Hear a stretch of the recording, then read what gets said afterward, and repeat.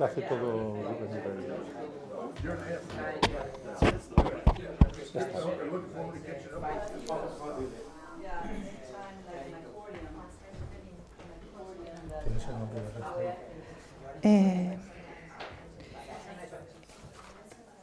Déjame un boli, déjame tu boli. Déjame tu.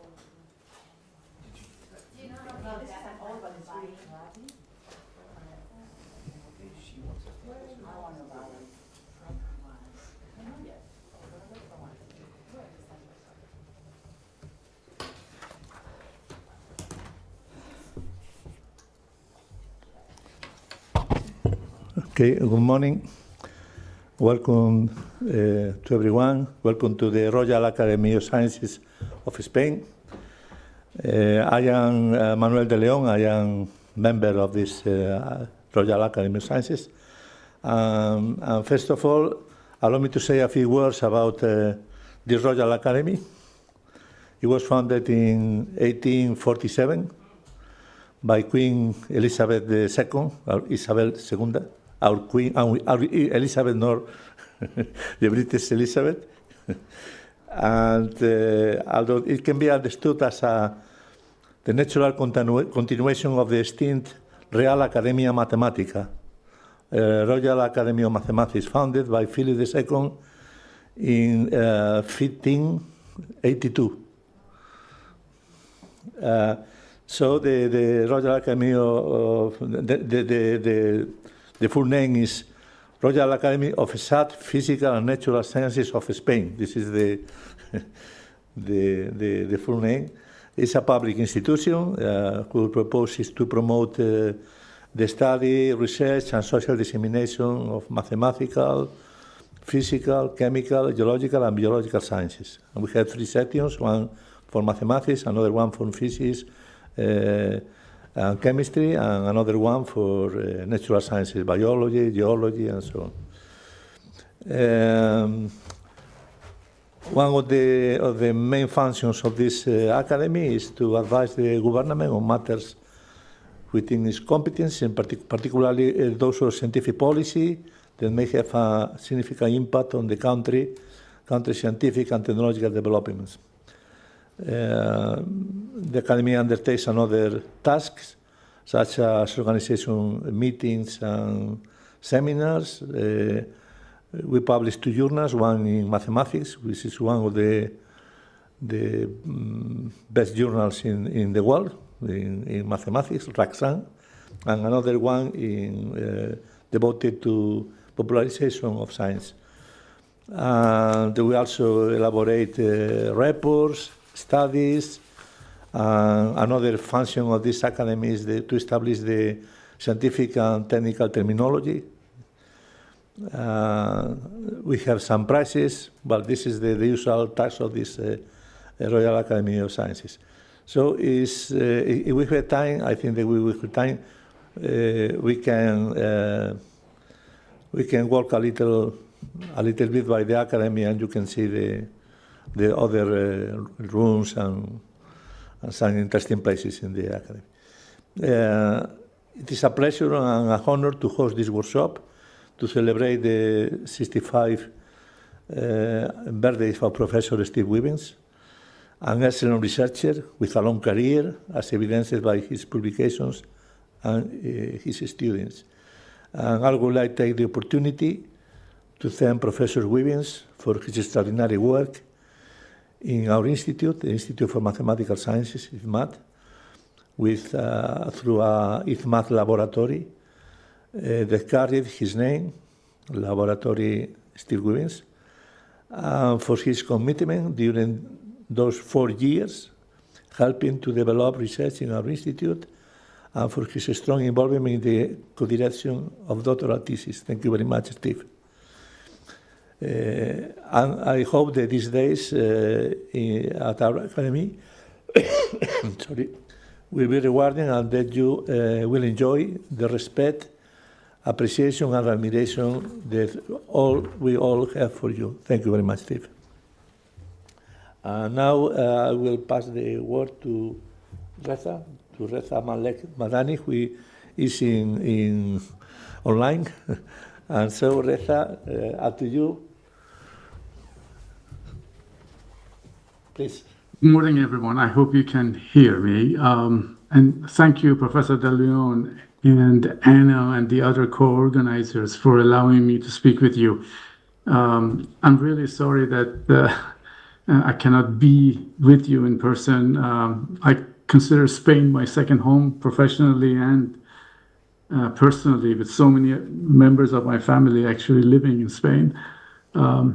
For those of you who don't know me, I'm a program officer in the mathematics program at the Office of Naval Research.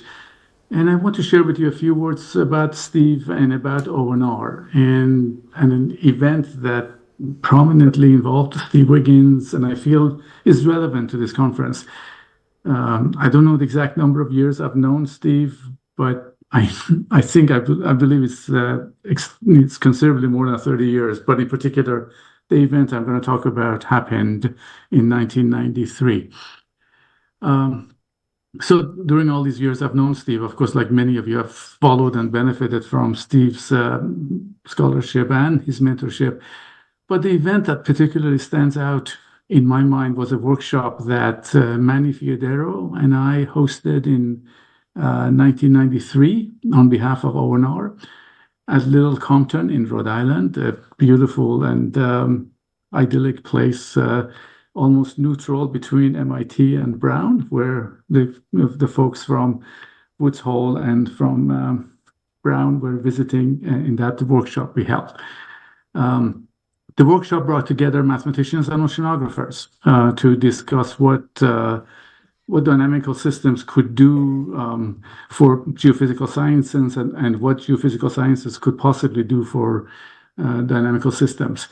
I mean, among the geophysics side, I believe Joe Pedlowski and Larry Pratt from MIT, from Woods Hole were present, as well as Danny Kerwin, which I'm hoping is in the audience and actually can correct me if I have some of the dates incorrectly in my mind, among others, on the oceanography side. And on the mathematics side, of course, Steve Wiggins was the prominent speaker and participant, as well as Chris Jones from Brown. And I'm bringing Steve to you, by the way. Chris Jones has the warmest regards for your and wishes for this conference. And in particular, Igor Mazik mentioned to me recently that he was a graduate student at the time with you and was in that meeting. At any rate, the event and its process was of brainstorming, and I'm hoping maybe that's something that may happen in your conference as well. It was new to me to just brainstorm as opposed to just present papers and articles. And I think it was actually, there was a new idea, new process for Steve and for Chris Jones as well. We spent 2 days talking and not just presenting slides at the time, asking each other what advances could be game-changing in our disciplines and about how mathematics and geophysics, could benefit from each other. Steve's mathematical contributions are, of course, well known, and I'm sure you will see many examples of it throughout this conference. What may be less known is Steve's leadership in providing service to our discipline. And to me, the Little Compton meeting introduced this enormous talent I believe Steve has in providing service to us and providing directions of research that we need to pursue. As far as my program was concerned at ONR, I learned I needed to support two directions after that workshop. And one was that data should be combined and incorporated into analysis. And again, remember, this was 1993, and I know that statement is obvious today. But also that research in non-autonomous dynamical systems had to be aggressively funded. Intermittent events are important to physics in general. So I left that meeting realizing those are the items that ONR had to start investing in. those conversations at Little Compton eventually contributed to launching several new thrusts in my program, as well as in Manny Fiodero's, and then later on in Scott Harper's program that is actually in some sense contributing to your conference right now. And that initial sort of workshop became kind of the model for the way I have acted at ONR for the last 3 decades or so. So let me conclude by asking you a favor to consider your conference also as a long overdue follow-up to the Little Compton meeting, to think about proposing game-changing ideas to me, to ONR. As you come across them, I promise to let your ideas be part of Navy's basic research planning process. So happy birthday, Steve, and I wish you all a very productive conference. Thank you.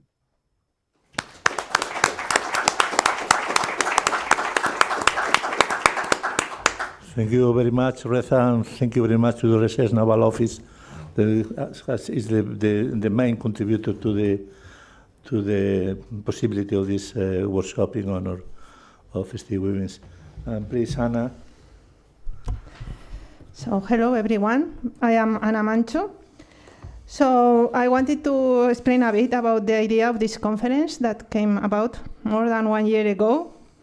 Several of us who had collaborated with you, Steve, wanted to organize this conference as a tribute and to express our gratitude to you. Indeed, through many years, we have been collaborating, and you have left a great impact on our work, on our careers, on our research, and on the way we approach and choose the problems we work on. We know, wait a minute. We know that you have written many, many books. These ones, these ones, these ones, these ones, these ones, these ones, these ones. But if we had to choose the one that has had more impact, an enormous impact, in fact, by the number of citations it accumulates in Google Scholar, thousands and thousands, and it has made a great impact in many, many researchers I have met along the years. I think this one is the one that, Introduction to Apply Nonlinear Dynamics and Chaos, is the one that has left more impact. So this is the inspiration of the title of this conference, which is Apply Nonlinear Dynamics and Chaos. We want that these days to be an occasion for the discussion and exchange of many scientific ideas. We will talk about applications of dynamical systems in oceanic transport, but not only there, in chemical reaction, in celestial mechanics, and in many areas that will show the enormous potential of this branch of mathematics. We want that this conference also serves as well as a way to thank you for all what we have received from you, what we have learned from collaborating with you, for everything you have taught us as the excellent professors you are, and for all the help you have provided us. But also we want, Steve, you enjoy yourself and have a good time here. We know that for the past few months, things have been difficult for you, but we hope you are on the path for recovery. Thank you very much, Steve. Muchas gracias, Steve.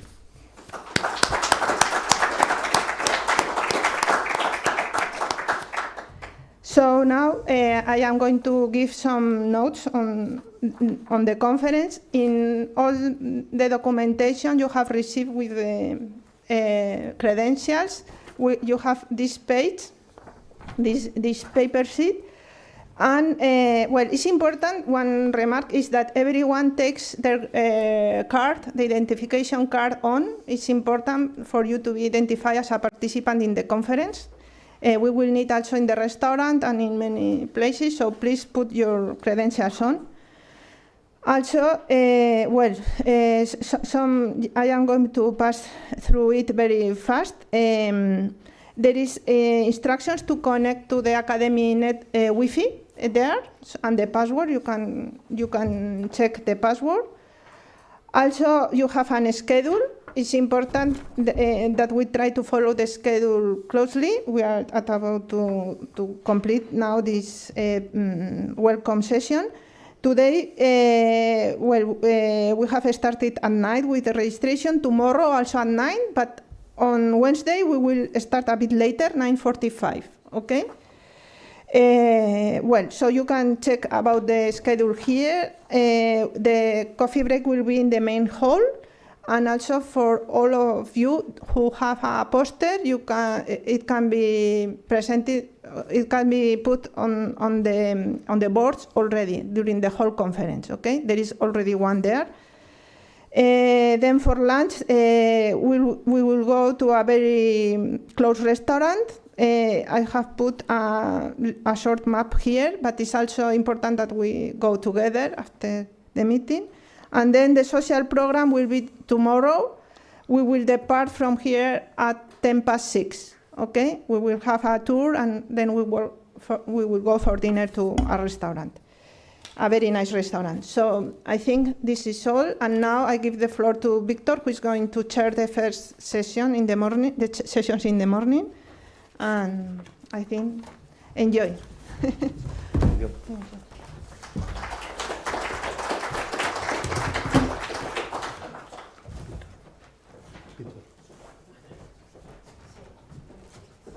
Esto es para pasar, ¿eh? Para pasar, ¿te refieres? Sí, para los speakers. Ah, vale, pero eso es para dárselo luego al Sí. speaker. Sí, para los speakers. Ah, vale, vale. So I forget to mention thank you to our sponsors. Thank you very much.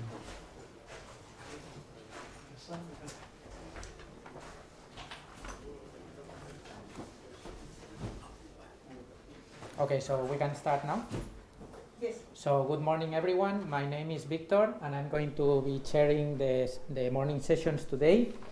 So before we start, I would like to take this opportunity also to thank Steve for all the guidance and friendship that he has provided me throughout the years.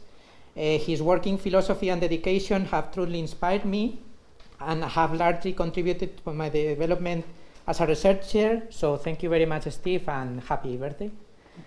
And so it is a pleasure for me, so we are going to start now. It is a pleasure for me to introduce our first speaker, that is Professor Nan Chen, who is a professor of mathematics at the University of Wisconsin-Madison. So today, Professor Chen's presentation will focus on the uncertainty quantification of dynamical systems and data assimilation. So please join me in welcoming Professor Chen.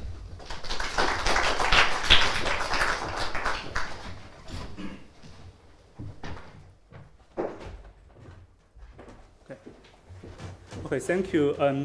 First, I want to thank the organizers for having me here. I also want to thank Steve. As you know, I learned a lot of these dynamical system tools from Steve by reading his book.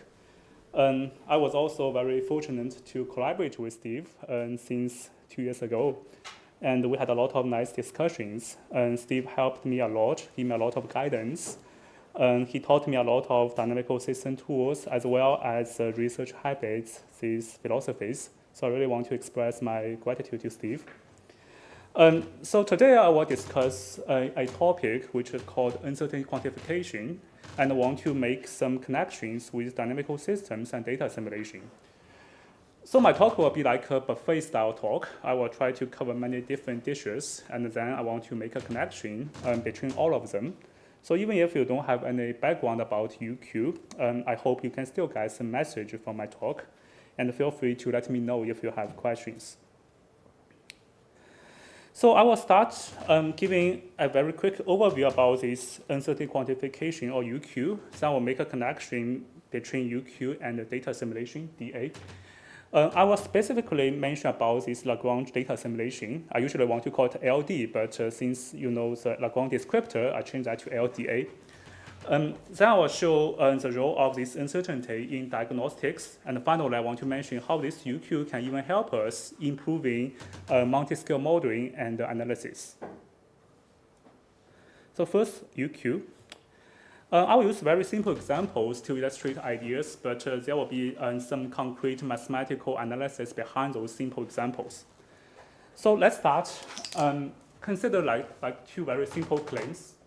So I want to ask you about the room temperature here. So some of you can answer the question very easily. You say room temperature like 25 degrees Celsius, right? It's very deterministic.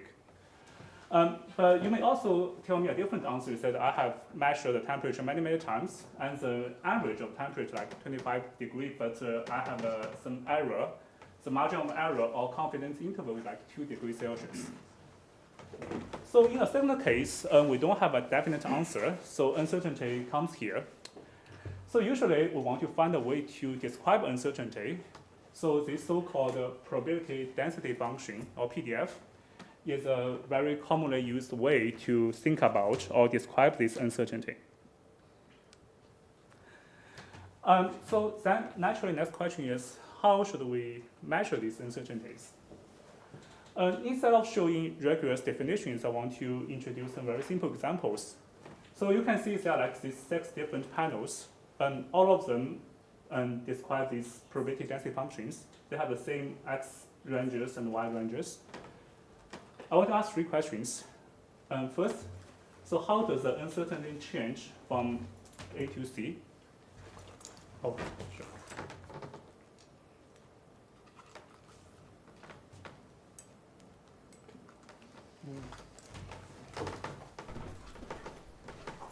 Yeah, so you have enough time to think about the question, right?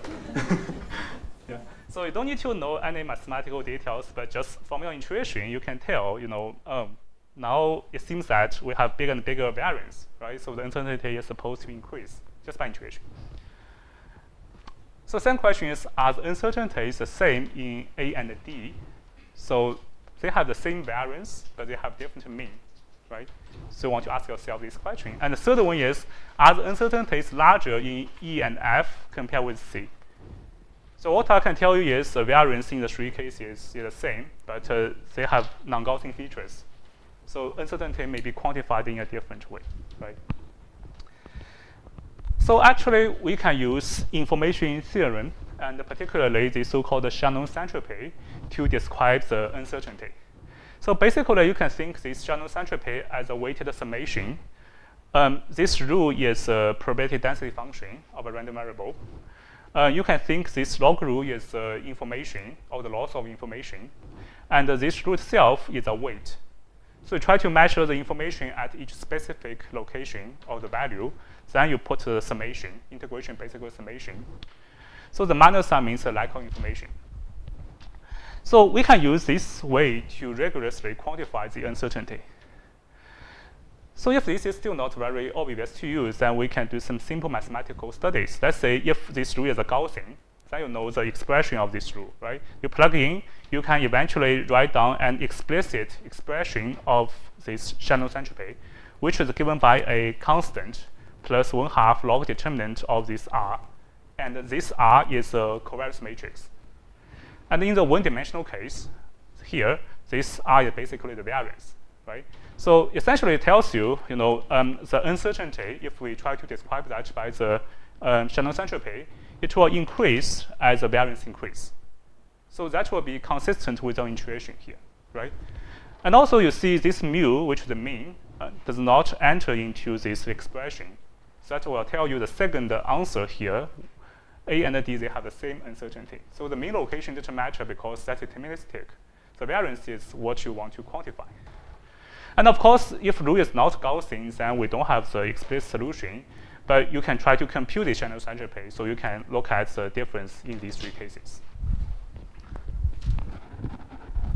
So then I also want to say this uncertainty might be slightly different from you think if you want to look at something in the pathwise way. Again, I want to use a very simple example because traditionally people want to use the root mean square error or pattern correlation, this pathwise measurement, to tell the error in your forecast or data simulation. Look at this very simple example. The blue curve, let's say they are the truth, and they are same in these 2 cases. The red curves, they are the forecast, and they are different. I use 2 different models. So tell me intuitively which forecast is better. Probably you will see the second one, right? But if you look at the root mean square error, which is kind of the L2 norm, you will find that actually the error is even bigger than the first case. So there must be something wrong here, right? So what's wrong? Because we are not using the right matrix to characterize uncertainty.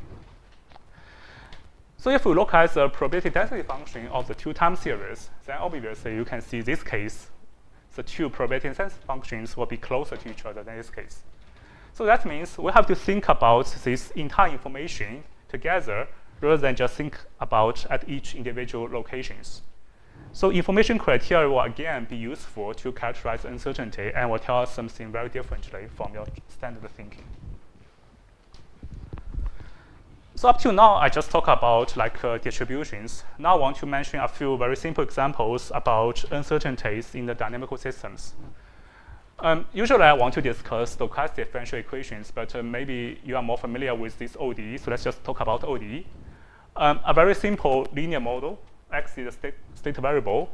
A is a damping, which is positive. So F is a forcing. You can think as a constant. So if we start from a specific initial condition, because you have a damping, you have a forcing, you will arrive at a certain equilibrium, which is a constant, right? So now I tell you, initially, I will give you some uncertainties. So my initial value is not just a constant. My initial value will be given from a Gaussian distribution. So this means you draw your samples from your initial Gaussian distribution, then you run your simulation. You see a lot of these black curves, which are the different realizations from your initial draws. And they look like very nicely because they kind of go towards the same value and they converge, right? And in the case with stochastic noise, you have a similar behavior. So from this simple example, you may question me, you say, this uncertainty does not change the dynamics of the mean. So it seems that mean and uncertainty, they can be separated from each other, right? And of course, if it's a case for all different systems, then we don't need to study these uncertainties. We can just separate them. However, the story will be pretty different if you consider nonlinear systems, especially chaotic systems.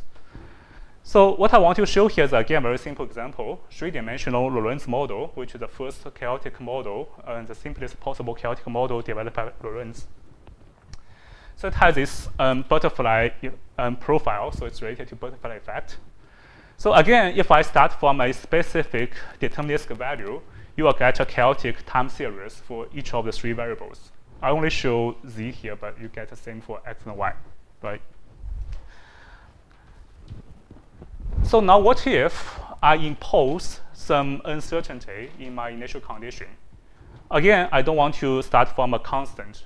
I want to draw from a distribution, which is Gaussian, with a pretty small variance here. It's 1, but the range is about 40, 50. So 1 is pretty small. And again, these black curves are different realizations. The red curve is the mean. So up to here, you can say, oh, it's still not too bad, right? This uncertainty, it's pretty narrow, and the mean is pretty similar to this path. So, but if you run it for a longer time, that will be something you see, right? Then it goes to everywhere. Especially if you take the mean, then this mean will just be 0. It's a constant, which tells you basically your mean dynamics tell you nothing, right? Everything is dominated by the uncertainty. So that means in the nonlinear systems, the variance or even the higher order moments will enter into your mean dynamics. So even if you just want to look at the average behavior, you have to consider uncertainty because uncertainty interact with your low order moments. That really makes the dynamical system very complicated if you want to take into account the effect of uncertainties. So because we are mathematicians, I want to show a little bit very simple math to tell you why this is the case. So for a random variable, we can always do a very simple mean fluctuation decomposition if you're familiar with fluids. So we can write this variable as a mean plus a fluctuation. So mean is just a constant, it's average. So once you shift the mean, the fluctuation has a 0 mean here, right? So x is a random variable. X prime is still a random variable, but with 0 mean. And this notation is a so-called ensemble average, or just a mean, if you want to think about that. Then this residual square, after you take the mean object, this is actually the variance. So I want to show this because I want to compare linear versus nonlinear systems. For linear system, everything on the right-hand side will just be a linear function of x. For nonlinear system, I just use a very simple one, but you can figure out other nonlinear dynamics. So what we can do is we replace x by mean plus fluctuation, right? Just a simple replacement. Left-hand side, the same. But when you do the right-hand side, you need to be careful because you replace x by x mean plus fluctuation and take the square. You will have three terms by the polynomial expansion. The square of the mean, the square of the fluctuation, and the cross term. Right? So now you want to take the average of the equation to look at the evolution of the mean. So for this case, once you take the average, fluctuation will go, this will also go. So your mean dynamics will look very similar to the original dynamics, except you don't have the noise. And here you see the fluctuation or an uncertainty will not enter into the mean dynamics. However, here, you have this x prime square term. So the mean of x prime is 0, but the mean of x prime squared is not 0 because that's the variance. And it tells you the higher order moments will enter into the lower order moments. So the uncertainty or the higher order moments can affect your mean dynamics. And then your mean dynamics will be completely different from the single deterministic case. And in chaotic systems, these very small uncertainties can quickly be amplified by this so-called positively up-north exponent, right? And this will make the forecast very difficult because if you start from small uncertainties, then uncertainty will enter into your mean dynamics or other moments. Then this positively up-north exponent will amplify your uncertainty, so your forecast basically will lose your scale, like what you saw in the previous page. But this is kind of universal in most of the chaotic or turbulent nonlinear dynamics. So if the uncertainty in the model is too big, so what should we do next? The answer is we try to reduce the uncertainty, right? But how to do that? We need to use data assimilation. So what is data assimilation? So data assimilation is a very broad method which tries to optimally combine two things together. One thing is a numerical model or dynamical system, and another thing is observations. So these models are usually chaotic, turbulent, or they have a lot of uncertainties, as we just saw in the previous pages. Observations are not perfect as well. They are noisy. They can be sparse, incomplete, and indirect. So essentially, neither of these two things is perfect, right? If one is perfect, you don't need to worry about the other. So we try to combine two things that are not perfect, and we hope to improve the result. We will not get a perfect result, but we can get something much better than using one of them. So this data assimilation was initially developed in the area of numerical weather forecast, but nowadays it has many other applications. So it can be used for data estimation to dynamically interpolate missing data, to infer the unobserved state variables for parameter estimation, and nowadays it has wide applications in control, machine learning, and other areas. So essentially, if you only have a model, as I showed in the Lorentz case, after you run for a long time, the uncertainty will be pretty big. So it's really hard to tell exactly what will be the forecast value. But if you have some observations, even though they are noisy, they kind of play the role of the constraints, right? So that will help you to reduce the uncertainty if you have observations. But even if you don't have observations, the dynamics are coupled in different variables. So you can pass the information from your observed variables to the unobserved variables. You can still reduce the uncertainty to some extent. So that's why data assimilation is widely used to get initial value for numerical weather forecast and for parameter estimation and other applications. So again, we are mathematicians, so I want to show the mathematical principle of this DA, which is extremely simple, just one equation, that's all. Let's say this U is our state variable, V is our noise observation. So the underlying principle of this data assimilation is just Bayesian formula. You run your model to get a prior, which is the distribution of this U. It has uncertainty because you have nonlinear chaotic behavior.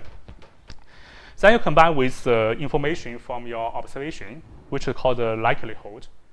So their combination will give you the so-called posterior distribution. we call this prior because it's based on the model. Model is based on our prior knowledge, right? It's called prior. Likelihood is how this observation will help you. It's more like an evidence, right? And the posterior, it is a state estimation or the forecast of state given the observation.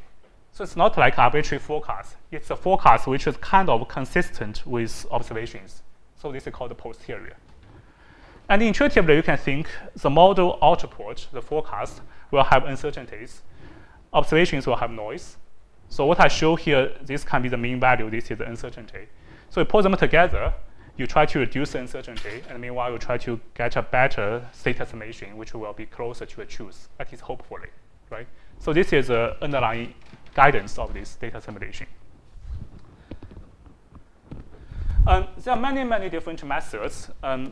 Most of them will share the same philosophy, but technically they can be different. I want to specifically mention a few things. So if the model is linear and the noise in model observations are Gaussian, then this data simulation will call the Kalman filter. And the nice thing about Kalman filter is this closed analytical formula will be available for solving the posterior distribution. So you can write down everything mathematically. Even if you have a high dimensional system, if you have analytical formula, you can solve that. But of course, in most of the situations, you have nonlinear system with non-Gaussian noise. So you have to use some numerical methods to handle the solution. And especially in high dimensional systems, this can be a non-trivial task. So there are some methods called ensemble Kalman filter or particle filter or many other methods, which assume some simplifications, but they will give you some practically useful solutions. So this figure is essentially how this data simulation works. So you start from some initial distribution, you run your forecast model, you get your forecast distribution, which is prior, then you combine with your observations, then you get a posterior. I don't want to go through all the mathematical details, but I want to mention two things. So since you care about the posterior, let's look at how the posterior will look like. If we assume Gaussian, then the posterior will be given by the mean and the variance. So interesting thing is the posterior mean will be given by a linear combination of your prior mean, the model mean, and your observation. And this linear combination actually has a very nice format. It is a weighted summation of these two things. And the weight depends on the uncertainty of your forecast and your observation. So essentially, if your forecast has a very large uncertainty, you will give a very small weight on it. Because if you have a big uncertainty, you think it's not trustable, right? You will trust something that is more certain. And likewise, if your observation noise is too much, you would trust your forecast more than your observation. And for your posterior uncertainty, the covariance, you can see it will be based on the prior covariance, but it will be multiplied by a constant. And in the one-dimensional case, this will always be no bigger than 1. That means once you combine observations, as long as observations play some role, you will be able to reduce uncertainty. So that's why once you combine these two imperfect things, you will be able to reduce uncertainty by a certain amount. And data simulation will help you to improve your result. So there are many different data simulation scenarios. I would like to specifically mention about this Lagrange case, because many of you are familiar with Lagrange and descriptor or Lagrange, other Lagrange things. So Lagrange data simulation is related to the Lagrange tracers, which are the drifters following a path of fluid movement. And there are lots of examples of Lagrange drifters, these robotic instruments, balloons, and even sea ice flows, and some very nice garbage work, some nice work dealing with garbage. So you can use garbages as Lagrange drifters. So all these can be very nice Lagrange drifters you try to use to trace the flows. So of course you can ask, you say, hey, I don't want to do data simulation. I can directly use these observations. Sure, there are a lot of very nice work you just based on these observations. But if you have some knowledge about the model, about the underlying physics, why not combining model with the observations, right? So that is called the Lagrange data simulation. And usually you treat these as tracers.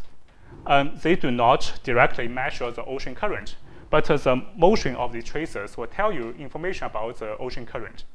And your underlying model will be about the ocean system, ocean current. So you combine these two things together, you want to get a better state estimation of the ocean current or ocean velocity. I want to show a very simple mathematical framework. Again, we want to use this framework to tell some nice stories about the uncertainty reduction here. So let's just consider with a random flow field or a turbulent flow field, which is written in the spectrum form or in the Fourier form. So U is your velocity field, X is the location. So we write this as a summation of different Fourier modes, and we do a truncation here. So this is the Fourier coefficient, this is the Fourier basis, this is the eigenvalue. If you have U and V, so the eigenvalue will connect the two components of velocity field, right? And for simplicity, we consider a periodical domain from 0 to 2 pi squared. Here we want to put all these chaotic features or the turbulent information into the coefficients. And we want to use a very simple stochastic process to describe the time evolution of this coefficient. It is called an Ornstein-Uhlenbeck process. But if you are not familiar with the word, you think this is a linear dynamics with some noise. And the reason we have noise is we want to use noise to mimic the nonlinear behavior if we want to run a forecast. So this is not a physical model, but if we want to just get a forecast distribution, then using noise can be a good choice to replace nonlinearity. There are some detailed studies which are included here, and if you are interested, you can look at those references. So up to here, we have a model. It's a simplified model. Then if we want to do data assimilation, we need model and observation, right? So observations are just the trajectory of Lagrange tracers. And the equation is very simple. It's Newton's law, right? dx over dt equals u plus noise. So what is this u? U is modeled already by the first component here. So we replace this u by the finite summation of the Fourier modes. Then something pretty terrible appears. This is the equation of x, right? Up to here, you don't see anything. But when you see here, you find x appears in the exponential, which means this will be a highly nonlinear system, right? And this is the difficult part we have to deal with, because usually if you have a nonlinear system, when you do data assimilation, you have to use ensemble methods, which can be very expensive and inaccurate. Nevertheless, here we can introduce a mathematical framework which handles nonlinearity very well and will allow us to have simple analytical formula to find a solution. So again, we just collect all these state variables. So as long as we can solve all the Fourier coefficients, we just do the Fourier transform, we get the entire flow field, right? And we put all the Fourier coefficients into a vector, which is something we want to estimate. And we put all the observed tracers into another vector, which is our observation. So we write this coupled system. This is a forecast model, which is linear, but the observation process is highly nonlinear because of that exponential functions. So overall, it's a nonlinear system. And our goal, which is Lagrange data assimilation, is to find a solution of a distribution of our ocean state given the observation, because we want our observation to provide additional information. Otherwise, if you don't have this term, this will be a prior information. Now this is a posterior, right? And you want to see how much uncertainty is reduced in your posterior. So that's our goal. We want to solve this conditional distribution from data assimilation. And this is, of course, a nonlinear data assimilation problem because of the nonlinearity here.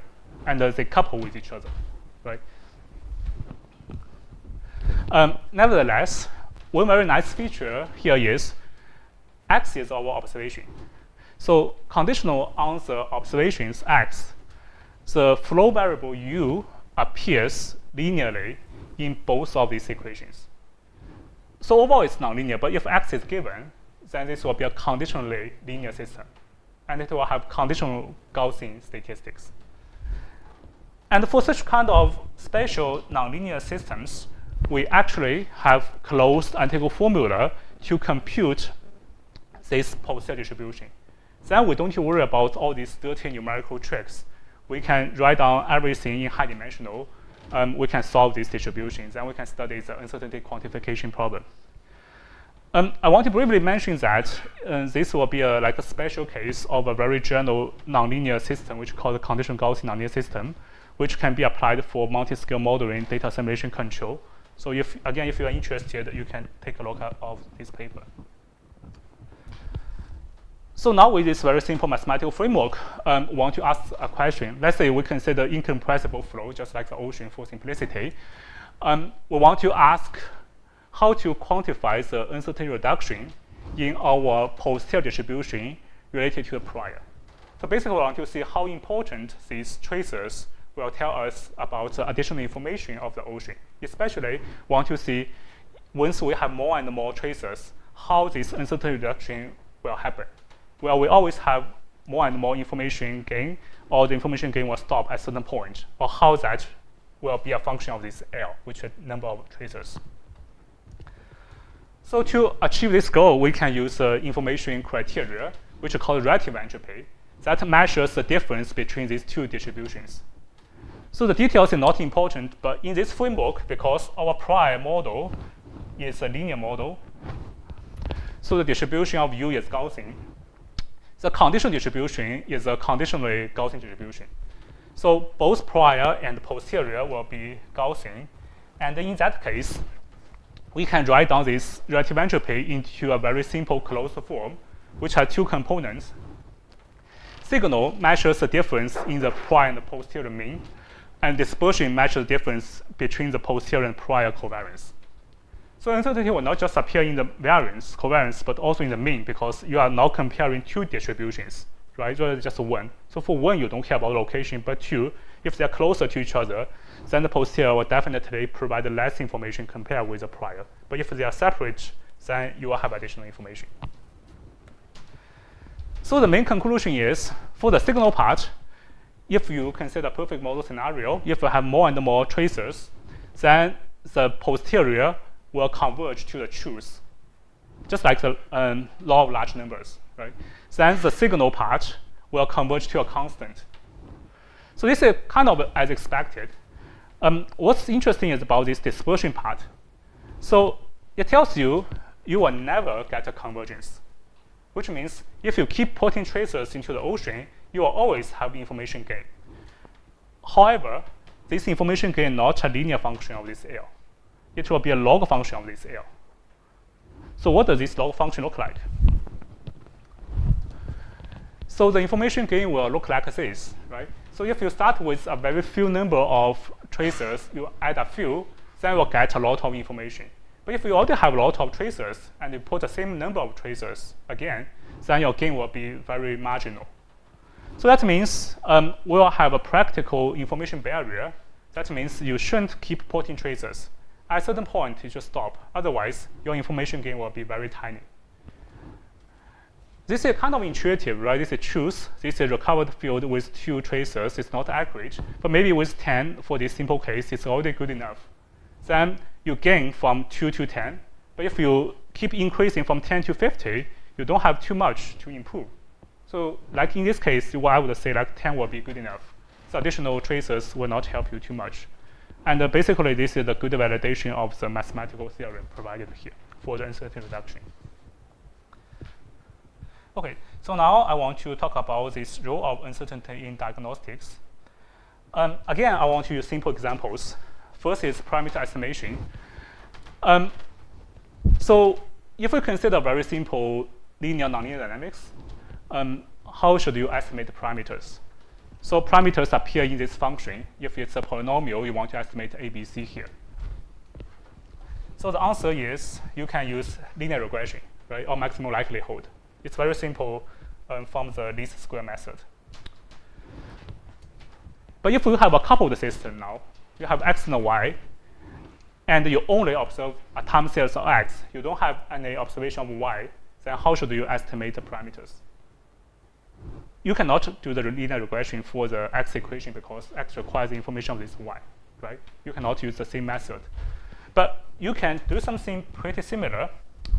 You can still use the maximum likelihood estimate, but you consider the uncertainty into your y.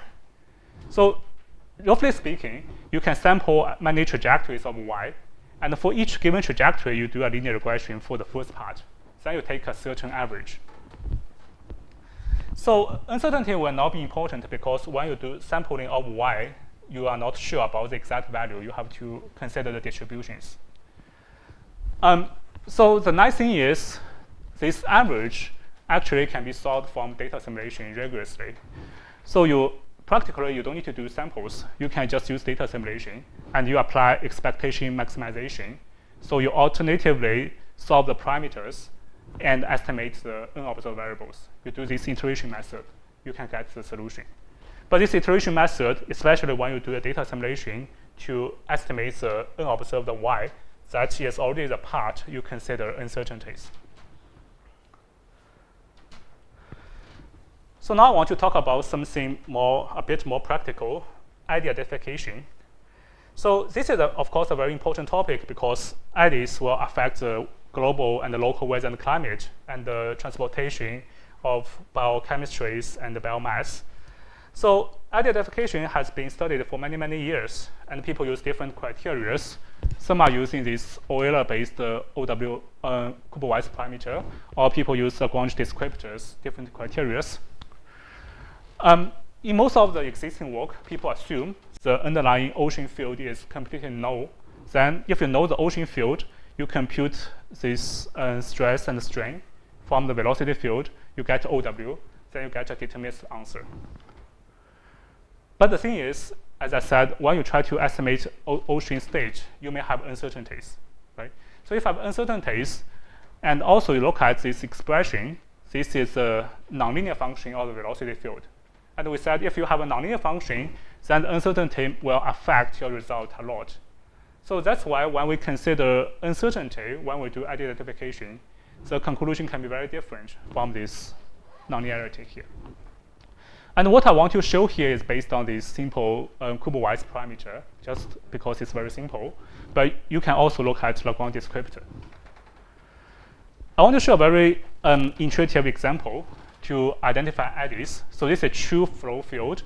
This is a OW parameter if you know exactly the truth. And this is identify the eddy if you use the mean of your estimated flow field. So I don't have an exact estimation of the ocean, but I have uncertainties. If I ignore all the uncertainties, I take the mean, that's what I get. And for this one, I consider uncertainty, so I deal with each possible ocean realization. I compute the OW, then I take the mean. I don't want to say this is much better, but I want to say they are different, right? And why they are different is because you have nonlinearity here. If you just take the mean first, you compute OW. Comparing with you compute OW for each realization, then you take the average. The results will be different. And the difference because you have the quadratic terms of your velocity, which is the flux term, right?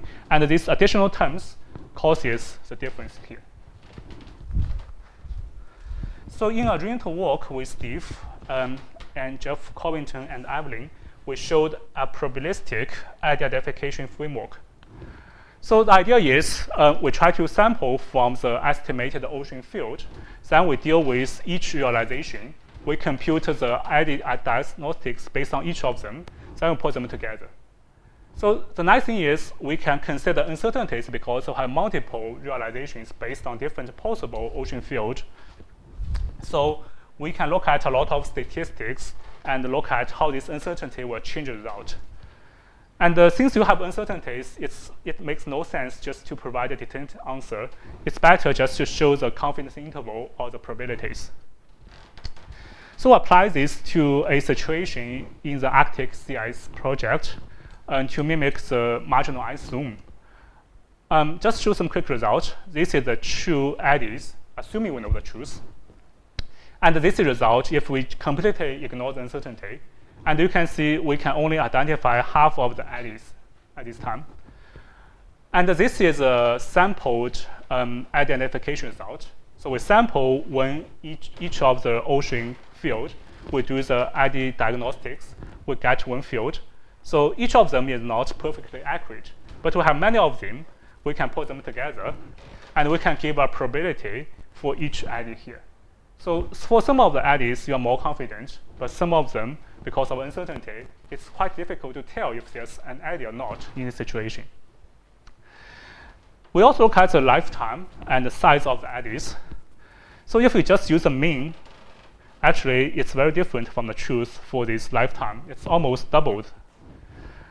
if you don't consider posterior, you just use a model, your prior also has a big bias. But if you use our framework, we get a pretty nice posterior distribution, which tells you this will be the very possible estimation of the lifetime. And again, if you use the means and you smooth out all the details, all the eddies you identify will be like perfect circle or with pretty smooth profile. But the true eddy will have different profiles. Some can separate, some have these weird angles. And if you consider uncertainties, then you can capture a lot of these detailed features. So that's why we try to use this probabilistic framework, try to look at the situation where uncertainty appears in the identification. I also want to mention about uncertainty. Sometimes it's not just our enemy, it can also be our friends.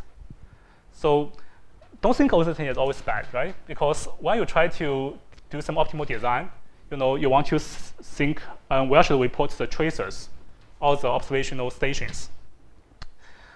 If you know the true flow field, you can use a lot of dynamical system tools, the stable and unstable manifold or other tools to detect the best location. But the thing is, you never know the truth in practice. So you have to think about a good criteria, how to design a cost function which will allow you to consider uncertainty when you do the optimal design. So here we introduce an information criteria. So we say once we put the new tracers, we cannot measure the absolute error because we don't know the truth. But what we can measure is how much uncertainty we can reduce with these new tracers at different locations. And we use this information criteria as our cost function. And we can rigorously justify this information criteria, which is very different from the traditional thinking using the pathwise measurement. So it's a completely different viewpoint, and it makes a lot of sense because you don't know the truth. Of course, there's a downside here, which is when you use the information criteria, you have to keep computing the conditional distribution, which you have to do data assimilation. So even though this is a perfect mathematical cost function criteria, numerically it can be very expensive. And actually, this was the first project I talked to Steve. So then we figured out, actually, Lagrange descriptor can be a very nice way as a surrogate cost function. It's much, much cheaper and works almost as perfect as this exact criteria. I do want to mention that this Lagrange descriptor is not the standard Lagrange descriptor. It's a new version of Lagrange descriptor where we consider uncertainty in it. And if you are interested in the work, you can take a look at this paper. So we show some numerical results.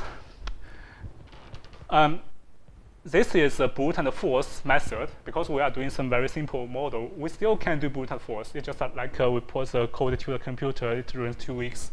You get a brute and force result for a very simple example. And this red one is the result from the Lagrange descriptor. And all these dots are the random results. You just don't use optimization. You randomly try it using Monte Carlo. Sometimes it's pretty good, sometimes it's not so good. But Lagrange descriptor with uncertainty is always better than all of them. And computationally, the Lagrange descriptor is on like 0.37% of the brute and force. And we can further improve this result. It's just like it's like an upper bound of the cost. We can reduce this further. And you can see it's almost as perfect as a global optimization. But global optimization takes like 2 weeks. This is just like maybe an hour to finish the work. And that's actually the first thing I learned from Steve. And we were very excited when we figured out this very nice method. And it's very practical. So in my last maybe 2-3 minutes, I want to mention how this UQ can help multi-scale modeling. So I always try to say, these stochastic models with uncertainties can help improve the result of global circulation model, or at least give some guidance for the global circulation models.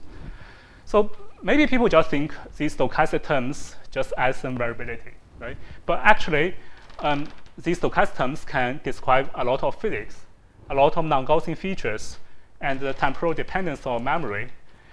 So usually when we build a deterministic model, we try to emphasize the physics, but we may not care too much about the comparison with the actual observations. But now we try to develop stochastic dynamical models. We want a model to be dynamically consistent with nature. We also want to capture the key statistics of nature. And UQ will be useful to provide guidance for improving global circulation model or more complicated models. And if you don't consider UQ, the result will be very different. I won't discuss the details, but since I'm in Spain and I only know 3 words about Spanish, hello and El Niño, La Niña, and work on El Niño, I want to show this example. Usually when people do El Niño models, they are using either very simple models or very complicated models. But unfortunately, even the most sophisticated models are not very good in capturing observations. We try to consider UQ into the model, then we can get almost perfect statistics compared with nature. And nowadays, we want to use this relatively simple model together with data assimilation to improve the output from the global circulation models. And these outputs will be extremely useful for machine learning to further improve the forecast scale of ENSO and other phenomena. And I also want to mention about this UQ if we want to think about multi-scale data assimilation and modeling. I call this data-driven, but it's not just like a regression. It's about if you have a lot of data, how you try to optimally use this data. Say, if you have a lot of Lagrange tracers, we can either do a very complicated Lagrange data assimilation, or we can put a lot of tracers together, and we try to switch this Lagrange data assimilation to an Eulerian data assimilation, if our goal is to focus on the large scale features. And there's a mathematical theorem called the Boltzmann equation. You can go from the Lagrange to the Euler. And if you combine these 2 things together, then depending on the large or small scales, you can design much faster algorithms for data assimilation. And we call this lambda. Again, I only know a few about these Greek words, but this is one of the words. So Lagrange Euler multi-scale data assimilation. So finally, I also want to say UQ will be important for machine learning. And the UQ can help improve the causality or causal inference in machine learning together with data assimilation. So we know traditionally when we try to calibrate or try to train machine learning models, we focus on the forecast error, the mean square error.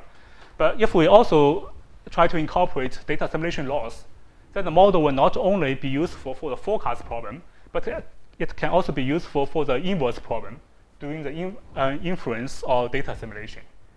And of course, if we want to just blindly including the DA loss, it can be very expensive.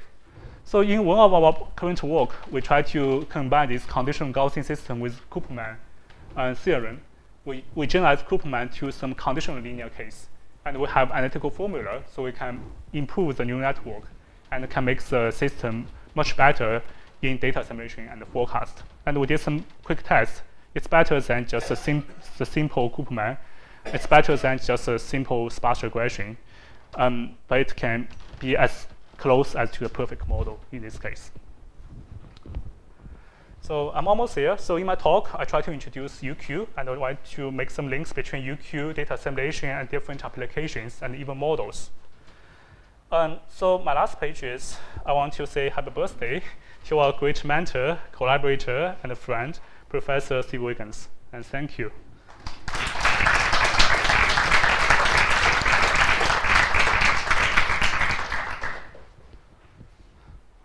So thank you very much, Professor Chen, for the nice talk. So are there any questions?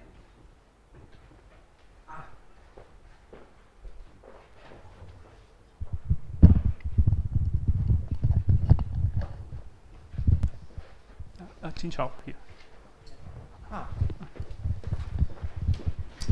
So in your observational process and predictive model equations, you have a uncertainty of noise. Yes. How do you get the estimation for the intensity of noise, sigma k, and the like? Right. Thank So you. there are multiple ways to get the observational noise level. So one very simple idea is you can do a linear regression. You try to fit the residue to get it.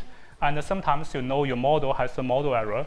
So you try to use your prior knowledge to get some ideas about how this noise look like. And in practice, actually, we don't need an accurate estimation of this noise. Because you have model error, sometimes you want to slightly increase your noise to compensate for some additional model error. So it's kind of a tuning parameter. So usually we have some criteria, but then we try to do some fine tuning to get the optimal solution. Yeah, thanks for asking this. So, are there more questions? No, sir. So if there are no more questions, we can thank again Professor Yeah, Chen. thank you.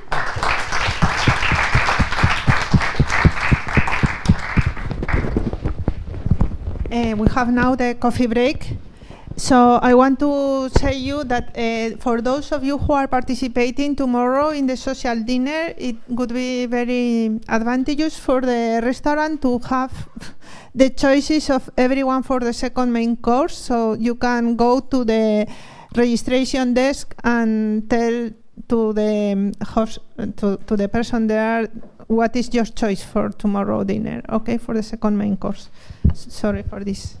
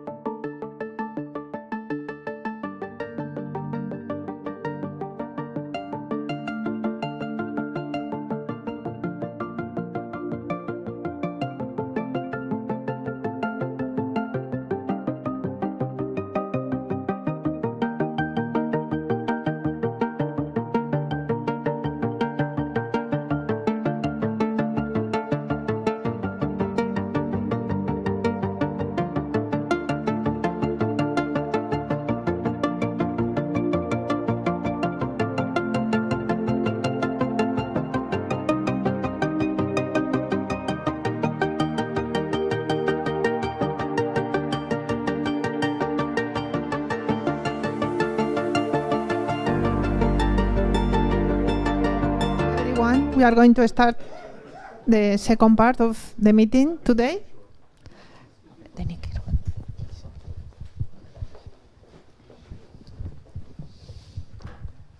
Okay, so let's continue. It is a pleasure for me to introduce Professor Albert Kirwan from the University of Delaware, and he is going to discuss today in his talk the dynamics of kinematic properties. So please join me in welcoming Professor Kirwan.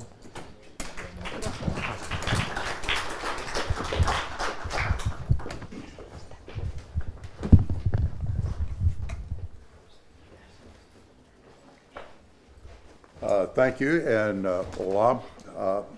Co-authors on this presentation are Professor Helga Huntley and two of her students at Rowan University, James Turbol and Gianluca Barone.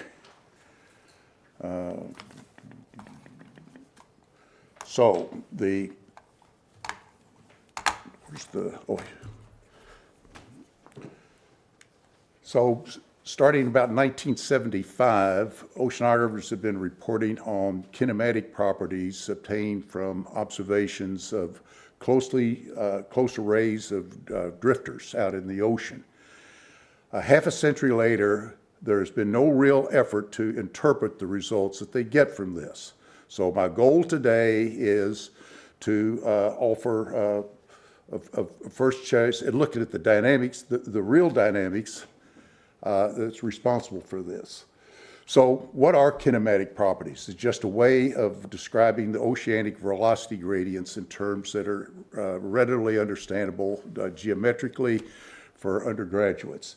These include the deformation rates, the vertical vorticity, and the horizontal divergence. Okay, here's an observation here's an example of the data that comes along. This is obtained by Irina Rapina at Woods Hole. She and her group deployed tight arrays of drifters at 4 different levels in a intense anticyclone in just north of Sardinia a couple of years ago.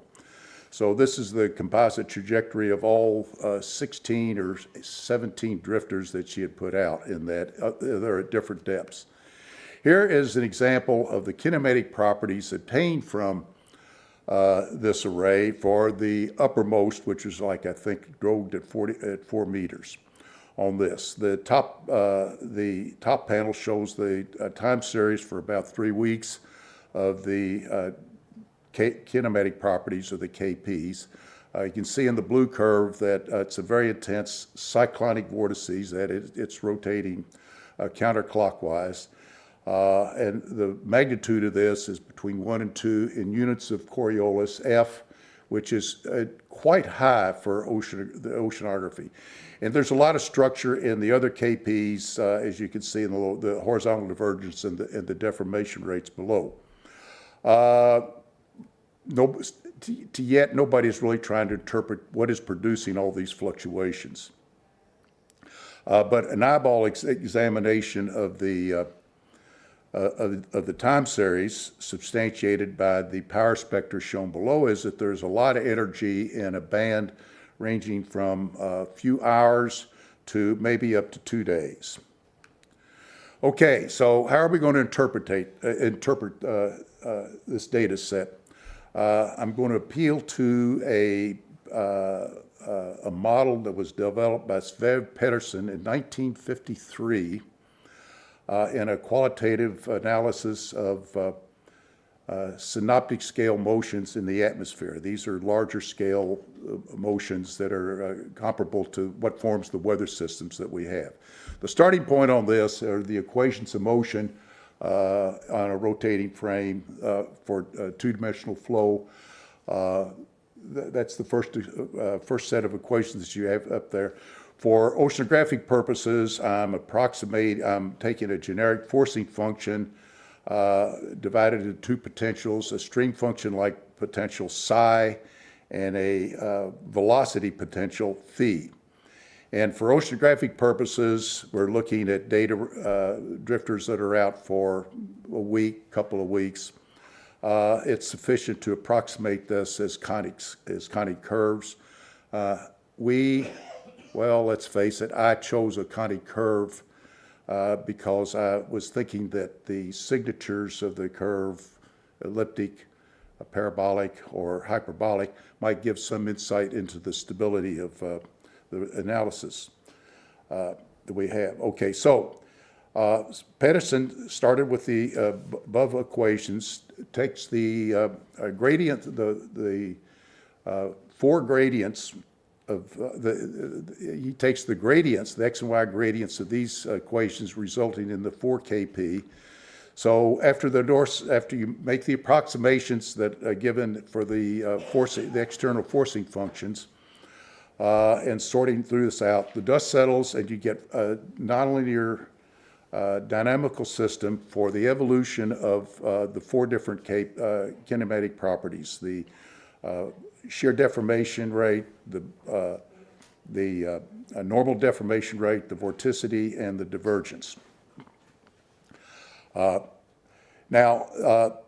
if you neglect these, if you neglect these terms here, the time derivative terms, you have algebraic equations for the kinematic properties in terms of the forcing parameters, which we're going to examine on this. You can invert this so that you can get the expressions for the Kp's in terms of functions of the right-hand side. And so those constitute what are called the equilibrium solutions to this equation. If you take those as initial conditions and put them back into the complete set of equations, you'll just get straight lines across this. So the approach that we're taking is we can develop analytic expressions or have analytic expressions for each of the Kp for the equilibrium conditions. We perturb those, put them back in the equations, and study the resulting solutions. Okay, so the rest of my comments are going to be organized in following. I'm going to give a synopsis of a rather lengthy paper that's under review for Physica D.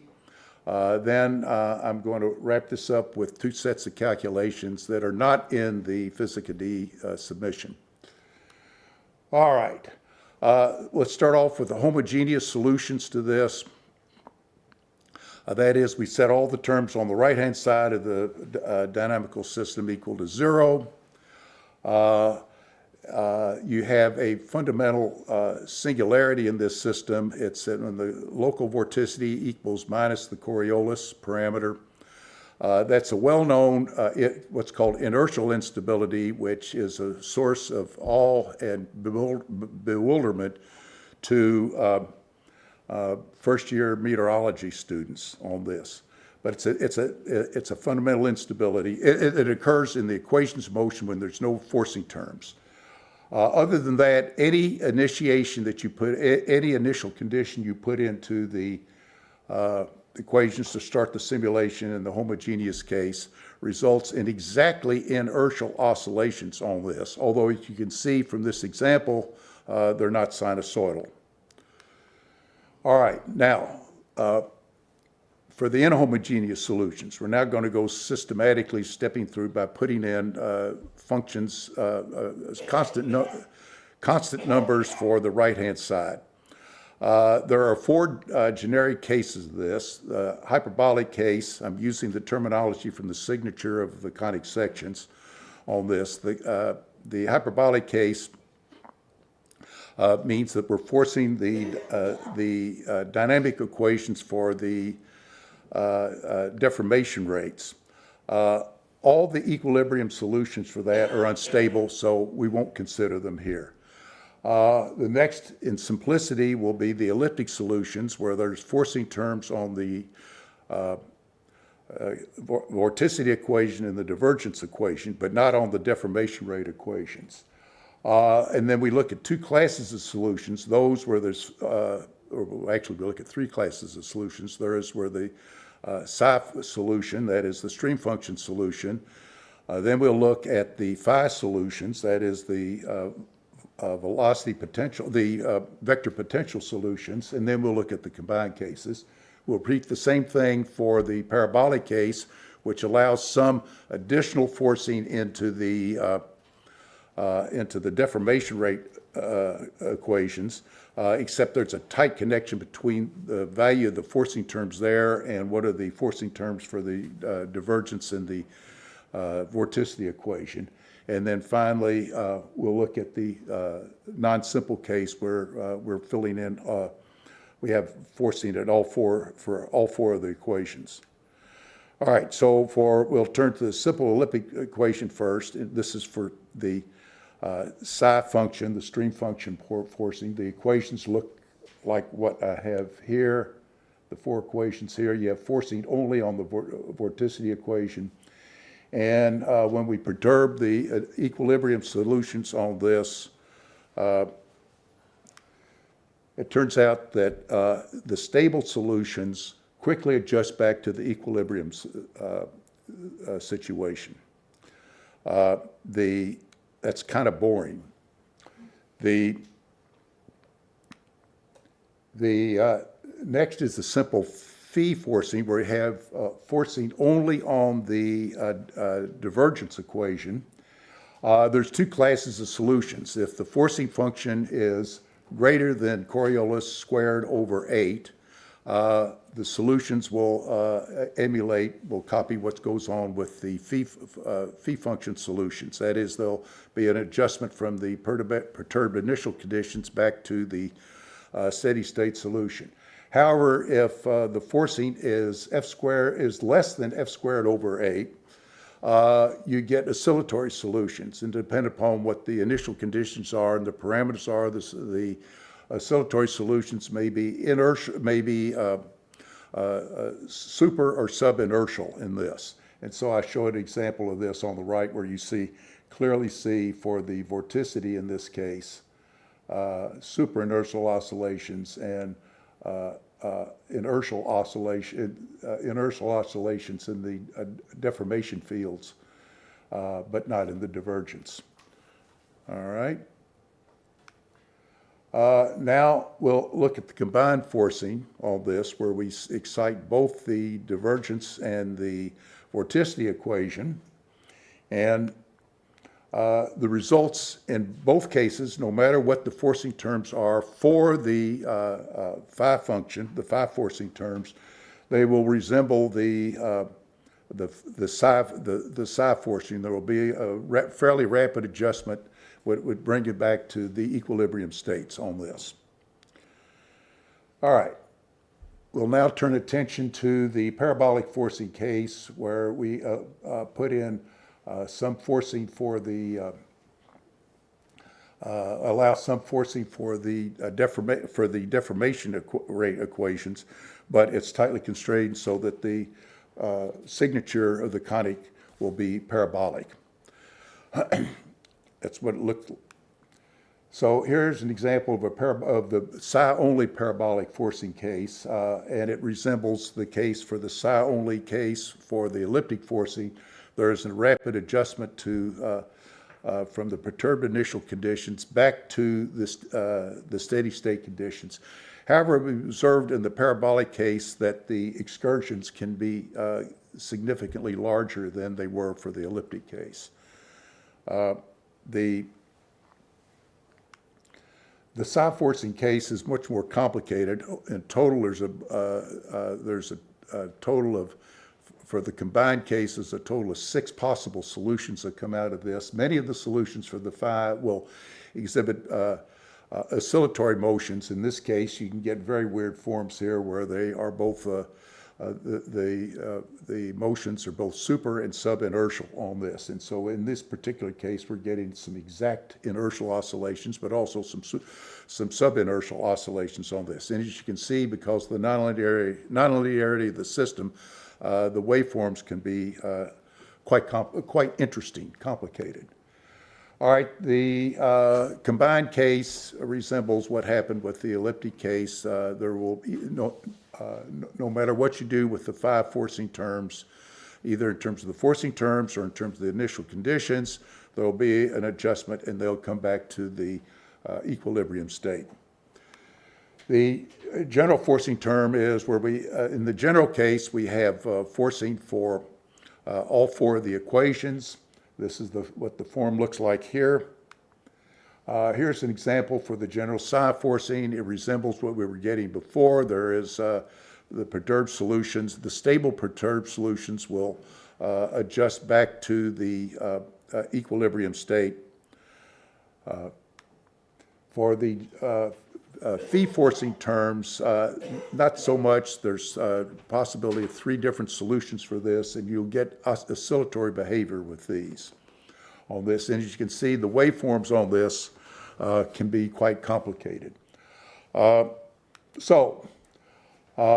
Another example from the, this is an example where for the combined case of both psi and phi forcing, and as in the other 2 cases, there is an adjustment, but it comes back to the equilibrium solution in that case.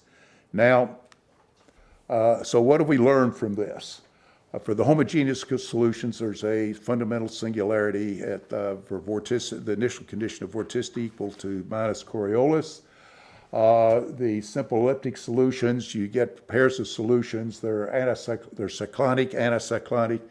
And also there is an associated divergent and convergent solution. The stable perturbed solutions converge to a divergent state, which is interesting in itself. The phi-only solutions, there's 2 classes of solutions on this. You can get convergence to the steady state or oscillatory solutions with a favor towards convergence towards the divergent option in the equilibrium solutions. That is, the horizontal divergence is greater than 0. And then you can get this stable oscillatory solutions somewhat around the equilibrium states. Parabolic solutions, there's a total of 6 possible analytic solutions forms you can get. They resemble pretty much the examples that we had with the elliptic case. There will be convergence to the equilibrium solution from the perturbed initial conditions. And we can also get super and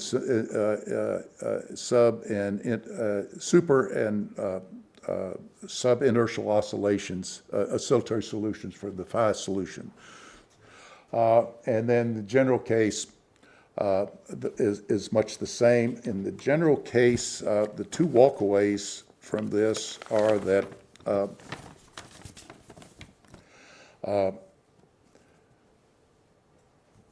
there is a preference in all of these cases for solutions that come to the divergent option in the equilibrium states.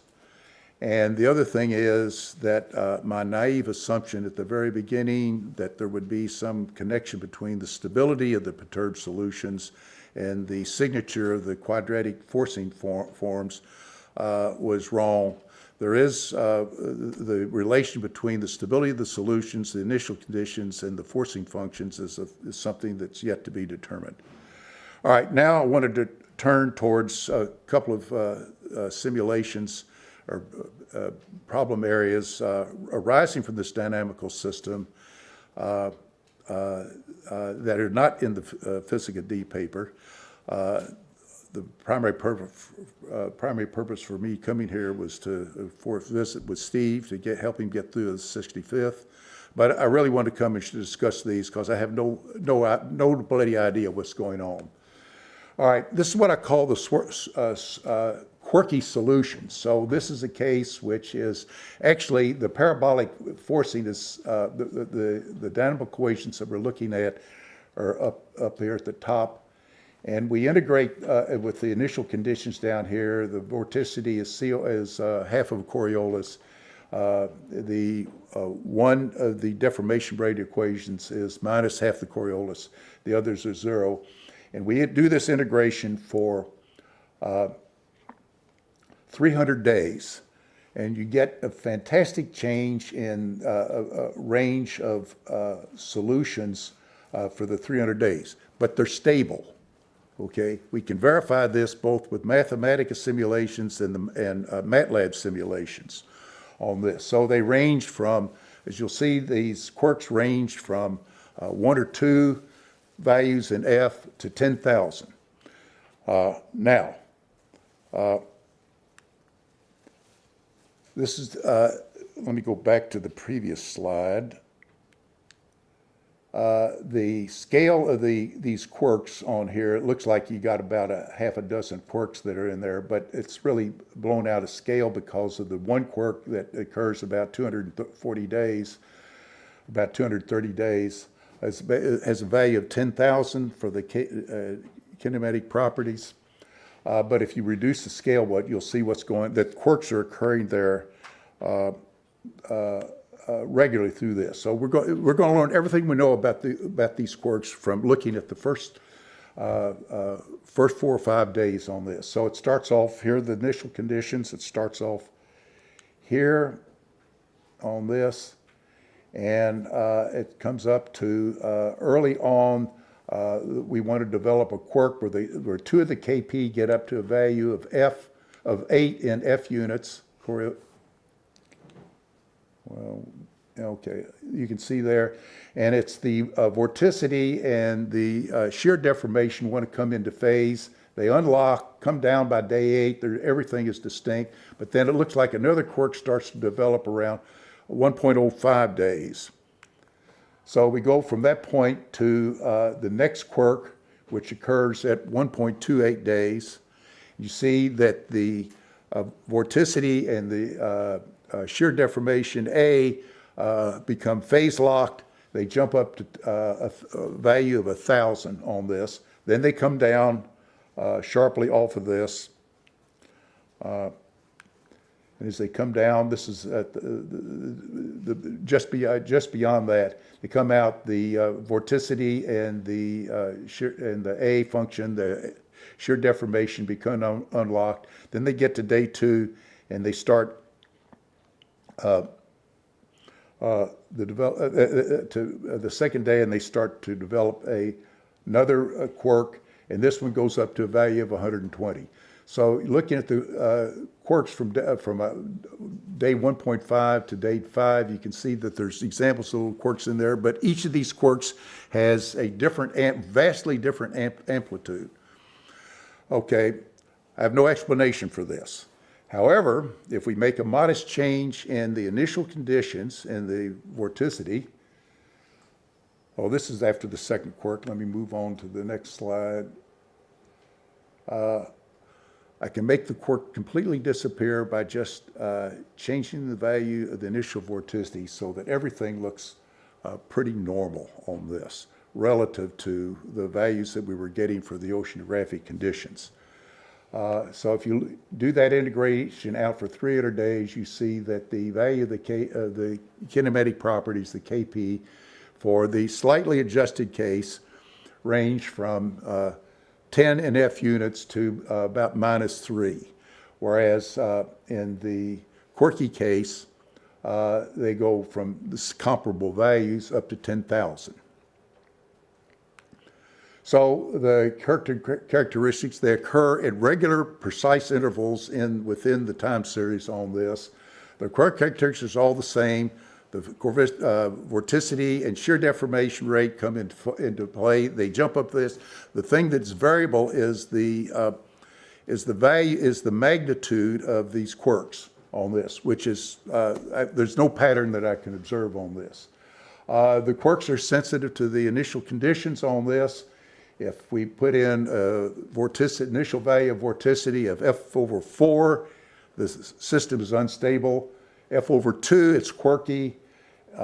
F, it's non-quirky. And 3/2 F, it's unstable. Now I want to turn to the last, yes, I have time for the last case. The examples that I've shown here up to now have been with the forcing terms, the A, B, and C, A hat, B hat, C hat, that were been on the right-hand side of the dynamical system. Those first forcing terms were just constant. Now we're going to allow them to be time dependent. In particular, I'm going to excite them with linear functions of periodic forcing of exactly the inertial forcing term. It's Ft, sine cosine of Ft. We'll quickly consider three cases: the psi-5 forcing case, which are stable if there's no trigonometric forcing, a general forcing case, and then we'll look at a interesting result from a unstable case.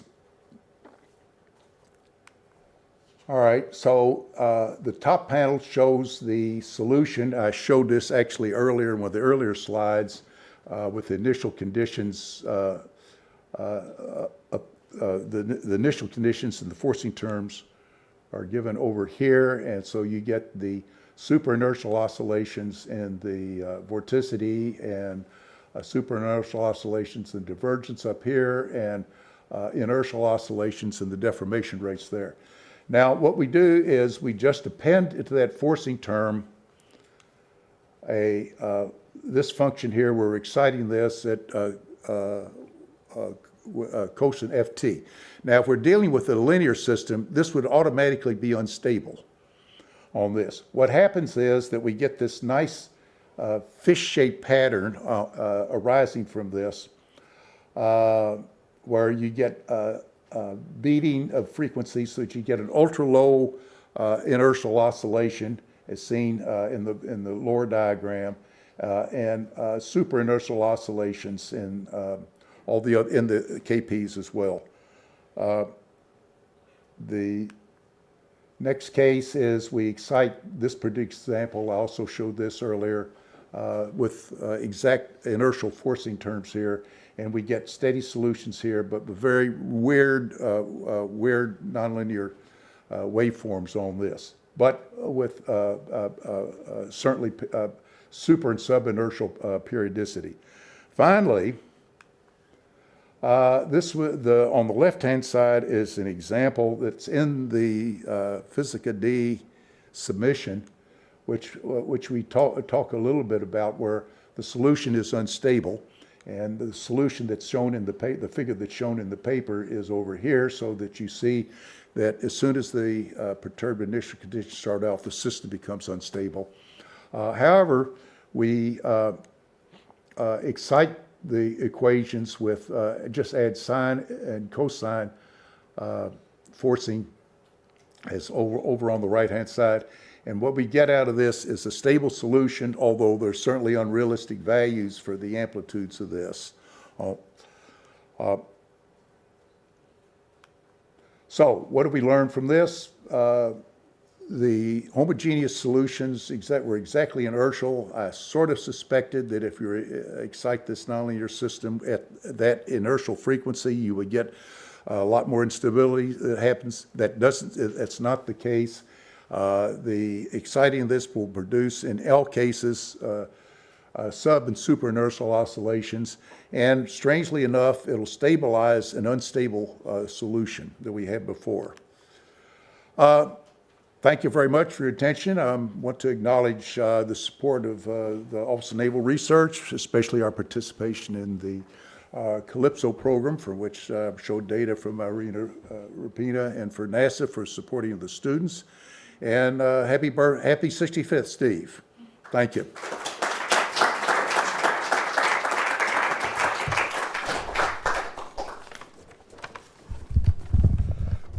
So thank you very much, Professor Kirwan, for the nice talk. Are there any questions? Okay. Okay. Kevin. So if I understood correctly on the Corky results, the amplitude was dependent on the Coriolis term, but it would depend on the initial condition of the vorticity, which in our system is expressed in terms of Coriolis. Right, but the periodicity was unpredictable. If I understood. The periodicity and looking at when the Kirks occurred, that is very regular in the system through all 300 days of the simulation. So really what I was wondering was, as you were moving the value of F around the initial conditions. No, the value of F is the same. Okay. Okay. Well, really what I was wondering is how do you know that the quirkiness isn't always there? It's just sometimes suppressed below you seeing that it was the point. spike. Yeah, and that's then, exactly what Okay. what's happened there. It wants to occur at very regular intervals in the ocean. There will be, and we have other examples that are not so quirky as the I'm picking one that was particularly quirky to show you. But there will be periods where particularly the vorticity and the shear deformation want to come into phase. They'll come into phase briefly, they'll have a quirk, and they'll come out of phase, they'll come back into phase shortly thereafter. But the amplitude that occurs in the quirky solutions is unpredictable. okay. And physically in the ocean, how might this manifest itself, or is it observed? We do have a little discussion of that in the submission paper, but on this, there is a tendency in the KP records that are observed from this that they'll start getting little spikes, and then the analysts quickly disavow this data, and they'll pick it up 5 minutes later, and everything comes back. So they think that some sort of instability that's occurring. Okay. So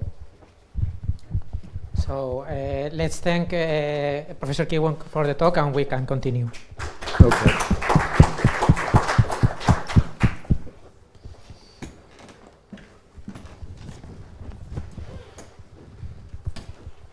So to continue, we continue this block of talks with the talk by Joao Betancourt from the University of Bergen, who will talk about the influence of offshore transport on a small pelagic fish larval dispersion and recruitment in the Western Iberian margin, a Lagrangian perspective.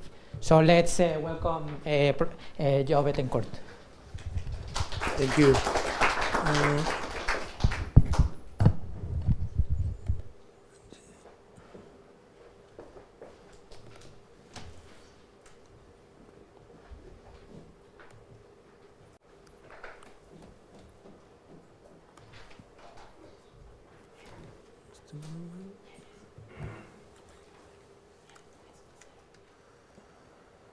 I guess I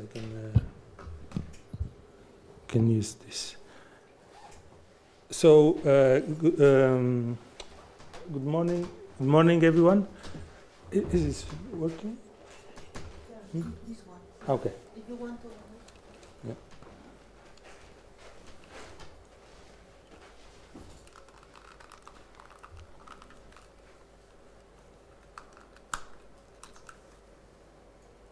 Just a second.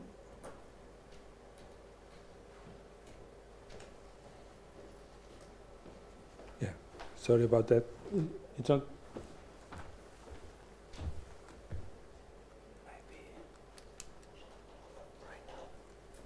It's on. Yeah. Okay. Thank you. Sorry about the slight delay.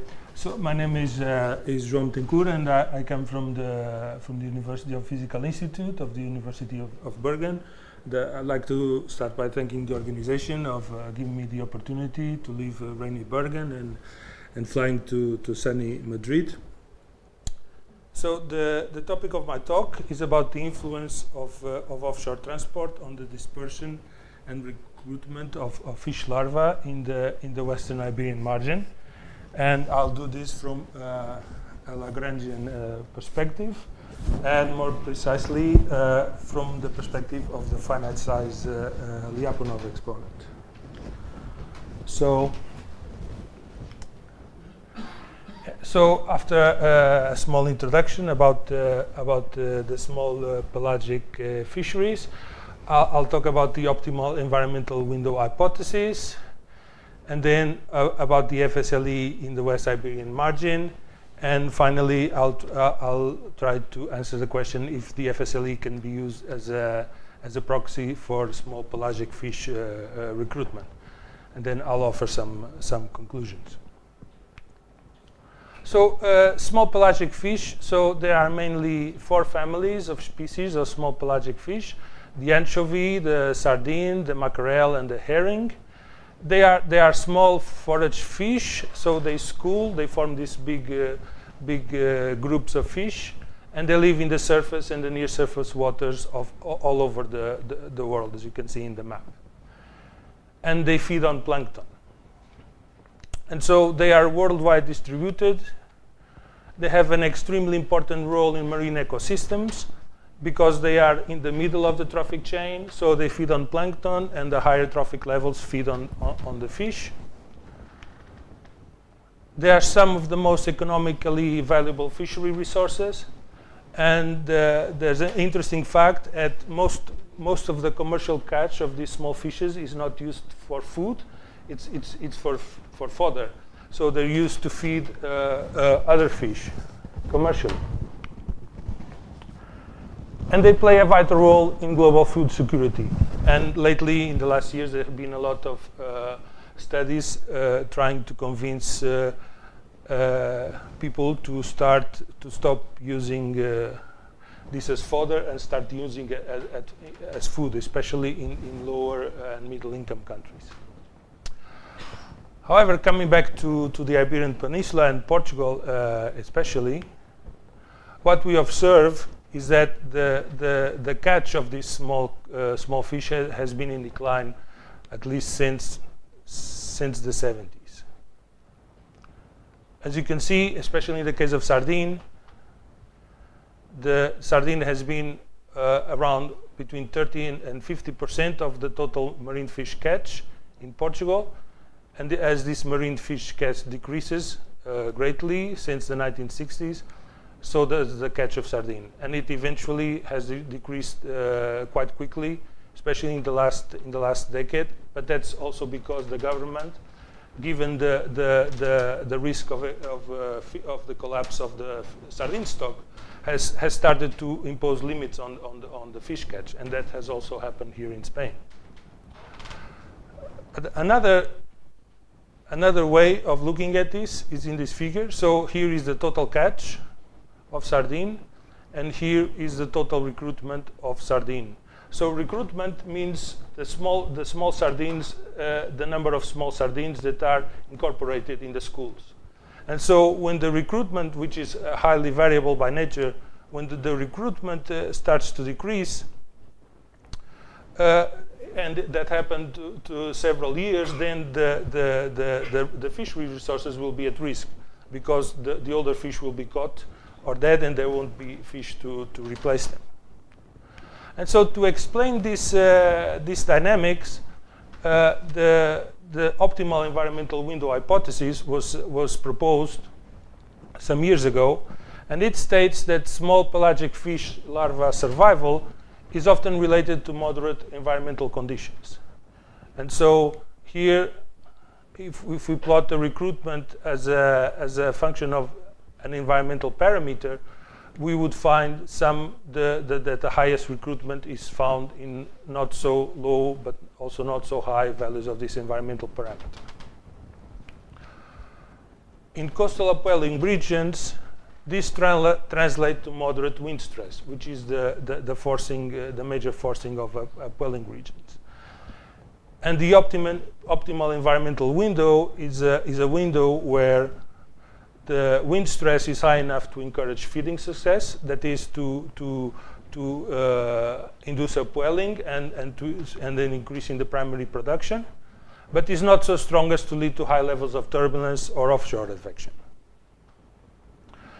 And so, given studies that relate the FSLE on upwelling regions to offshore advection, the question that we asked was if the finite size Lyapunov exponent can be used as an environmental parameter in this optimal environmental window hypothesis.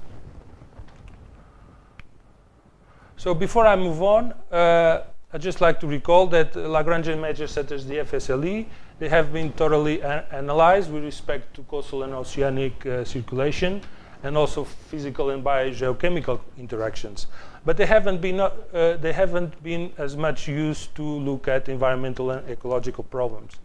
I'll just so to highlight some of those rare examples. So Kai et al. Used the FSLE to show that frigate birds track Lagrangian coherent structures in the Mozambique Channel. Garcia Garrido et al., they use Lagrangian descriptors to analyze the fate of an oil spill in the Canary Islands. And more recently, Abrahams used the FSLE to show that high mesoscale activity attracts top predators and lead to increased energy transfer across trophic levels. And so I think it's fair to say that the potential of Lagrangian measures such as the FSLE and others to study environmental and ecological problems hasn't been fulfilled yet.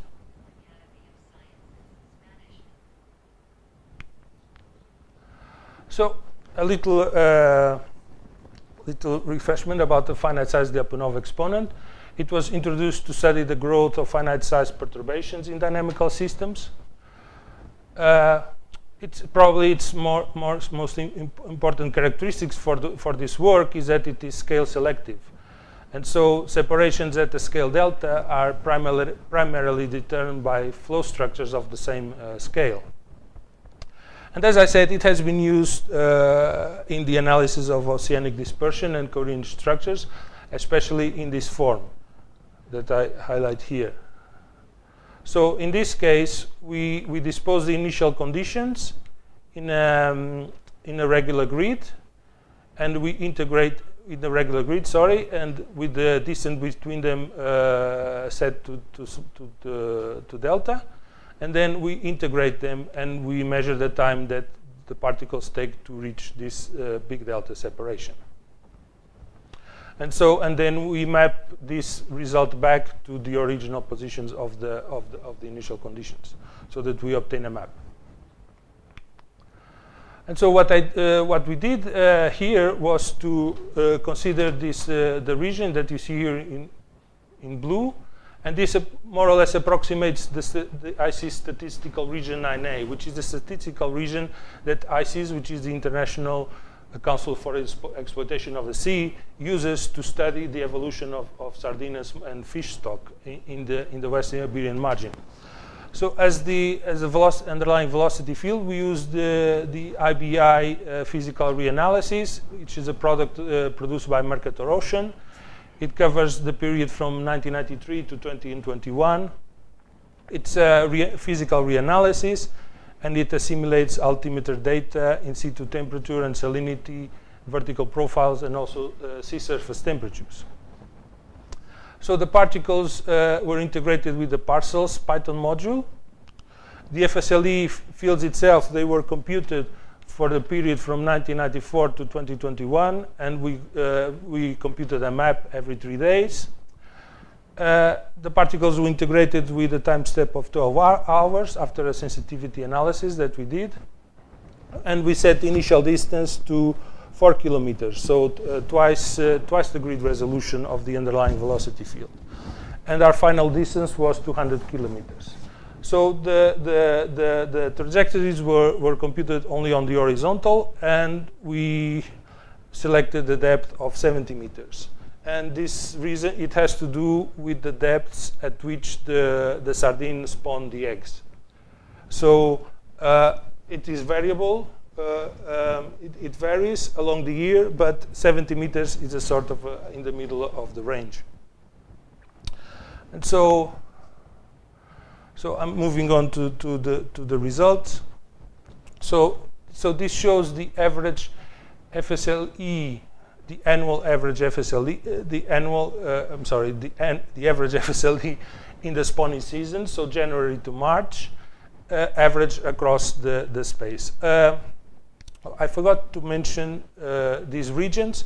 So we split the regions, we split the domain in these 3 regions, and this has to do with because these regions the sardine ecology is somewhat different. So the northern region communicates well with the Cantabria, while the south region it communicates a lot. It communicates also with Northwest Africa. And so the southwestern region is a region that we can say it's more or less isolated. And so, and not only that, it's a region that is probably the most exposed to mesoscale activity that comes from the open ocean. And since the FSLE it has proven to be useful in analysis of mesoscale activity, we focus our attention only on the southern region, southwestern. I'm sorry. And so back to the average FSLE in the spanning season. So first, we can see that the northern region has the lowest values of the FSLE.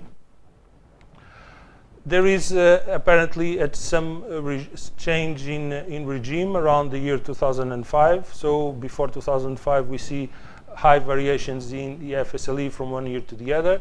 But then from 2005 on, we see that in the north, this it continues. Let's say there is no trend, but also in the other regions. So for the south, the southwestern, and in the full region, of course, we see a sort of an increasing trend. So, but how does this look on space? So this is the average for all the years for the spawning season of the FSLE. And I would also want to show you one single snapshot, which is for the 1st of January of 1994. So in winter, the West Siberian margin is dominated by poleward flows. So especially the Iberian poleward current that flows along the coast to the north. And so these two maps, they also reveal features that are known to exist in this winter circulation. So the first is the influence of the influence zone of the Azores current. So the Azores current is a current that extends from the west from the Azores up to Gibraltar, and it more or less at these latitudes, and it's very, very active in the mesoscale, and we can see this signal here on the average map, but also on the instantaneous map. And so the second is the existence of these fronts that they have been identified in previous studies. So these these are regions where fronts are prone to occur, and you can see them either in the average map, but also in the average map here and here, but also in the instantaneous map. And in this case, we see that it represents probably the separation of the poleward flow due to the topography. And the third is this, what I call this swarthy avenue. So after the separation of the poleward current, right around here, it sheds this slope water oceanic eddies, and they propagate northward. And so we can see their signature mostly here in the instantaneous map. And then finally, we have here the presence, although in this case it's not very clear, of the West Siberia buoyant plume, which is a light water plume that is caused by the freshwater input from the rivers in this zone. So, and as has been shown before in many studies, the FSLE and similar measures, they are pretty good at unveiling the underlying Lagrangian structure of the oceanic flows. But so now I just want to quickly go through some results related to the recruitment. And so the first thing is that we can see that in this second phase of the high FSLE, we have consistently low recruitment here.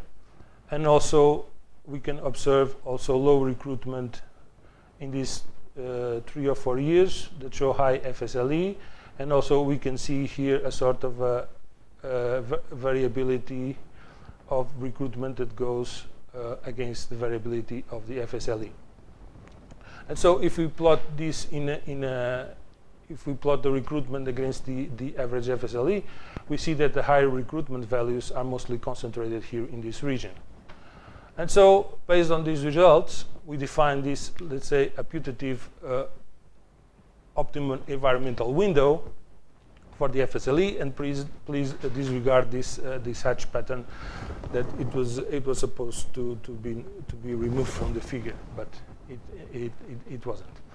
And so based on this analysis, we defined this tentative optimal environmental window here for the FSLEs which are lower than the value of 0.0575. Now, the original optimum environmental window was defined based on the offshore transport, and so we also computed the offshore transport based on the wind shear stress that we obtained from the ERA 5 reanalysis. And so, although I did not plot it in the figure, there appears to be a trend that relates higher FSLE with stronger offshore transport, which is these higher negative values of QX. And so, now if I compare the open environmental window based on the QX that we took from this paper by Guizan et al., and I compare it to the optimum environmental window of the FSLE, we see that the points inside the FSLE window are almost all also inside the optimum environmental window from the KX. And so this is an indication that perhaps the FSLE can also work as a parameter from the optimum environmental window. And so finally, I would like to have a look at why this would happen. And so here, I've plotted instantaneous maps of the FSLE for the years 1994 to 2005, always on the same day. And in green, you can see the years where the average FSLE in this area belongs to the optimum environmental window. And of course, the analysis is quite complicated because this is only a snapshot of a period of around 3 months. But still, I think I can say that usually the years where the FSLE where the average FSLE is inside that optimum environmental window are years where it has very low values near the coast. And so this happens from 1996, especially here on 1999, also 2000. In 2001, it's very clear that we have very low FSLE values, and also in these years. So, but what does this mean? So a first reason for this could be that the low FSLE in this region indicates that transport is mostly alongshore and not offshore. And it is known that alongshore transport is not prejudicial to the survival of the sardine larva. And so one of the reasons that I think could be the relation between FSLE and the recruitment is that when the Lagrangian structure of the flow allows for the flow to be alongshore instead of offshore, then that will be beneficial to the larva, and hence we would have larger recruitment. So to finalize, there is an apparent connection between the average annual FSLE in the southwestern Iberian margin and the recruitment of sardine larvae. Based on the FSLE, it appears to be possible to define an optimal environmental window that is consistent with the optimum environmental window based on offshore transport. And this window, as defined by FSLE, appears to be connected to a longshore transport. However, future work is needed to verify these connections, especially the most important is to extend the FSLE calculation in time, at least back to the 1950s, so that we have a longer time series. One thing that we didn't do, but we are planning to do, is to compare the results for the FSLE at other depths to see if this relation is stronger or weaker. And obviously we want to extend the work to other regions where fisheries are important, such as the Peruvian upwelling and the Norwegian and the Barents Sea. And so that's it. Thank you very much.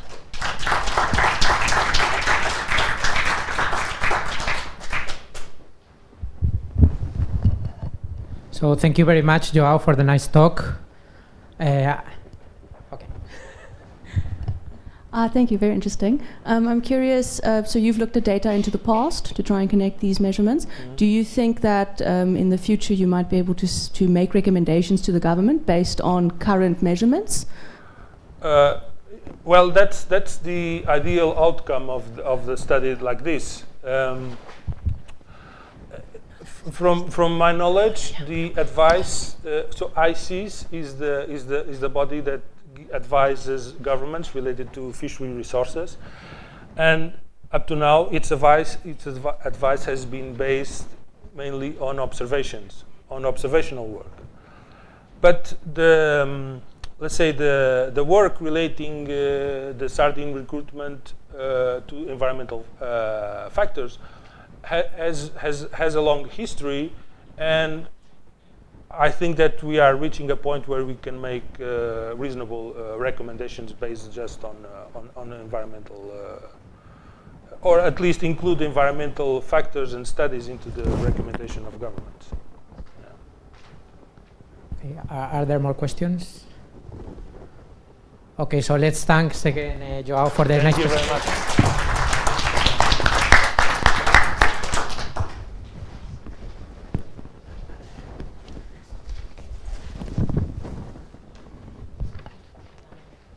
So we are going to continue the session. It is a pleasure for me to introduce Professor Evelyn Lunasin from the United States Naval Academy. Today, Evelyn is going to talk about efficient data assimilation and optimal drifter deployment in turbulent dynamical systems. So please join me in welcoming Professor Lunasin.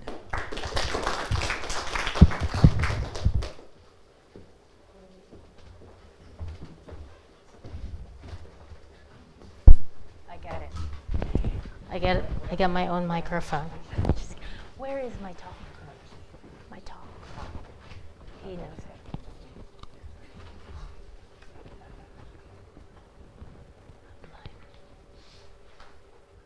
Okay, there it is. There's that folder.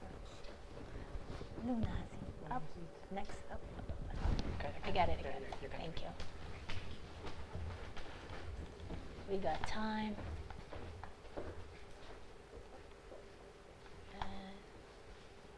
Oh my goodness, it's in Spanish. Ventana, window. And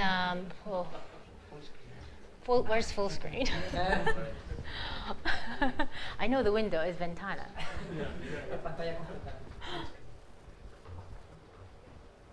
Okay, Control L. It's also Control L in Spanish. Well, good afternoon, everyone. My name is Evelyn Lunasin, and it's really a pleasure to be here, and really a pleasure to greet Professor Wiggins on this very special occasion. So I'm gonna tell you a little bit about him later, but so let me get started. Oh, first I would like to thank the Royal Academy of Sciences for hosting, and of course the organizers and the Office of Naval Research for the support. So for the table of contents, I'm going to talk about a few of the work that I have done with Professor Wiggins. I mean, he's really a blessing. And then in the end, I'm going to tell you a little bit of a funny story. So make sure you remind me if I forget. I have 45 minutes, so I'll stop at 40 to make sure I have that last part. I have enough time for that last part. So Victor, you're going to remind me about that last part. So I will start by saying something about the current work that I am working with Steve. And also Nan Chen is also here. So the most recent one is about this approach in data assimilation. And then the work that we're doing starting last summer was with the Navy Research Lab on system identification. And we haven't gotten to the control, but we have really good progress on the system identification part. We just started last summer, and it's been really progressive so far. The goal is really to use face-based analysis to identify system behaviors to allow for improvement of current system identification techniques that we have explored so far, in particular some data-driven methods. Let me try this again, yes. And the reach goal is to apply these hybrid methods in some real-world scenarios that are relevant to the Navy. Like the NRL 66.5, there's a 6 now, robotic mechanical testing system, and other related Navy applications. So let me show you the photo for that. So this, I know this looks scary, but that's just a rendering from ChatGPT. So again, the scope of the ongoing research that I find really interesting and thankful that we have Steve to work with us is this face-based analysis and dynamical systems method for optimizing data assimilation and for predictive control. And we really wanted to take advantage of some of the well-established insights from dynamical systems in order to improve these methods. Okay, so let me do this one. So this is the schematic of this reach goal that we're trying to understand. It's a multi-axial testing system. So imagine that robot that I rendered earlier, and then the Navy would essentially mount something on that. Could be whatever they want to mount. But the main schematic looks like this. So you have this hexapod. You have these 6 linear legs, actuator. It goes up and down because you have those encoders there. And so the bottom is flat, it doesn't move, it's static. The top part will be changing in posture depending on the legs attached to it, the 6 legs. And then, so the 2 platforms are connected by, he said you should do this, it's faster. Connected by this grip, holding the material to be tested. So let's say that specimen right there. And then you also have this sensor that allows you to understand the deformation on the material based on the posture, which essentially translates to how much force you impose onto the material. So that's the project that we're working on now. But so there's this vision measuring the field strain and displacement attached to this outer edge. But this is very complex dynamics because the 6 legs are connected to an actuator, and so that has its own dynamics when you introduce an electronic device there, voltage, whatever. And these 6 legs has to be interconnected in order to find the right posture to impose the right forces onto the material being tested. So that's a very hard project to, it's a very hard system to analyze. And so, but the engineers can collect a lot of data. And so the idea is, can we utilize all of those data and try to understand the dynamics of the system? So this is the, so when was it introduced? 2022, just right after the pandemic, we started looking into dynamic mode decomposition. That's purely data-driven, and some of its variants. It was shown to be powerful data-driven techniques for analyzing complex systems. And essentially, these methods decomposes the data into modes that capture the underlying dynamics, and that provides insights into the system behavior, so you can use it for predictive modeling. And of course, you have the extended DMD, where you can incorporate and enrich the set of basis functions and to allow to capture more of the nonlinear dynamics. Because the first one was shown from the very beginning that it has some setbacks. So then you started to improve. You also have the higher order DMD, which incorporates higher order temporal correlations to capture more of that complex dynamics. And so we're thinking, okay, these are all really nice data-driven techniques so far. In terms of collecting data, it's kind of potable to the NRL project. And then, so the current efforts that we have is really to incorporate those ideas. We have an efficient implementation of a similar data-driven method. So it's an improvement from the previous.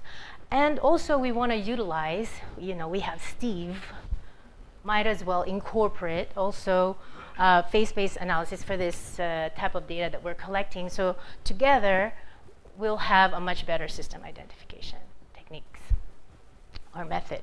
So then, so this project, so this is the nice thing about having Steve for about 2 years now, and he's going to stay for another 2 decades, yes, at the Naval Academy. We have, so working with us will be a couple of students, Midshipman Yvette Ayala. This is her receiving the Distinguished Military Award last September. So she's applied math major and a robotics weapons engineering major. And she really enjoyed working with Professor Wiggins. I had her in my linear algebra class, so she wanted to work with us on the project. And so she will be working with us next year. This coming fall. Will Nguyen, so this is his photo. One day he said, "Professor, guess what I did on the weekend?" He went to Washington, D.C. for an AI expo. So they are highly driven midshipmen who's really interested in applied nonlinear dynamical systems. He took a class with Professor Wiggins and I that we co-taught last semester. Okay, so, okay. Where is that again? Where? Oh, Control L. Yes, I forgot. Control L. Okay, so let's do that. Okay, so the key foundational work really that we have published is this launching drifter observations in the presence of identity. And so Nan has discussed this earlier. And then we have these Lagrangian descriptors with uncertainty, which was actually just got accepted yesterday. Very good. And so I want to go over some of these things, these couple of papers. I'm actually going to go over very similar things with, that Nan had discussed earlier, but in a slightly different angle, and I will expand on a specific method that that he had mentioned, but I'll expand on that, which is the continuous nonlinear Gaussian nonlinear Gaussian data assimilation. Oh my God, I had forgotten the name. And then okay, so everybody knows the description of Lagrangian descriptors. So you have where it assigns a scalar value to each point x0 in the phase space, and then the assignment is essentially depending on some magnitude or measure for the velocity field. And let me give you the basic concept for the young researchers. This is a technique to explore and reveal dynamical structures in the phase space by assigning a positive number to each initial condition accumulated along trajectories. And the key features are, it's really easy to implement, and also it identifies the stable and unstable manifolds and phase space structures, which is very important for the type of work that I'm doing at NRL, which is data-driven, right? So you want to understand what's the underlying structure in the phase space, because it will be very hard for you to just generate a bunch of data if you're blind. So the Lagrangian descriptors, or any sort of dynamical systems method that we can afford to incorporate on that study, it's like a nice way to map out the phase space and to save you time on experimental collection of data. Also, by the way, I wanted to say that, when he entered the academy, he talked about on some talks about Lagrangian data assimilation, and I'm like, wait, we are always talking about data assimilation, so this is after the work I had with Nan after my sabbatical, and so I said, well, Professor Wiggins' method could really, really improve our method. So that's when our collaboration started. Okay, so this is that first work. So this was the launching drifters. Essentially, you have a data assimilation algorithm. You have some sort of a prior or a model, but you need to incorporate data into it. But the question is, where will you put those sensors, or in this case, the drifters, in order to incorporate as much information as you can? So again, Nan talked about this. But I wanted to talk about first some basics on turbulence modeling. And then I wanted to talk about a specific type of data assimilation algorithm, which is based on feedback control theory. It's very simple. And this, as well as Kalman filtering. Do you guys remember, Nan had talked about this. And then the implementation of the conditional Gaussian nonlinear data assimilation. That would be the order. And let's say, so just this picture below is kind of the sequence that we wanted to follow for the Navy Research Lab problem, which is, so we're on the step 1 right here. We're going to try and see if we can understand, just from basic principles, how to identify the system using phase space, or taking advantage of phase space. And then, we will use that later on as a model predictive control in order to control it, and then hopefully, but that's a long way, so that's why it's a reach goal. Okay. Oh. I keep losing. Okay, so I remember I was actually, I know you're all tired, and it's also hot in here. The first presentation that I attended is actually one of these. It was for a 60th birthday. It's Daryl home, actually, in Lausanne. And I was just one of you guys, like a graduate student. And so, because when I was planning what to talk about, I wasn't sure. So I just kind of looked back of when I first saw what was being discussed there. So I wanted to go over a little bit about where I was coming from, what was my original, what kind of research I started with in graduate school, and then I'm going to connect that to what Nan had talked about. It's just a different angle, but similar.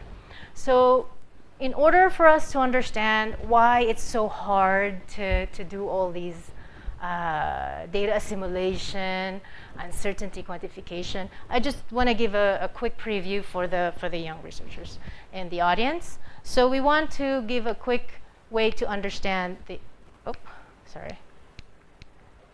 technical difficulties. So go over a little bit about the scales of motion, the Navier-Stokes equation, just so we have something to work with, and then what it means, what direct numerical simulation is. And so the Navier-Stokes equation follows the following equation. It's a partial differential equation. V is the velocity field, and you have the nonlinear term, and then the red term is the viscous term. You put in compressibility condition, for example, you have to impose an initial a boundary condition and then give it initial condition in order for you to have a shot of finding a solution to it. And then these are the settings. The unknowns are the velocity field and the pressure. And then you can put a body force, and then the viscosity is something that depends on the application. So the problem is, if you discretize this problem and you're trying to model something like the hurricane, then you will need to resolve all the scales of motion, and it's going to be about 10 to the 18 grid. It's very hard to resolve. So one of the things that you do, and you've seen this type of technique from Nan's work, is to decompose the state variable into mean and its fluctuation part. So we'll do the same thing for the Navier-Stokes, and you do the decomposition for the velocity field and to its mean and fluctuation, as well as the pressure, and then you impose these basic assumptions on the average of the fluctuation. You plug it into the Navier-Stokes equation, and then what you recover is the Reynolds average Navier-Stokes equation. So this is an equation that involves the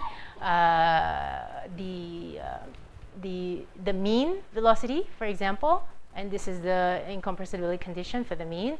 But you see there's this term right here that is popping out because of the nonlinearity. So in other words, the mean equation is has this extra term, which is, so the question is, how can we resolve that term in terms of the mean? So this is the fundamental problem in turbulence, is how do you close the equation? So there's this famous closure problems. If you count the number of equations there, for example, 1 on the incompressibility condition, 3 for the top if velocity field is 3 components. So you have like 4 equations, but you have 7 unknowns. Is that right? No, 6. Still, so it's not closed. So the idea is you want to find a way to write these terms in terms of the mean, which is, if you like, you want, so this is a physical, how do you write, how do you model the effect of the small subgrid scale into the large grid scales of motion? Because if you can only afford to resolve up to that big scales, how are you going to resolve all the scales of motion? Okay. So then I was introduced to this model called the Navier-Stokes alpha subgrid scale model of turbulence. Okay, is that air? I hope that's air. Okay, so this is the Navier-Stokes alpha subgrid scale model. So if you like, think of this as the Navier-Stokes equation, except let's take a look at the nonlinear terms. The nonlinear term, if you like, you can in special symmetries, this turn into a full gradient. So let's just say we ignore this term and we have this nonlinear term. U is the smoother velocity field, so like the filtered velocity field.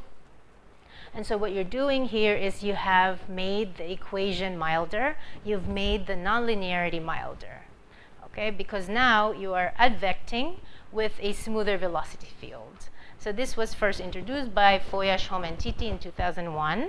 So I was at Los Alamos, and the interpretation is that, so the idea is you wanted to, what do you call this, reduce the amount of degrees of freedom that you need to resolve in numerical simulation, but still able to recover the large scale statistics of the flow. And if, say, you can only afford to resolve up to the filter with alpha, the question is, how are you able to tune that alpha, first of all, and then are you able to recover the large scale dynamics? And so analytical-wise, the problem is that if you send alpha to 0, you recover the Navier-Stokes equation. So that's good, right? So as you shrink the filter width, you recover Navier-Stokes. However, all the analytical estimates has an alpha in the denominator, so you lose that estimate as alpha goes to 0. So it doesn't, the analytical estimates doesn't hold for Navier-Stokes. So that's why. So another look, because we were talking about vorticity on one of our talk, Professor Kerwin. So imagine you take the curl of the velocity field, you get Q, which is the vorticity. And if you want to see the connection of the vorticity equation for the alpha model versus the full Navier-Stokes, it looks like this. And so for the 3D Navier-Stokes alpha model, you can see, again, that you are advecting and stretching the vorticity with a smoother velocity field. So that's what's making it have this nice property of global well-postedness. So as a closure model, so how do you see that? Well, take the Navier-Stokes alpha model as a closure model. As a closure, so if you write it like this, then the tau is represented by this. Remember, we wanted to write the Reynolds stresses as follows in terms of the mean and fluctuation. And then, oh, sorry, this is the Navier-Stokes equation. Sorry, this is the Reynolds average Navier-Stokes alpha equation. And this is the corresponding connection with the alpha model. And remember, U is the filtered velocity field, so it's playing the role of the mean velocity field. And then when it comes to modeling or resolving the closure problem, this is how you write the Reynolds stresses in terms of the filtered velocity field. So what's the next? It's globally well posed. You have a way to have a representation for the closure problem. And so the next question is, how does it perform in experiments? And it was shown that the alpha model gives excellent match with experimental data in the channel and Zagarola's superpipe data, except you need to stay away a small distance away from the boundary of those, and that small distance is of course related to the filter width alpha. So, okay, so summary: you have global well-postedness for this nice model. You have existence of global attractor, and the dimension is consistent for something that you would expect for Navier-Stokes, namely that the dimension of the global attractor is bounded by this L depends on the large scale, alpha is a small scale, but L divided by LD is the dissipation length scale cube, which is similar to alpha. But the idea is that we're hoping that this is, of course, smaller than what you would expect, but it's still order 3. And you also have a remarkable match with experimental data. So this makes the Navier-Stokes alpha as an attractive candidate turbulence model. So this was my work as a graduate student, is to see if the Navier-Stokes alpha recovers the statistical law up to length scale alpha. So the cartoon would be like if you have this forcing wave number for two-dimensional turbulence, you have inverse cascade of energy and forward cascade of entropy that follows the following laws. And so the idea is that for the alpha model, you want to capture the large-scale dynamics, the inverse cascade and the forward entropy cascade, and we want this to decay at a much faster rate than one would expect for Navier-Stokes, because this is where if your dissipation wave number is here, that means you have to resolve all the way here in order to have a accurate direct numerical simulation. So if you are able to save and only have to resolve up to here, that's about like 2 decades. And that's the kind of things that I have proven when I was, a long time ago, 2 decades ago.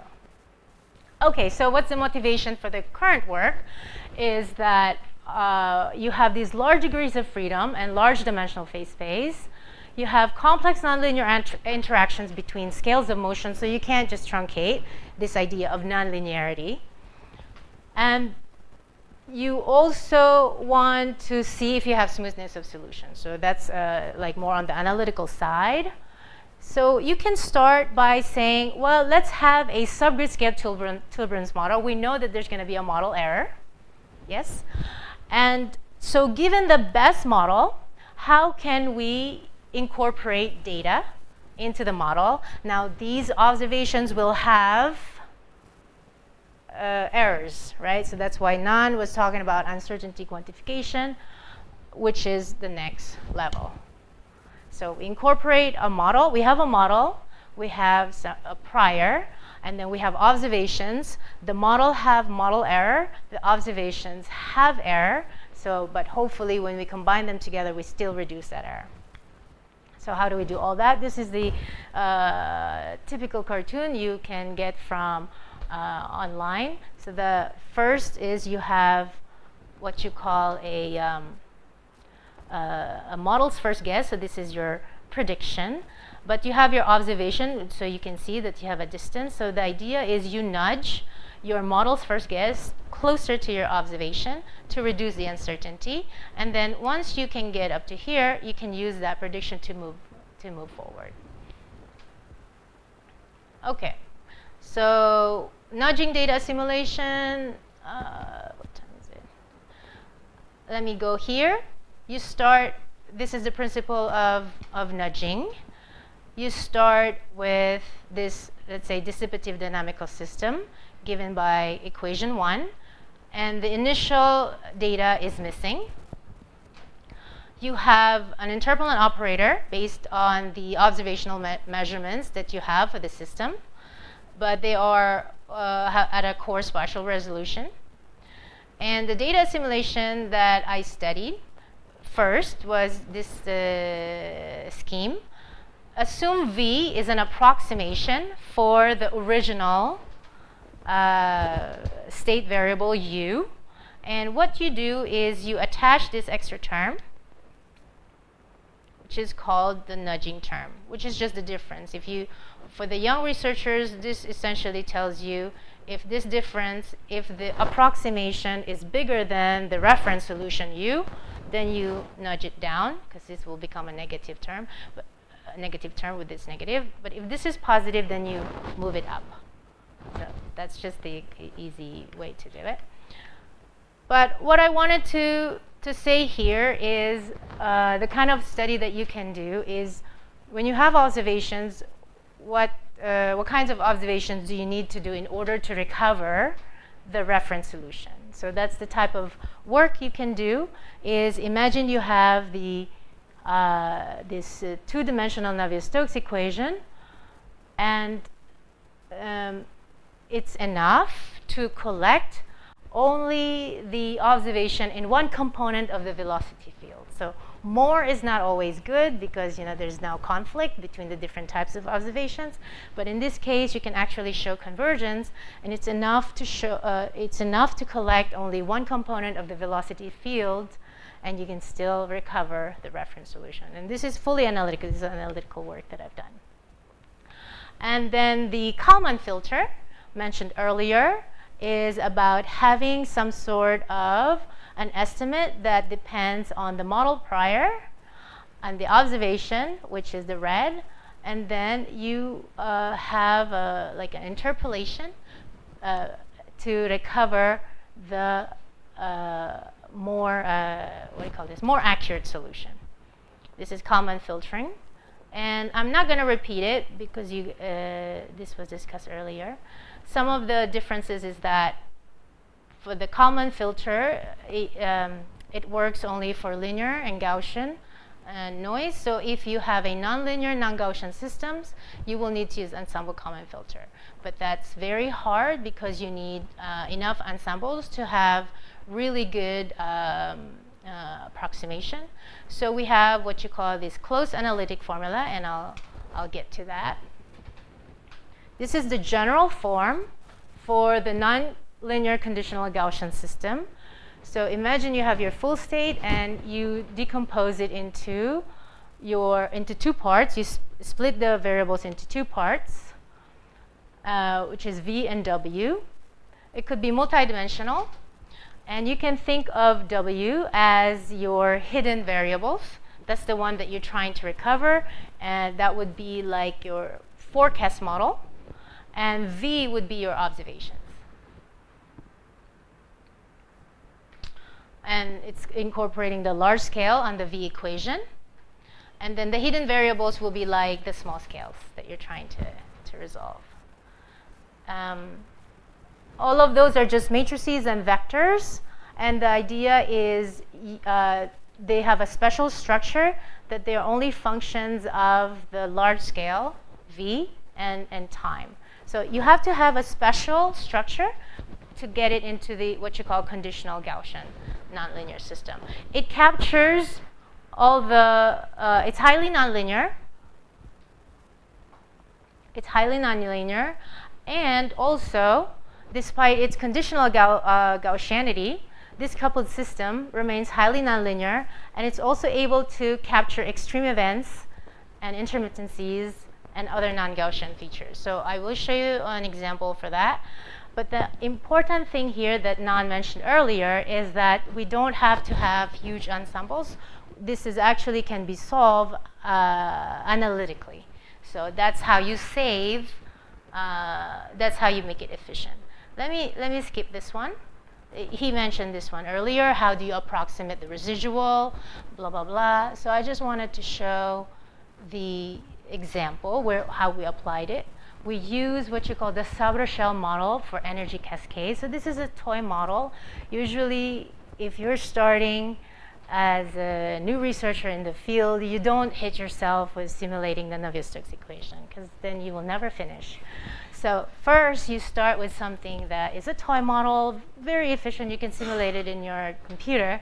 It's called the Sabra-Shell. It still captures how the energy is being transferred from large scale to small scales, but it's a toy model. It's not really a realistic model. And where does it come from? It's so you take take Fourier transform of the Navier-Stokes. Then you are in the Fourier space. You divide it into spectral spheres. And then for each of this spectral sphere, only take a few wave numbers for each shell. And then you can still retain and model the nonlinear interactions between these shells. And then the Fourier variables are then lumped together into a single variable called UN. And then what you have now is a set of nonlinear ODEs indexed by n. So each shell have a representative. And then UN usually represents typical magnitude of a velocity field on a certain length scale. And so this is how it looks like. It's structurally similar to spectral properties of 3D Navier-Stokes, but highly reduced degrees of freedom if you're going to numerically simulate it. But it has the ability to numerically reproduce the intermittencies. So it's a good test model for a lot of the complicated data assimilation scheme that you want to see if it works for Navier-Stokes, for example, for turbulence model.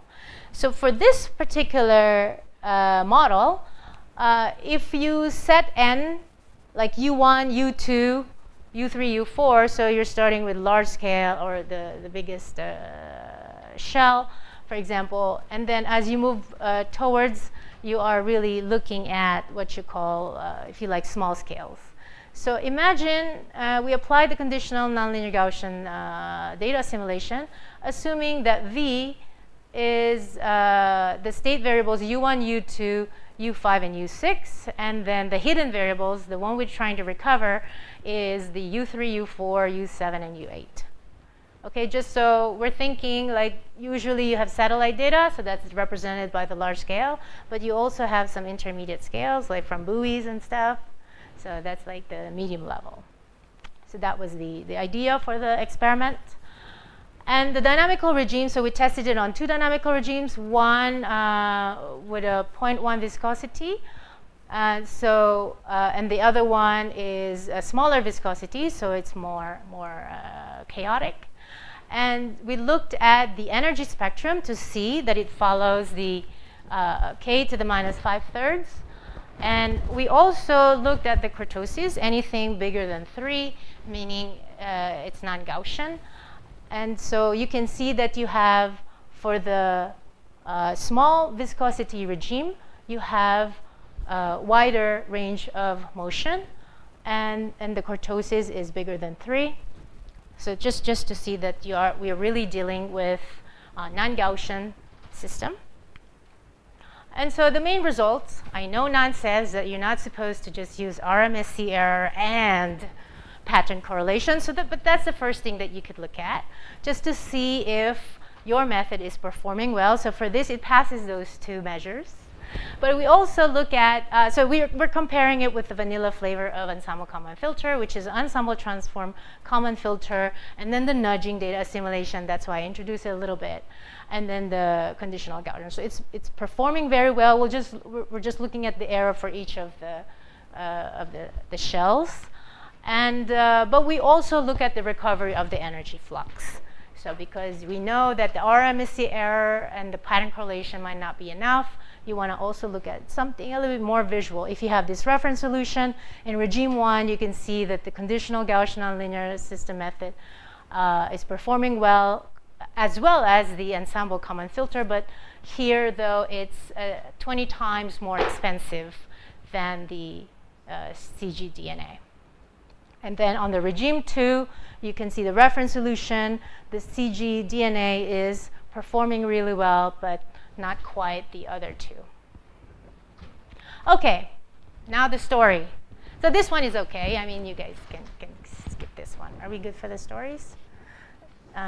So I wanted to, I have it here. So I put the story into a dynamical system language, so it's more interesting. So for those of you who have visited the academy, how many of you, or some of you, none? Okay, you probably have navigated DTS, the Defense Travel System. So this is the story, but navigating the DTS, so this is a story that I remember Steve was struggling when he first came into the academy. And also there's some recent incidents. I want to tell you the story. Navigating the DTS is like exploring a chaotic dynamical system full of unpredictable twists and turns. For months, when he first entered, Steve felt like he was trapped in a strange tractor, endlessly cycling through forms and approvals. Do you remember? He remembers. But then, in a moment that can only be described as finding order in chaos, Steve encountered the mythical DTS whisperer, the one person who would untangle the bureaucratic difficulties instead of mess, difficulties. With their guidance, he managed to solve the unsolvable complex system and emerge victorious. He said it differently, but I'm saying it better. He said, "I've studied chaotic systems my whole life, but nothing compared to the unpredictability of DTS. Finding the right person to help was like discovering the hidden variable that brought the whole system into alignment." But anyway, I just wanted to really thank Steve for the mentorship. Not just for me, the faculty, but also the students. One student is here. I really appreciate it. Happy birthday.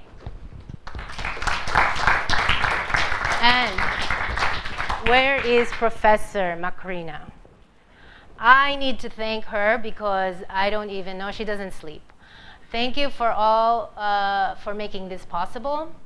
And thank you very much. And for the rest of the organizers, thank you.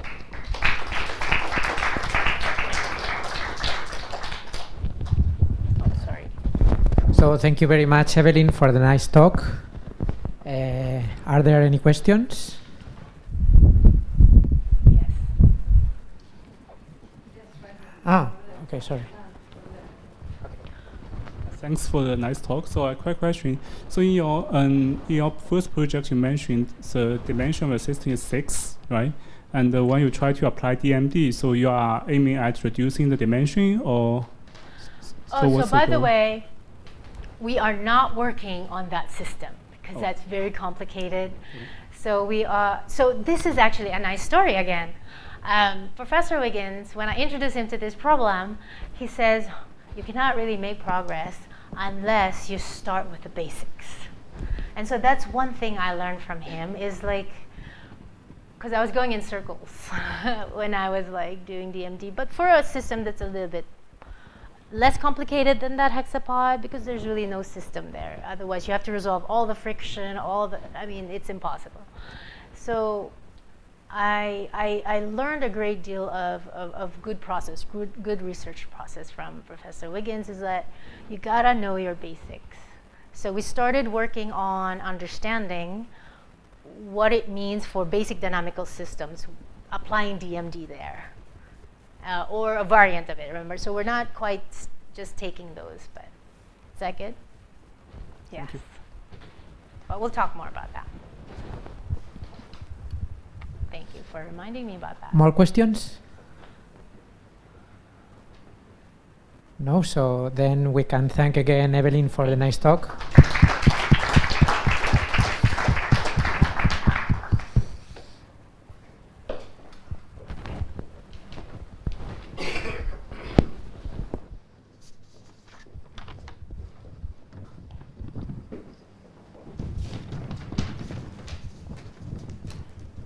Okay, so we move on. Before lunch, we will move on to 2 more presentations that will address some applications of dynamical systems to the study of geophysical flows.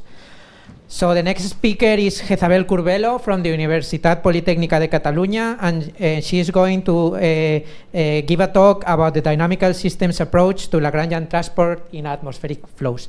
So let's welcome Jezabel.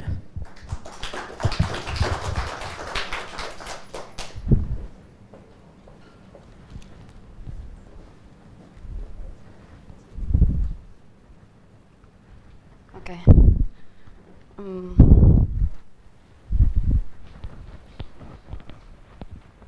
Well, thank you, Victor, for the introduction. I got to talk about the dynamical system approach to Lagrangian transport in atmospheric flows, and probably this title looks familiar for you because it's a review of the annual review of fluid mechanics for Professor Wiggins, and I only changed the word oceanics for atmospherics. So I would like to start with this nice motivation because the abstract summarizes very well the topics of my research. So I use dynamical system approach and as a tool for understanding mixing and transport issues in many disciplines, and in particular in my case, in atmospheric flow. To study the jet stream, to study the different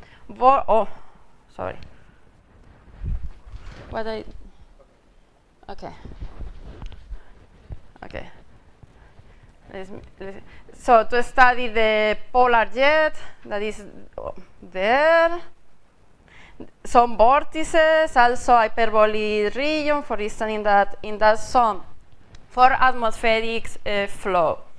So to do it, we use a Lagrangian approach.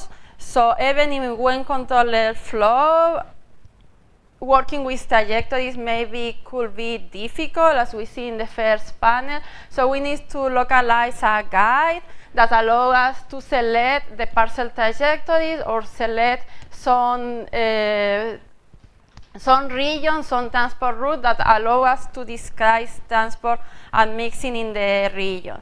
And for do it, as you probably know, we use Lagrangian descriptor. At that point, I think that all the people in the room know what is Lagrangian descriptor, also because Evelyn have introduced the definition before. So I have only 2 extra comments. So Lagrangian descriptor is we have an initial parcel trajectory, we evolve the parcel forward and backward in time. The Lagrangian descriptor is the length of the parcel trajectory. So it's important the tau, the time of the integration of this parcel trajectory, because if it's too short, as in the first panel here, maybe we cannot, this is difficult, right? Okay, maybe here is better. We cannot see nothing, but if tau is enough, we highlight the structure. And in particular, to see better that structure, we could take the gradient, because discontinuity are very well highlighted when we take the gradient of the function m of the Lagrangian descriptor. So with this very simple idea, we have developed with Wiggins, Anna, and Roberto several ideas, several applications for atmospheric flow. For instance, for the sudden stratospheric warming event of the southern hemisphere in September 2002, we describe the vortex split. So we start with a, oh my God. Okay. So we start with a circular vortex that the four are split. So to explain this split, we looking for the structure of a stable and unstable manifold, and the moment that an hyperbolic point appear in the middle, as we see in the picture. We could also use the Lagrangian descriptor to describe the evolution of some tracer in the atmosphere, for instance in the OSA. And in that picture, we see the very good agreement between the plume of ozone, of large values of ozone, as we see here, that follow a manifold highlighted in the black contour very well. So very good agreement between the tracer behavior and the solution that we obtain using Lagrangian descriptor. And the last part is about the vortex boundary. That is a tool that I go to use in this presentation later. So taking some contours of the Lagrangian descriptor, this highlight invariant manifold, invariant contours, so asteroid, so we could define the vortex boundary as one of these contours. Here representing the red contour. There are other definitions that are more classical used in the atmosphere, for instance, the use of the PV gradient that is represented in black. So with this idea, today I got to explain the spatial distribution very quick because I don't have a lot of time. The spatial distribution of mixing in the northern middle atmosphere during winter. And why the spatial distribution of mixing? Because probably you have already, I don't know if you have already seen this schematic before, but these are a schematic that illustrate the behavior of the atmosphere. So the atmosphere is divided into a part, well, in higher level, but for that level is divided in the troposphere and in the stratosphere. It's important to take into account the vertical circulation. So we have an outwelling region in the middle, in the tropical pipe, and that outwelling region near to the pole in both hemispheres. We have a division between the troposphere and the stratosphere, that is the tropopause, and we also have some barriers in transport. So we could highlight the black line at the vertical barrier that divide the pipe, the tropical pipe with the summer lower stratosphere, the source zone, and the polar vortex. And it's also important to highlight what happened with the eddy transport that are represented by the wavy arrow. Because sometimes this eddy transport cross, as we see in the troposphere, cross the boundary. So this tool is focused to study this eddy transport, this wavy arrow, and in particular in the stratosphere. In general, these studies are focused in the zonal mean. That means taking mean in longitude, and not in the spatial resolution latitude, longitude. And the reason of this one is because most of the tool, in particular, the tools that are more used in that case, that is the effective diffusivity, working with tracer. So we cannot obtain the longitude from that type of tool. What is the effective diffusivity? What the effective diffusivity do? So as you know, if we have the advection diffusion equation, the diffusivity is the kappa parameter.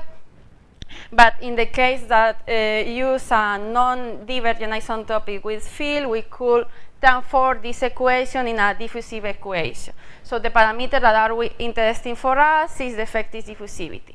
So when we have a tracer that of concentration, for instance C, if the tracer is monotonous, we could plot the tracer from the pole, and we have some contour there. So we consider the length of this contour of the tracer and also the area of the contour. If we put the area of the contour from the pole, we arrive to some equivalent latitude. So effective diffusivity is plotted instead of latitude in equivalent latitude. That is not the same as latitude. And the definition is the longitude of the contour divided by the area. So if we have a large diffusivity, it's because we have a large contour that have a small area. This definition was introduced by Nakamura and is based in the idea of dynamical system, and also appeared in the paper of the review annals of Wiggins, a comment of this one. So our idea is use Lagrangian eddy diffusivity that was developed for Lacasse thinking in oceanic flow, are based in the single particle diffusivity concept. So it's very easy to compute. So we consider the motion of the particles. So we know that the diffusivity are given by that derivative. As we know the definition of the Lagrangian trajectory, we use this definition of Lagrangian trajectory and added in that parcel. And now, by the definition of the velocity, is the integral, so we have the covariance of the velocity. But in our case, we are interested in the transitionary part, not in all the terms. So as Nansen and Evelyn also told before, so instead of consider all the velocity, we remove the stationary part, so we only focus in the perturbation of the velocity. In that moment, we quantify the transient part of the diffusivity. So with that idea, we could define the Lagrangian diffusivity in that way. So taking the covariance of the meridian of the perturbation of the meridional velocity. We are more interested in the meridional velocity for our case, but we could take other combination of terms. Lagrangian diffusivity is similar to Lagrangian descriptor. So I go to show you here one example. So in the two first panels show the instantaneous Lagrangian diffusivity as a color background, and the line correspond to the Lagrangian descriptor. So we observe that we have largest values of the diffusivity when the Lagrangian descriptor are more closest one to the other, for instance, in that region. And also, we observe a large value when we don't have a manifold at all, that is that region. But this is because in that region, we have a eddy that are between two hyperbolic trajectories, that one and that one. And the presence of large values of the diffusivity in that region happen in all the levels, in all the vertical level, and also for almost every day. For that reason, when we take the climatological mean, so if we do that computation for every day, and after that we take the climatological mean from 1979 to 2014, we observe that these largest values of the diffusivity are very present in the climatological part. So it's all the time present in the prime meridian because the hyperbolic trajectory are all the time present in around 90 west and 90 east. So with this type of study, we could also compare with other tools, for instance, local finite amplitude wave activity, that is also based in equivalent latitude.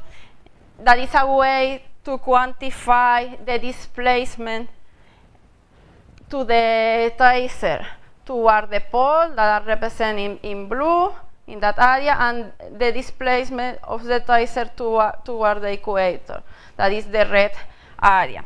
So if we compare that one, so remember blue is go to the pole, red go to the equator, we observe in that figure that in that area, the vortex is moving to the pole, in that part is moving to the equator, in that part is moving to the equator. For that reason, the black contour that are given by the Lagrangian descriptor and show the vortex edge have a part that is open. In that part where the vortex is open, we have larger values of the diffusivity. And also, as I commented before, large values of the diffusivity are all the time focused in the prime meridian, that are 0 meridian. So I could talk more about this one, but I don't have a lot of time, so if you are interested, let me know later. So we have doing this for every day, so we have a use data set that could be used for different events, and in particular, we show an example here of the non-annular mode. This case is because we divided the days of the year that we have a strong polar vortices and the days of the year when the polar vortex is so weak. So if the polar vortex is very strong, as we see in the panels in the bottom, in that case the polar vortex is very strong, larger values of the diffusivity are not inside the vortex because the vortex has as a transport barrier. And also show values that are more similar to the climatological stuff. The vortex is a more close, so the vortex acts as a transport barrier. In the case of the negative northern annular mode, the polar vortex is weak, so if the polar vortex is weak, we observe a high opening in the polar vortex boundary, and increase the values of the diffusivity inside the polar vortex. That makes sense. So with this spatial definition of the diffusivity in latitude, longitude, we could make a comparison in the zonal mean. So in the vertical versus latitude. This comparison here is not very well done for several reasons. The first one, in the first panel we use latitude, and the second panel we use equivalent latitude, that are not exactly the same. And so we need to work more in that case. But if we observe a large values of the diffusivity in the outside part of the polar vortex, in both cases, there and also there. And also we have large values of the diffusivity near to 400 and that arrive to the equator. That is the same that we observe here. So qualitatively, we obtain more or less the same result, but we need to work more in do a better comparison. So the scene related with the first part is already published in that paper. The scene related with the second part is under review in ACP. And this is more or less the thing that I want to talk today. So I finish also with the review of Steve. So the dynamical system approach provides a way of assessing and quantifying the effects of an organizing or coherent structure in a flow on transport. And in particular, provide a way of giving a mathematical description to the structure and techniques for computing flow quantities. Thank you so much, and happy birthday, Steve.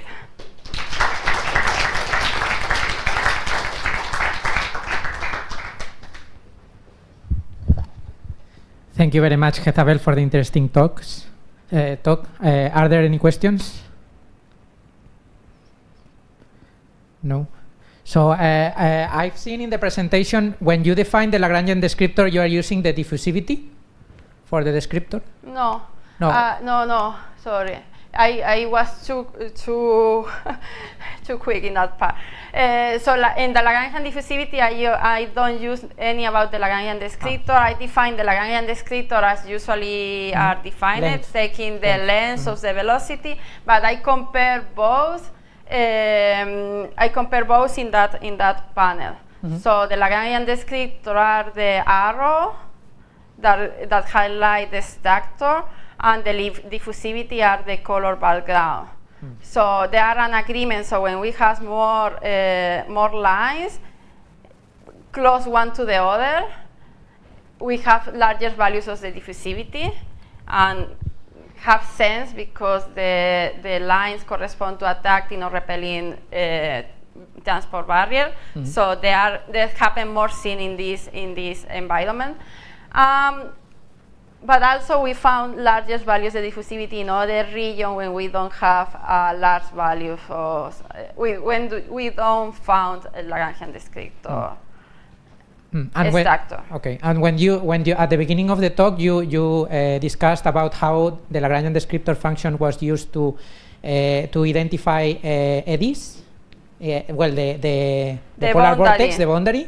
In that picture, when you compare that with you are comparing that with the potential vorticity, no? Yeah, the potential vorticity is the blood contour. This comparison is better doing that paper, but I don't have a lot of time to explain here. So the blood contour corresponds to the gradient of potential vorticity. That is the tool that are usually taken as a definition of the polar vortex, and we define the red one that is a little bit bigger of a region that the polar vortex doesn't filament. Yeah, but the identification of the vortex with the Lagrangian descriptor, how do you do it? So you take the contour value, the maximum, or the Lagrangian descriptor, or? It's a little bit complicated, Okay. But we take a constant value of m. We make a probability density function, and when the probability density function It's maximum. is not maximum because the maximum is in the middle of the edge, not in the boundary. Okay. When the probability density function changes the convexity, this is the point that we take as a barrier. Okay, so thank you very much. So let's talk again, Jezabel, for his nice talk, for her nice talk. Thank you.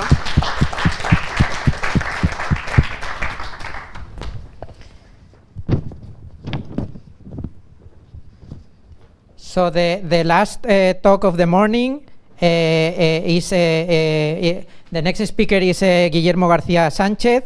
He comes from Digital Earth Solutions. And he will be discussing in his talk a dynamical system-based methodology for validating high-resolution ocean models. So let's welcome Guillermo.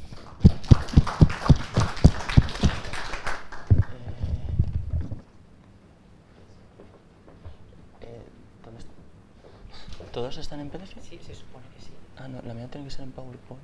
Sí, tiene que estar presentado. Ah, maybe. Pero está ahí en el escritorio. Ah, ¿el escritorio? En el escritorio me han dicho que hay dos carpetas, una que es para los plenarios y otra de normales, contribute. Ah, short speeches, maybe. Esa, pues ahí tiene que estar. Ah, vale, sí. A ver, búscala. Aquí, este, vale, gracias. Okay. Hello, I'm Guillermo García. I'm CTO of Digital Earth Solution. And I wanted to thank the organizer committee and the sponsors because, to giving me the opportunity to come here, and also to honor Stephen Wiggins with this conference. Well, happy birthday, of course. So, today I will present this study in collaboration with Ana Maria Mancho and some colleagues of the University of Las Palmas de Gran Canaria, that is entitled A Dynamical System-Based Methodology for Validating High-Resolution Ocean Models. So first of all, I will introduce why it's so complex to modelize the ocean, and also I will talk about the problem of the validation, to validate this data, because typically we don't have in-situ observations. So we are going to propose a new methodology based on dynamical system approach and satellite imagery to develop these models and validate it in a different way. And I will explain the results that have been published in Nonlinear Dynamics, and I will finish with some conclusions. So, why is it so complicated to modelize the ocean? The thing is that the ocean is a fluid, and we know that that is a difficult subject typically. And this fluid is surrounding the Earth, and that is a sphere, and this sphere is rotating. So we have this Coriolis force that we have to take into account, and of course the gravitational forces due to the moon and the sun that generate the tides. Then, the surface of the Earth, the seabed, is not regular. Indeed, it's very irregular, very steepy, and that is going to change a lot the ocean circulation. This fluid has a density that has a temperature and salinity that is driven the motion, and of course it is not homogeneous, it's very different, all depends on the place that we are. And the ocean is not an isolated system. It is in constant interaction with the atmosphere. So we have to modelize also how is this heat exchange that changes the temperature and the change in salinity due to the evaporation and precipitation. And of course, we have the wind, that is pushing my superficial layers and has an important effect on the final ocean current. And finally, well, we have land effects like the river runoffs and sea ice. So, well, fortunately, we have some data that we can use to start to analyze how is the dynamic of the ocean from well-known institutions like Copernicus Marine Service. And well, also we have high-resolution models, like for example in Puertos del Estado, that we have high-resolution model around Spain. And also for atmospheric models, we have the ECMWF. And well, how are these data? Well, they provide free hintcasts and forecasts displayed on a grid, like this one, where in each point of our grid we have information about the currents, the elevation, temperature, and so on. And the resolution of these products are quite different. For example, we have global products that, from Siemens that has a resolution of 9 kilometers, others regional models that have 4 kilometers, and well, high-resolution models like the Puertos del Estado that has 340. But for example, if we want to take this regional model from Copernicus, in this case this is the Mediterranean model, and we want to analyze how is the ocean dynamic in Rafina, in the Greece coastal area, well, of course, these points are not enough to understand what's going on. We need to do something that is called a downscaling. So we create a finer grid in this area, and now we recompute how our ocean equations. The problem is that once we have the data, we have to validate it. And typically, the best way to do it is to deploy different devices, like buoys, drifters, or whatever, and check around my domain if, well, there is a good agreement between the model and the data. The problem is that this is very expensive, and typically we don't have this in situ data. So what we are going to do is to combining satellite imagery and some dynamical system techniques, we are going to downscale the Mediterranean model from Copernicus that has a resolution of around 4 kilometers to a high resolution model of 80 meters. So to do that, we are using the Regional Ocean Model System, or ROMS, that is a software developed by Rutgers University that solves the unsteady Reynolds Navier-Stokes equations. They have this expression where U, V, and W are the eastward, northward, and vertical velocity. F is the Coriolis force. V is similar to the pressure. U prime, well, the prime means here the turbulent part. And we have force, extra terms that are this F and D that are forcing and diffusivity terms. And this C here represents the active, passive tracers like temperature or salinity. And we have some free parameters here that are the horizontal viscosity and horizontal diffusivity that we will have to find the best fit. The approximations that follow these ROMs are the hydrostatic approximation, which considers that pressure only changes in depth, and the continuity equation for incompressible fluids. In order to resolve the turbulent part, we need a turbulence closure model that in this case, well, we know that the turbulent part follows this equation that where Km and Kh has some algebraic expressions that are quite complicated. And well, we need here to discover or find a way to compute K, that is the kinetic energy, and I think I have here, well, whatever. K, that is the kinetic energy, and L, that is the length scale. For that, we are using the generic length scale closure model, which is a general framework to approach well-known closure models like the chi epsilon or chi omega. Here, K follows this expression, and for L, we need Psi that follows this expression. Well, Psi is equivalent to L following this equation here. So, as I said before, we can approach different turbulence closure model, like the K omega and chi epsilon, and here we are using the chi epsilon, fitting this or fixing these parameters to these numbers. This is not very interesting, but well, this is the way we can do it in ROMs. For the vertical discretization, we are using a sigma coordinates that are terrain following coordinates, where we need two parameters to fix that are to set that are the the density levels in the surface, that is theta s, and the density levels in the bottom, that is theta b. So in the end, we are using a vertical discretization very similar to this. The bathymetry, that is the seabed floor, is very important for an ocean model, and here we are going to compare two different bathymetries. One for a very well-known data source, that is GEPCO, that has a resolution of 400 meters. Another one that we compose using navigation charts, that comes from Navionics. For the forcing at the bottom, we are using this expression where we need to find the best equation for tau, which is the bottom stress. Here, typically, we are using this approach that is a very well-known, where u is the velocity of the water and ub is the velocity at the bottom, that we consider that typically is 0. So in the end, we have this expression where CBD is the coefficient, the drag coefficient with the bottom, which is a free parameter that we'll need to adjust. For the atmospheric forcing, it's similar with the wind, but in this case, wind is not 0. Wind typically has a higher speed than the ocean.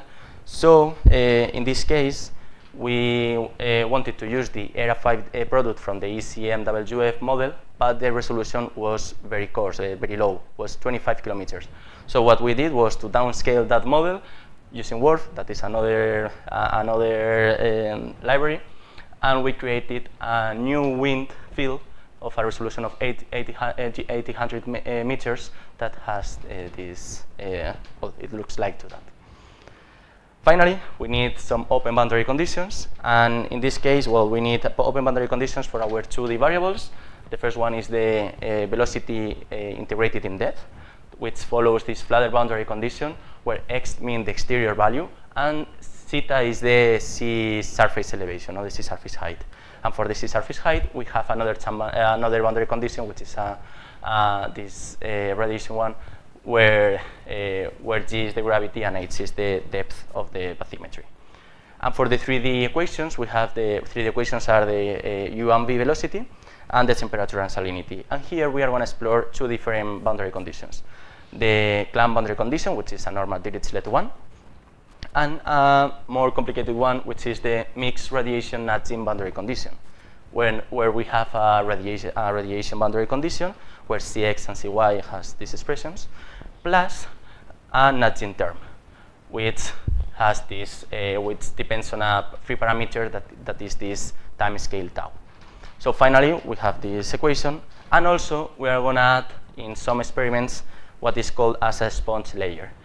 A sponge is like literally in the boundary. We are increasing the viscosity and the diffusivity only in the boundaries in order to damp some noises that can be generated because of the exterior, no? Because we have a low resolution model that is sending information to our bulk that has a high resolution. So in the end, this is our setup. Nothing very interesting. This is the horizontal. Well, this is related to the horizontal resolution, and is the number of vertical levels. This is related to the bathymetry, and this. Well, this is important to mention that ROMs use a method that is called the time split explicit scheme, where we are using one time step for the 3D variables and another time step, which is the barotropic time step, for the 2D variables. This improves the computation times and also the accuracy. So now we need to validate, now we need something to validate the model. And in this case, we are using satellite imagery coming from the Sentinel-3 satellite, and we are using chlorophyll patterns distribution. Here we have a sequence in November from 22nd of November 2019, 23rd November, and 25th November. And what we are going to do is we are going to extract. Well, we see here we see a zoom of the satellite or the chlorophyll distribution, and we are going to extract in the area of our interest the chlorophyll distribution. And the idea is to do this for all the sequence and try to explain how is this evolution of this chlorophyll distribution that we are assuming that is drifting as a passive tracer, not as a water particle. Unfortunately, we found also another sequence of satellite images for December, 16, 17, and 18th of December. So, well, the idea is to start with a base solution, a solution where we are fixing the parameters to some values that makes sense, physical sense, And now we need something to compare this base solution with the other solutions that we are going to check to find the best approach, the best fit. So for that, first of all, what we did was to compute the Lagrangian descriptor in the background, and we are also plotting in green the chlorophyll distribution. So we are going to put for the first dates in the two sequence a simulated blob, that is the orange one, and we are going to see how it's evolving or how it's drifting according to the currents that is generated by this setup. And we have created a very simple metric, which is this one, that compares, that is the intersected area between our simulated blob and the chlorophyll distribution over the truth area. So for example, in this case, practically there is no intersection, so this value will be very close to 0, meaning that the overlap is minimum. And if the value is close to 1, means that the overlap is maximum, and it could be something similar to this, where it really matches very well the reality. These are all the experiments that we are going to compare. We are varying around our base solution the horizontal mixing coefficients, the viscosity and diffusivity, the bottom drag coefficient, the wind stress. We are going to compare with the other bathymetry. We are going to see what happens when we are sponge at the boundary, and we are going to check what is going on when we use this new boundary condition. The results are in this paper in Nonlinear Dynamics, and what we obtain here, well, we compute this metric A that I mentioned before for the average for the first period, for November, for December, and in total. And we realized that the best approach was for the last experiment, where we use a new boundary condition, this complex one radiation nudging boundary condition, plus a sponge. And it really makes sense, because this mixed radiation nudging boundary condition is very well suited for cases where you are doing downscaling and you have a low resolution model that is passing all the information to a high resolution model. And also it is a very good idea to add a sponge at the boundaries, because you are damping some noises that can be generated because of these changes in resolution. Well, you can see here how is the output for this experiment, and you can see that comparing that with the previous base solution, we really improve the Lagrangian transport of the chlorophyll pattern. So as a conclusion, well, we were able to combine satellite imagery with some numerical models, in this case ROMs, and in order to validate it, we used dynamical systems, in this case the Lagrangian descriptor. And well, finally, also to mention that this opens the possibility to auto fine-tuning oceanic models, because we can put to compete different, the same setup but with different parameters, in order to find which one is the best approach. And also this opens the possibility to include machine learning approaches, so we can find a better way to put instead of doing it as brute force, comparing a lot of parameters, with a machine learning approach, we can find which ones makes more sense. And finally, just as another comment, that this method opens the opportunity to create reallocatable systems, to apply this technique not only in Greece, but also, for example, this is in the peninsula of Yucatan in Mexico, in the east of Mexico, and here we have a global. This is the global model, the global product. You see that the resolution is quite low, and at the right we created a high resolution model, and we see that it really has a huge impact on when we want to predict how it's going to be the drift of something. In this case, this is sargassum. So yeah, and well, thank you.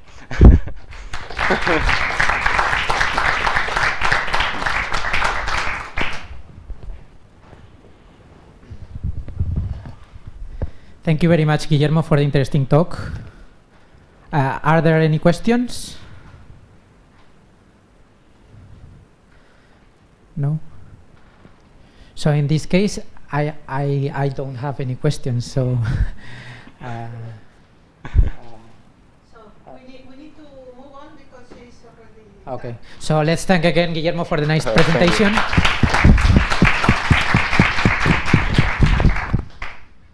We need to go for lunch to a restaurant that is very close to here, so please follow me. I think I am going to ask this room to be closed, but if you, so I think this is a safe place. This is what they have told me, but anyway, so this is why we requested you. We can leave our bags. Yeah, I'm going to.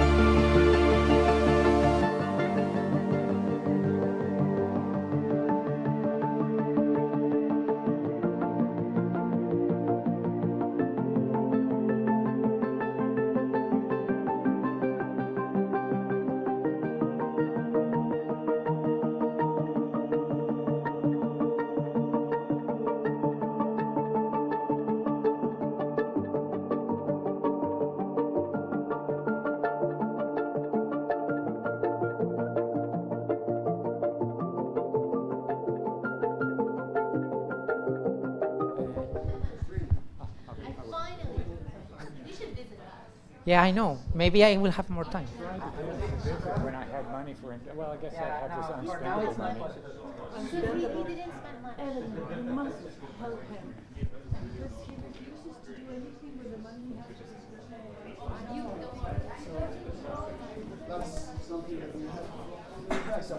Okay, so maybe...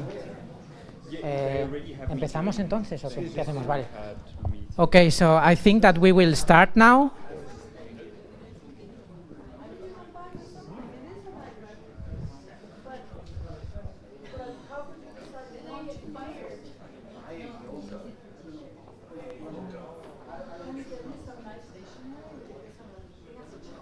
Okay, so let's begin the evening talks. It is a pleasure for me to introduce Kevin McIlhenny from the United States Naval Academy, and he's going to talk about the development of Eulerian indicators. So please join me in welcoming Kevin. Mic working? Hello. Hello. It's on. It's good. We're good. Okay. Everybody in this room knows more about oceanography and dynamical systems than I do. So if I butcher something about the history of all this, just let it pass on by. We just had lunch, take a snooze. I'm going to talk about Eulerian indicators. So my opening statement is that the dominant view of fluid characterization recently, in the last 40 years, has been the particle-centric, trajectory-based Lagrangian viewpoint. The Eulerian view goes back earlier with wind tunnels, streamers, things like that, where you're looking at the velocity field in an absolute coordinate system. And that's how I view this, that's how I approach it. Development in recent years, that would be with me and Steve and others, has been to try and quantify the degree of transverse shear, alignment between two velocity fields, which we're going to call transversality, time-dependent values for transport and jitter, and we've also looked at both 2D and 3D flows, and this talk is about that. So as a retrospective, pre-2009, I was working with Reza on Helmholtz decompositions of the Chesapeake Bay's flow field. Professor Wiggins had just completed a book with Sturman and Ottino on the link twist map, and in that, Eulerian indicators kind of made a resurgence. And Professor Malguidani, in his wisdom, was interested in what is the viability of Eulerian indicators, and so he suggested we work together, and that's how we got started. And in particular, I started with Steve in 2009 when he was in sabbatical at University of Minnesota. From that first 2009-2010, I got a crash course in dynamical systems, you name it. It was great. Steve is extremely patient. He's a great teacher. I should say that first off. But it was an intense orientation. Steve is never light. It's always at 11. So from 2009 to 2010, I also went out and visited Bristol, and we developed a structure to study Eulerian indicators for transversality and transverse shear for discrete maps, in particular 2 periodic maps, but eventually we moved on to 3 periodic maps, and that was our first publication in micro and nanofluidics in 2010. We did introduce something new there, and so this talk is basically going to be we're going to fly through these slides, but I'm going to try and point out what we introduced in each new paper. Over 9 years, we produced 5 papers and multiple conference talks and workshops, some of which were in Spain. So the thing that I think we introduced in this particular paper, because transversality and transverse shear had already been introduced in Sturman and Wiggins prior to that, was the tau bias method of evaluating the variance in concentration. One of the, I don't want to say subtleties, but one of the annoying things about writing a paper about Eulerian indicators is you have to kind of prove their validity against Lagrangian processes, which meant that for every one of these papers, we also did a full Lagrangian analysis, and I'll show that as well.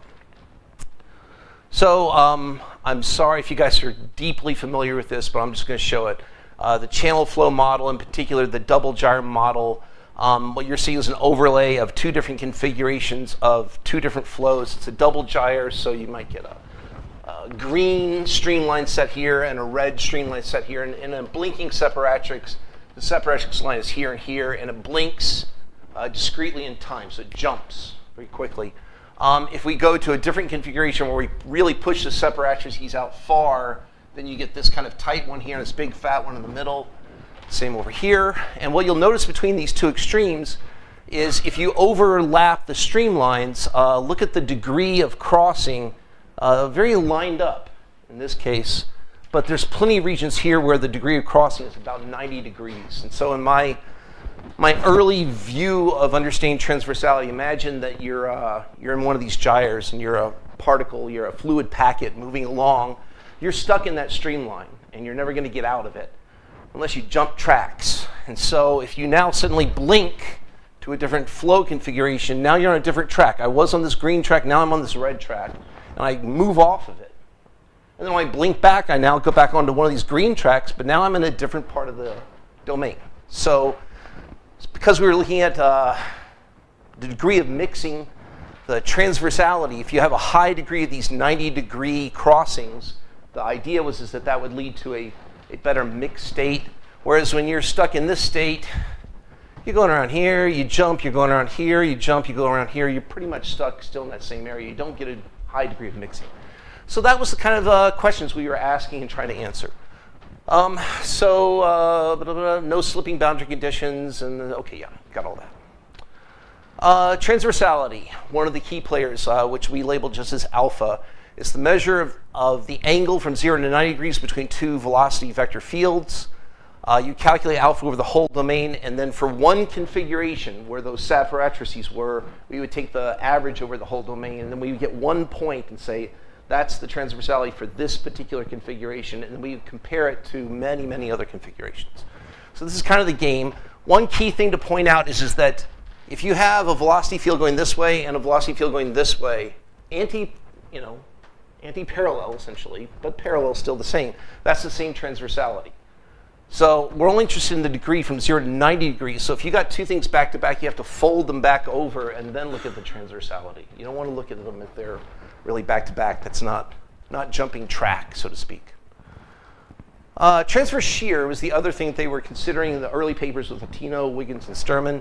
And in transverse shear, if you've got a velocity field moving along, imagine each one of my fingers is a point in the domain, but you've got one track moving much faster than the guy in the middle, and the guy in the center is going pretty slow. They're shearing apart along transverse lines. And so it's a measure of the velocity gradient transverse to the direction of flow. We're going to call that beta. And again, we calculate over the whole domain and then take the average over the whole domain. In the earlier papers, the figure of merit was developed gamma. For Sturman and Wiggins, they used, here, I'll use the pointer. They used this gamma, the product between alpha and beta. And we'll talk about the merits of using a product. But I saw an earlier paper where there was a weighted sum. And Steve, I can't find this paper. So I had to use the crappy clipping that I took from a long time ago. But could not find that. But I found this one in Sturman and Wiggins. And in that paper in particular, that was like the precursor to just when I started. They had looked at 4 different mixers, paired pulsed sync mixer, and then there was the blinking separatrix, and then 2 others that the acronyms escape me. But they did a nice study of it, and they looked at alpha and beta, and then also gamma against all the 4 of the mixers, and determined there was something there, something worth pursuing. All right, so here's an example of what we would look at. This particular configuration is where the separatrix is a distance, not halfway, a third of the way from the center. So at the value of epsilon is the distance from the center of 0.5 or minus 0.5, so it's symmetric. And transversality, this is a weird color scheme because back in the day we were publishing in black and white. I know you guys know this, but of course everybody just downloads the online one, so you wanted a good color, but you also wanted a good black and white one, and this did really well in black and white. So dark is high transversality.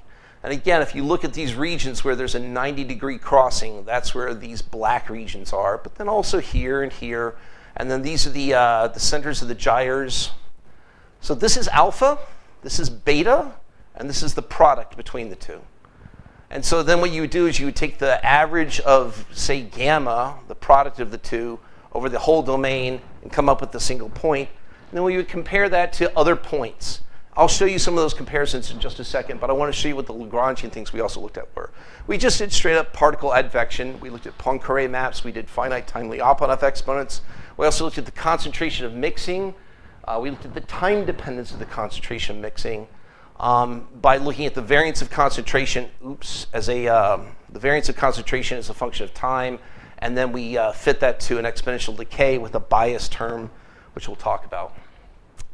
Again, you guys have all seen this before, but in a simulation, you would start with a half red, half green mix, and then at one evolution, it would start here and it'd start to pull, and then in the next evolution, it would jump and it would start to pull again, and after a while, you get a well-mixed state.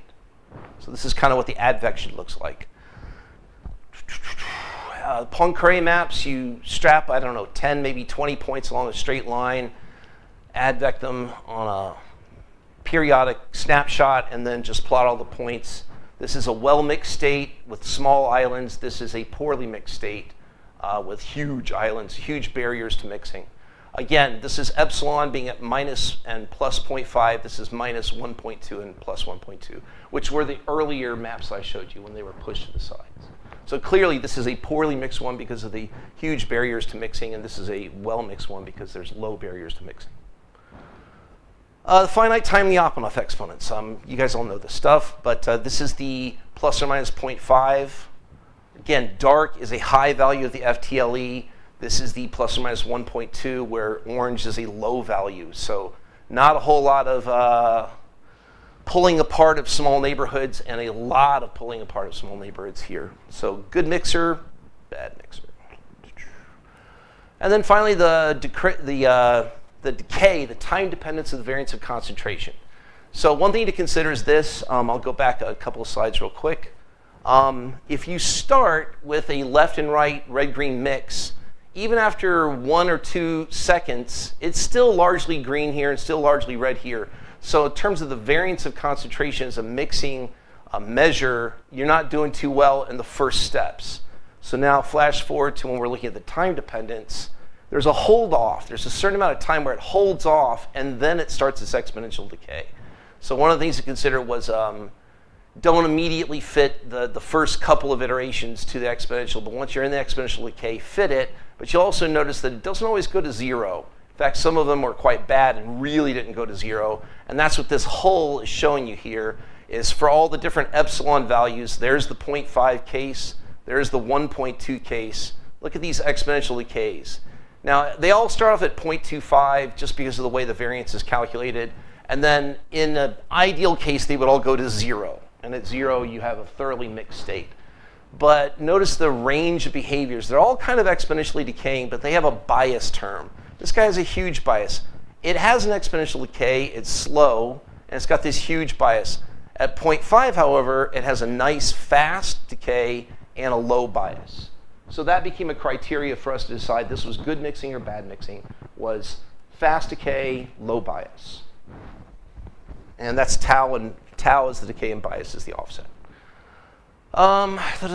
We looked at 3 different cases. The 1 degree case, oh, don't tell me it died. Oh, it died. It's dead.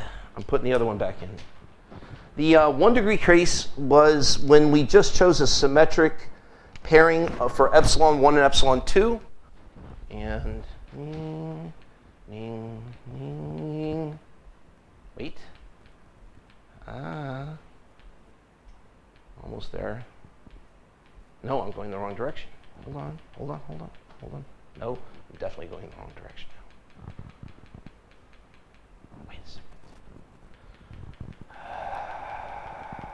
I think this is only moving forward. Oh! Well. Okay, there we go. In the one-dimensional case, 1 degree of freedom, we chose a symmetric pairing for epsilon 1 and epsilon 2. Epsilon 1 being the separatrix location for the first, and then epsilon 2 being the separatrix location for the second. And by making it plus or minus, it was just symmetric. Then we went to 2 degrees of freedom where we allow epsilon 1 and epsilon 2 to be free from each other, so it covered an entire plane. And then a 3-dimensional case of 3 mapping, we had epsilon 1, 2, and 3, and then we had a cube. Got kind of nuts there for a while. Okay, in the case where we chose a symmetric mapping or a 1 degree of freedom case, at the top you're seeing the streamlines crossed. The next is the Poincare maps. The third row is the final state of the advection. The fourth row is the FTLE. Then we have alpha, beta, and gamma. And what we were kind of looking for is where's the correlation here. When alpha was really starting to be black was when the FTLE was greatest. A little bit of black here, a little less black on the FTLE here, not so much here. So you could see the correlation there. And again, one thing to point out is these are Eulerian analyses. We just looked at the velocity field, computed a value, and got something extremely quick. These are Lagrangian.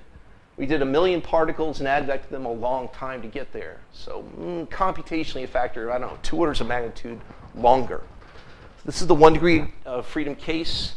This would be the 2 degree freedom case. You can see the asymmetric pairings there. And again, this is just to show you how weird it can look. And then in the 3 mapping case, I just slapped them all together on top of each other. In some cases, it really blackens out. This is a really high degree of mixing and not. And so finally, we come up with this. For the variance of concentration, we have the tau bias plot. Tau is the vertical axis. Bias is the horizontal axis. Anything towards the lower corner here, this would be perfect mixing. Instantly fast, low bias. We don't get that, but we get close. We get a point closer to this corner, and then these points way out here are poor mixers. So we kind of rank the mixers as you move away from this corner, and that's what the red, blue, green, and cayenne dots are. This is for the 2 degree of freedom case. This is the 3 degree of freedom case. On the 2 degree freedom case, I think we did 30 by 30 or 31 by 31. And then in the 3 degree of freedom case with 3 epsilons, we did a 30 by 30 by 30 case. So that was like 25,000 points. This is like 1,000 points. And then if you really just do a 1 degree of freedom case, it's just a line. And I'll show you that in just a second. For the fit, that was our fit. You take the initial variance of concentration, which was the 0.25, and you're fitting tau and the bias. So since you know there's going to be an exponential decay and it's going to go to a bias, inevitably you subtract off the amplitude minus the bias, e to the minus t over tau plus the bias, and that's what got us these plots. Okay, for the 2 degree of freedom case, this is what we get. The best mixers clustered here in the middle with the red dots, then the next best mixers, the next best mixers, and then the poor mixers. And for the 1 degree of freedom case, if you drew a line going from the top upper left-hand corner down to the bottom right-hand corner, that would be your 1 degree of freedom case because it was epsilon 1 equals minus epsilon 2. So this is how we decided to do it. And the reason I decided these big dots was because we wanted to overlay this with the Eulerian indicators. And this became a real challenge, which is just how do you display 2 different distributions on top of each other? And that's how we decided to do it. So this is alpha in that same 2-dimensional parameter space. And the dots are the variance of concentration overlaid on top of it. And you see red on top of red. And then as it's moving down off of this contour, you're going from red to blue to green to cayenne. In 3 dimensions, it was really challenging because there was a 3-dimensional space with epsilon 1, epsilon 2, epsilon 3. And depending on the cube and how you look at it, you could either see this cool honeycomb structure where there was good sets of mixers here.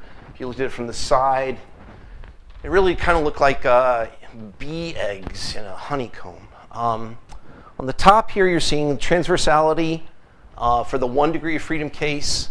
So the blue is alpha, and the red is transversal as variance of concentration. So when alpha peaks, when transversality is high, is when the last value on the variance of concentration was at its lowest. So that's a good mixer sitting around 0.55 is when alpha peaks and when the variance of concentration bottoms out. Transverse shear didn't really address this very well. And that's one of the lessons we learned is that certain types of mixers do well with transverse shear but not transversality. Others do well with transversality and not transverse shear. And so this will come back to us later. But in this one plot, you've got the 1 degree of freedom case, 2 degrees of freedom case, and the 3 degrees of freedom case. And this is what we published in 2010. 2010 to 2011, we began a collaboration with ONR, in particular at NRL. Elaine Oran, she's a computational specialist. David Mott, another computational fluid dynamics specialist. Greg Voth from Wesleyan, he was a chaos experimentalist. And then myself, I was just really doing the computational heavy lifting at that point. And at that collaboration, we started looking at lid-driven flow. And Elaine and David previously had been working on something called the NRL Fluid Toolkit. And they had developed genetic algorithms, and they focused on the staggered herringbone mixer, which you could approximate either as a straight up 2D lid-driven flow, or you could do as a 2.5D kind of a cross-sectional 2D flow with a drag down the channel flow. And again, you guys probably know this much better than I do. They were rectangular long channels. 2 fluids are introduced side by side in an inlet. They were pressure driven down the channel. The herringbone grooves would force a transverse mixing. It's advective mixing. It's non-turbulent, and you would look at the dispersion of the fluids. So this would be the kind of picture that you would see. This is from Struck et al. 2004, but it's indicative of what I just described. And this is when they put some tracer in the fluid, and you can do some kind of cross-sectional viewing of the fluid, which is experimentally really cool. This is how the NRL guys described it at the time. I really want to flip through these pretty quickly, but I think you guys get the idea here with the flow, right? Kind of, okay. In the end, we ended up producing streamlined plots similar to what you'd seen with the other flow, but this one being lid-driven, so you'd either go both in, then you collide here and go out, or you go both out and then you collide and come back. You could do one in, one out. We did that as well. So we did in, out, and in, out versions of this, and then we made similar plots. One thing that we introduced in this paper was the idea of mobility. We're going to come back to this discussion about mobility, and apparently the formatting got a little funky. So I'll just say it this way. Mobility, or eta, is the measure of effective transport of the velocity field. To compute it, what we did is we looked at, remember, we were still doing discrete maps in time. So you'd have one velocity to be static for a while, and then it would blink to another velocity field to be static for a while. So if we simply summed up the velocities weighted by the time it took, and yes, I realize that's more like a transport, but let's just call it a velocity sum, v-sum. We would then sum up all of the v-sums over the entire domain, take the average, and then we would look at that v-sum average over the entire configuration space and come up with, out of, 1,000 different configurations, an average.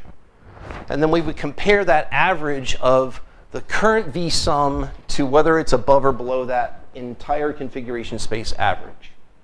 If it was above it, it was a 1. If it was below, it was a 0. And then we would integrate that over the domain and come up with a percentage. Now, the way I like to think about mobility in this iteration was think about it like a pinball table. You guys know good old-fashioned hardware pinball tables, not software. There's a gradual sloping table.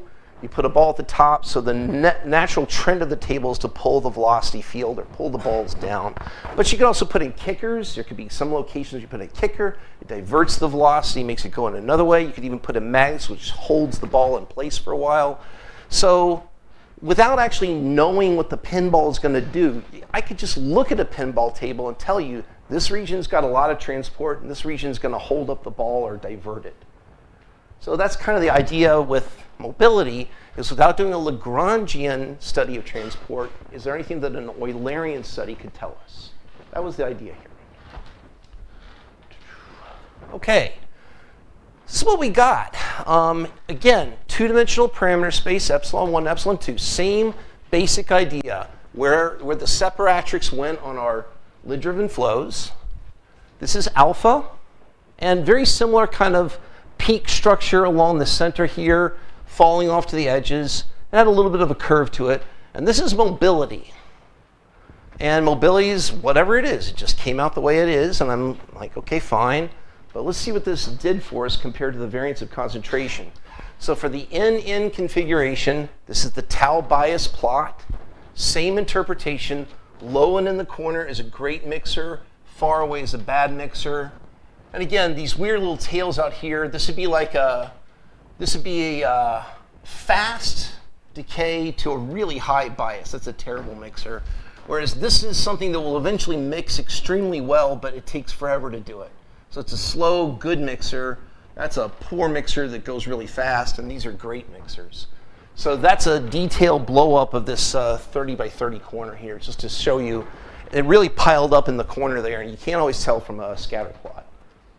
Okay, but one thing we could do is take all of those tau versus time decays and rank them by best to worst, and then make this kind of waterfall plot. So this is a different variation of the plots you already saw.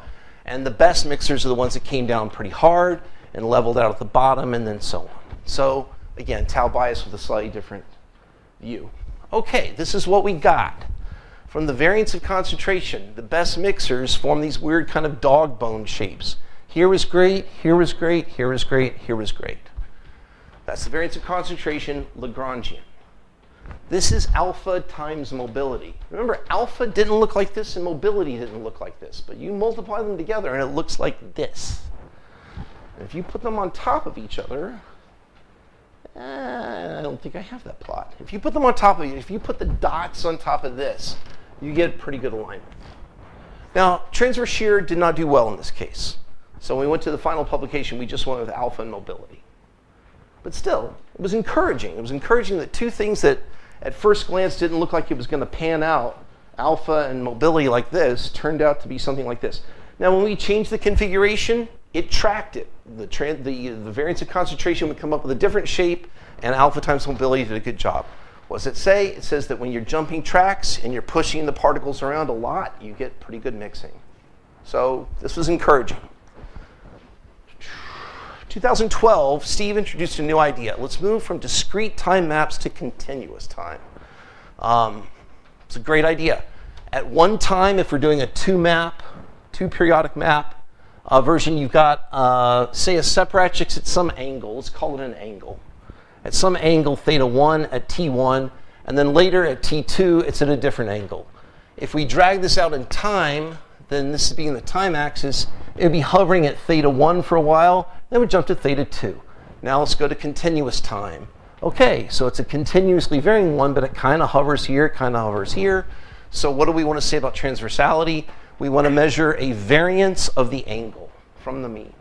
And if that variance of the angle from the mean is folded correctly, again, you only want it to go from 0 to 90, so back-to-backs don't count. You want it to have a 90-degree difference. So there was some geometry play that was necessary to get it right, but getting there, no problem. In 2 dimensions, I say in 2 dimensions, so what do I mean in 2 dimensions? Okay, so I already mentioned the fact that we looked at the double gyre where there were 2 different separatrix. Where it would be here and then blink to here, and that would be a 2 map. And I said, well, we could do it with 3. We could go here to here to here. In this case, we're showing a continuously changing variable, theta in this case. We just call it theta. And we said, well, let's compute the mean and let's compute the variance around that mean. Okay, if it's an angle, I would challenge you guys to think carefully about this. Computing the mean, the variance on a vector on the unit circle is kind of a pain because of the branch cuts. So you have to be kind of a little bit clever when you compute variances and means on a unit circle, avoiding the branch cuts. But what if you wanted to do something in a higher number of dimensions where the vector was on the unit sphere? So that's what I mean. 2 degrees, no problem. 3 degrees, forget about it. That's a Chicago, forget about it. But we did that eventually.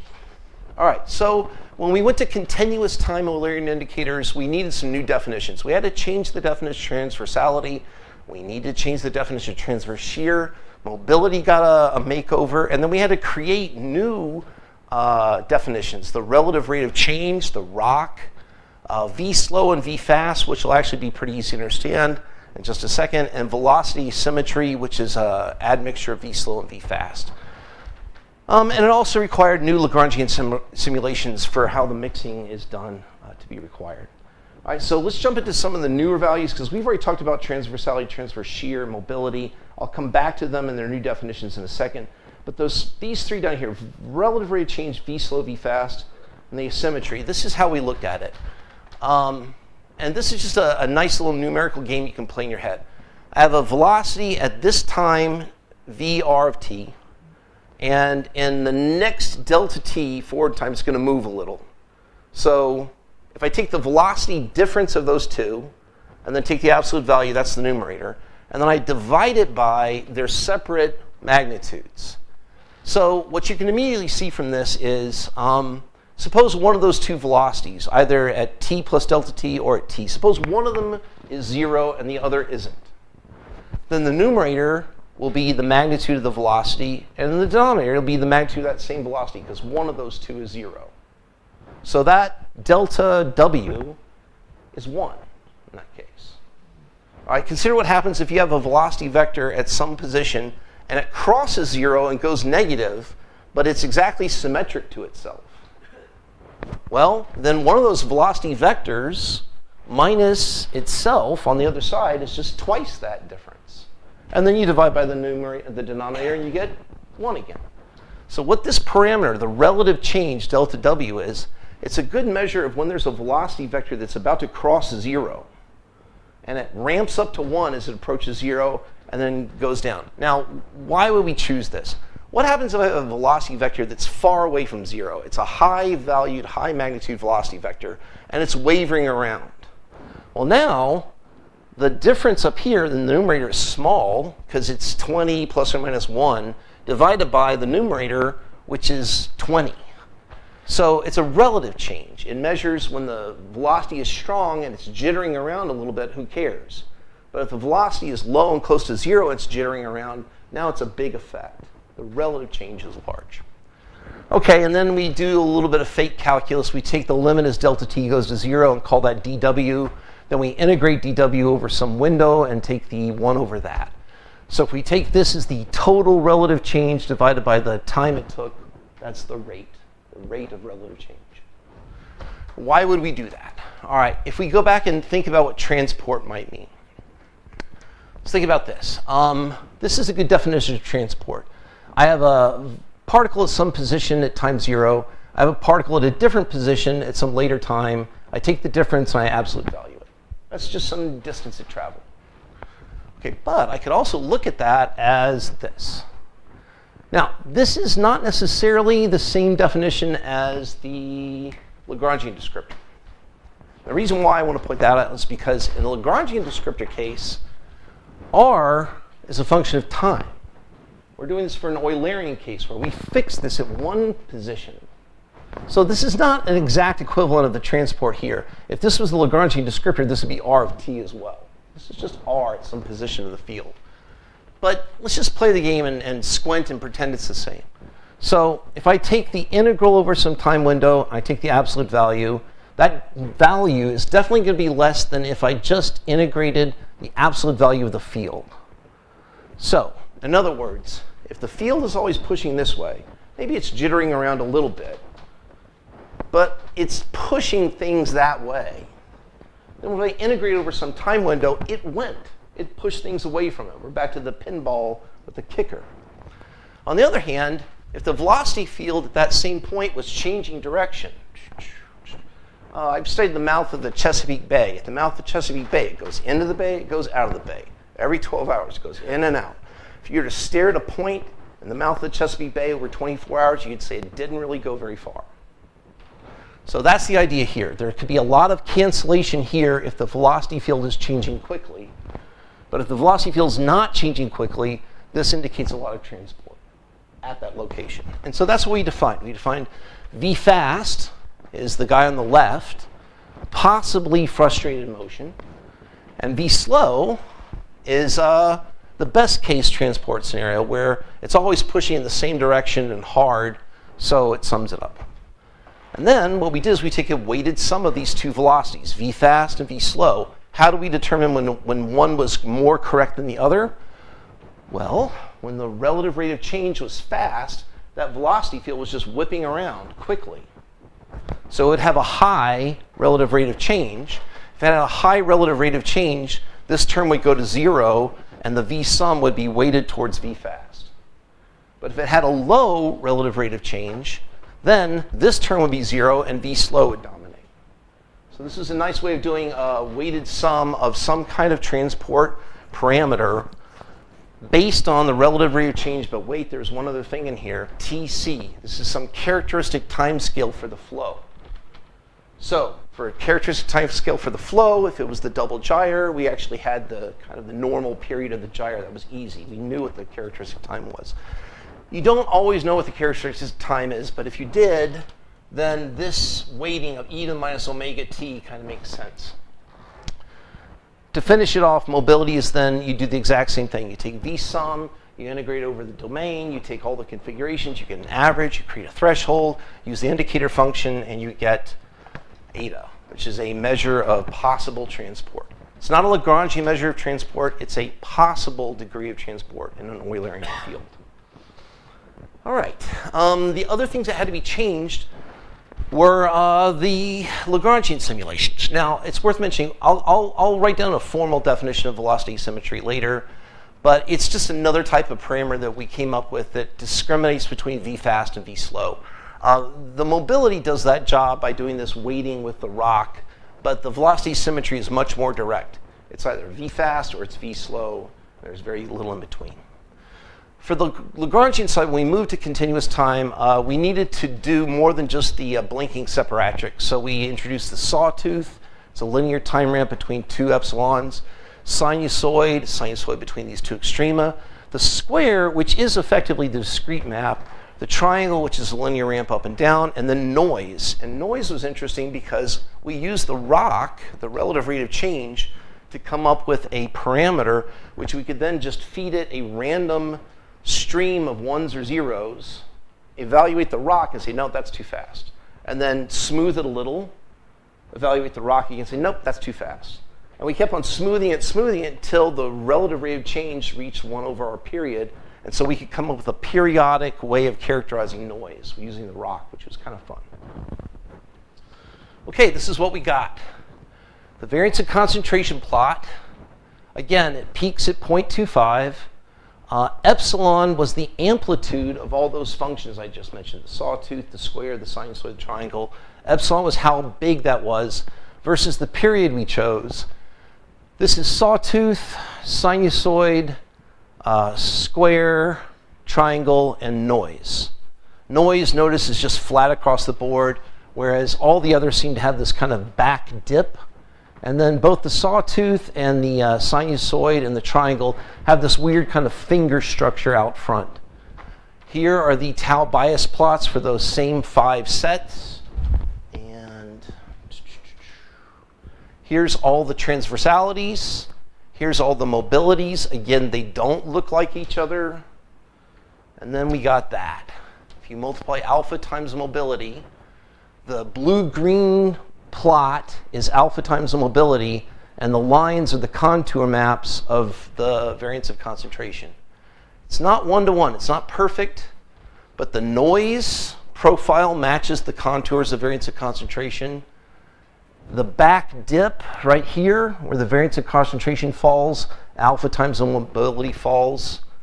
So what it's missing is these finger structures. It gets it a little bit, but it doesn't do it very well. But in the main, alpha times the mobility is tracking with the variance of concentration. It's not perfect, but it's not bad.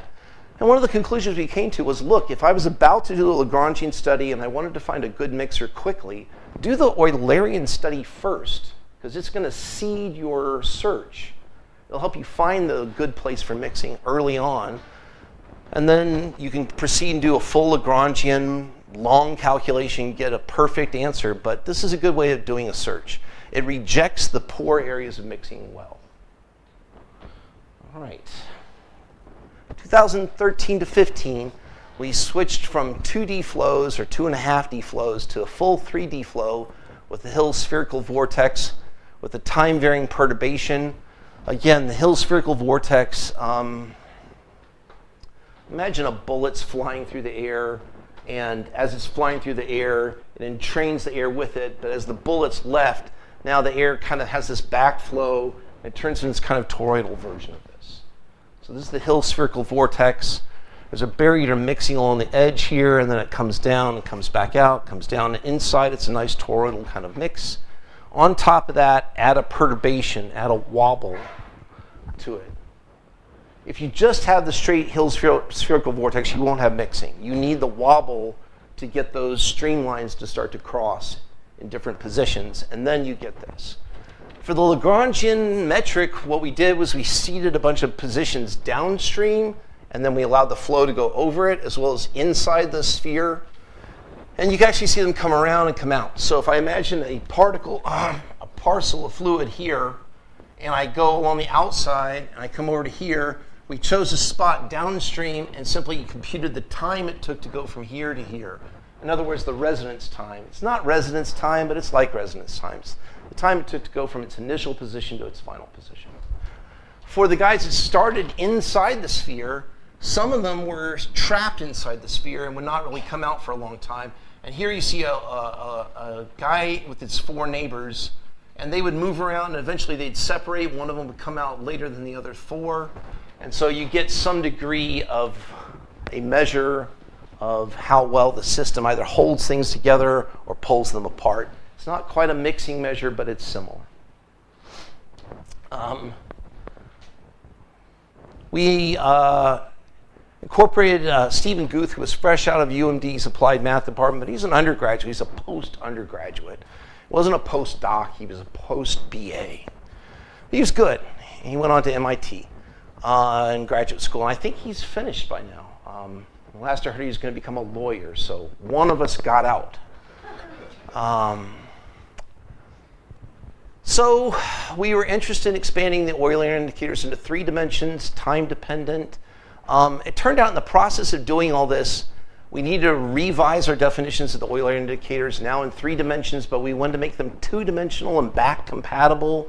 And in the process of demanding all these things, we ended up coming up with ways of defining these things in higher dimensions, not just 3. You can have some 4 or 5, and the back compatibility kicked in. Anyway, it was not easy work, but we did it.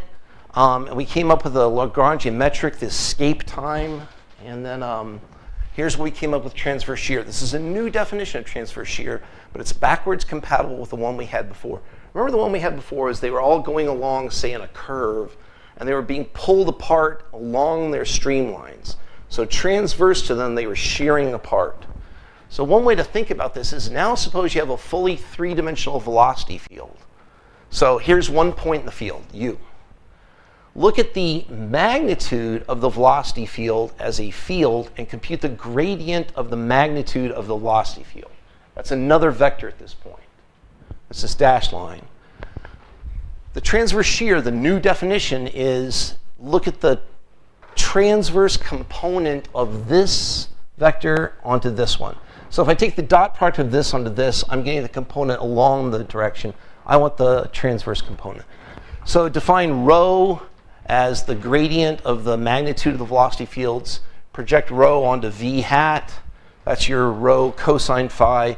We wanted beta to be rho sine phi. And in truth, we actually got 2 parameters out. So we got beta, the transverse shear. We also got rho. In general, rho will end up being 90 degrees, but not always. That was one definition. I'll just tell you right now, the transversality redefinition was difficult. We did it. It works in higher dimensions, but I already mentioned one of the reasons why transversality is so difficult. Just going back to the unit circle, you want these things to fold in so that the numbers from 0 to 90 degrees. So you have to do a lot of geometrical folding to get the velocity vectors in the right place. Now put it on a unit sphere. Now put it on a 4-dimensional hypersphere. Now put it on a 5-dimensional hypersphere. It was difficult. I'll just say it's difficult, but it resulted in a backwards compatible transversality. Enough said. The Hill's vortex. At this point, was Macrina's draconian deadline of Thursday. The talk had to be done. I ran out of time, but I sent her this talk up to this point. It is difficult to explain, but both of the Lagrangian results, they matched the Eulerian, but not in the way we expected. In fact, we got an anti-correlation with beta and alpha. Beta actually was significant in the Hill's spherical vortex.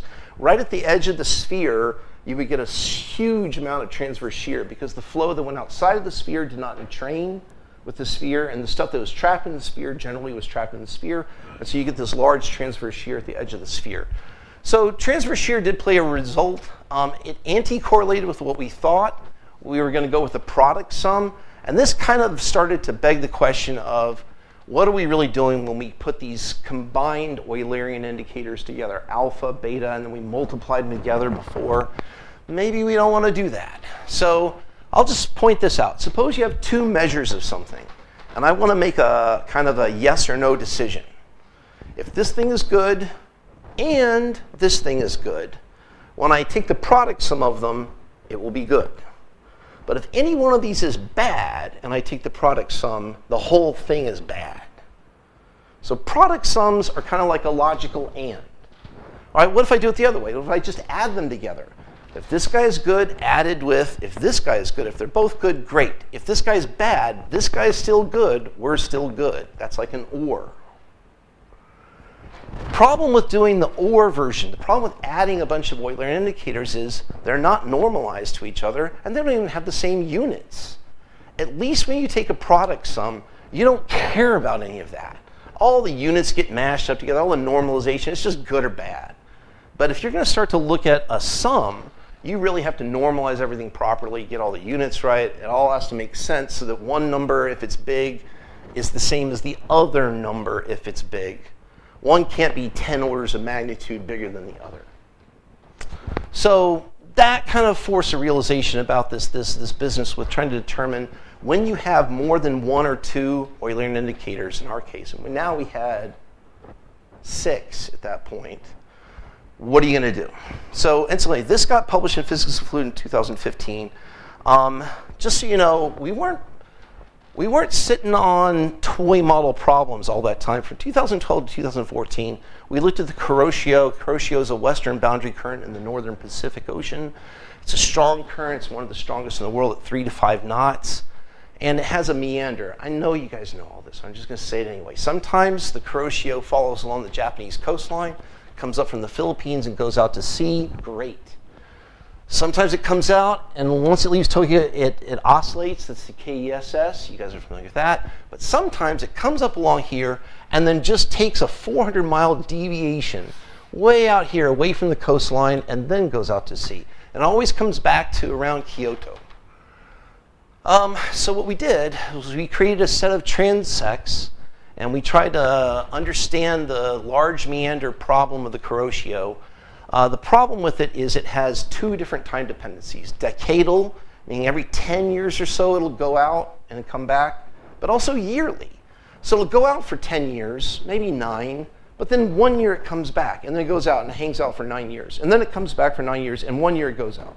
So it's got this decadal and yearly deviations, and it's just poorly predicted. Furthermore, I don't know of any model right now that actually predicts the large meander of the Kuroshio. Maybe you guys do, but I have not heard of one.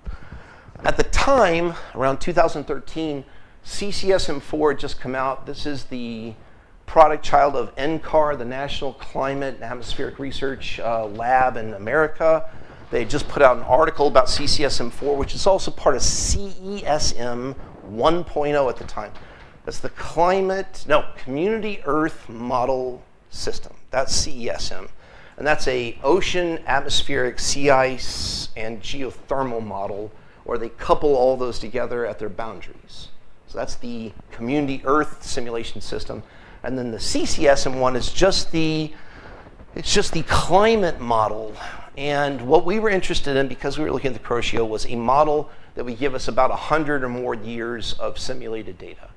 And HICOM and all the others that are really great in resolution will only go back 30 years because they employ a lot of data simulation and other things to get their models at such a high resolution. But that requires that data, and that requires satellites, and you can only go back to about 1975-ish. So we wanted to go back to 18-something, and the only model that could do that for us was CCSM4. The problem is, first off, it was a lower resolution model. And I read the paper. They did a great job spinning it up, avoiding transients. They had a 500-year run-up to the pre-industrial revolution, and then they would start their model at about 1860 and run it up to 2005. So this was great. This is exactly what we wanted. And this is what we did. We had a student, Brendan Hanlon. He applied the Eulerian indicators to our model output. This is the transversality, alpha. This is beta. This is V fast. This is V slow. Again, these look very similar at first glance. This is the rock, the relative rate of change, and this is the velocity symmetry. I have a slide coming down the road that's going to tell you what the velocity symmetry is. I'll just tell you right now what it is. V slow is always greater than V fast. So if you do V slow minus V fast, and then divide by V slow plus V fast, that's it. That's the velocity symmetry.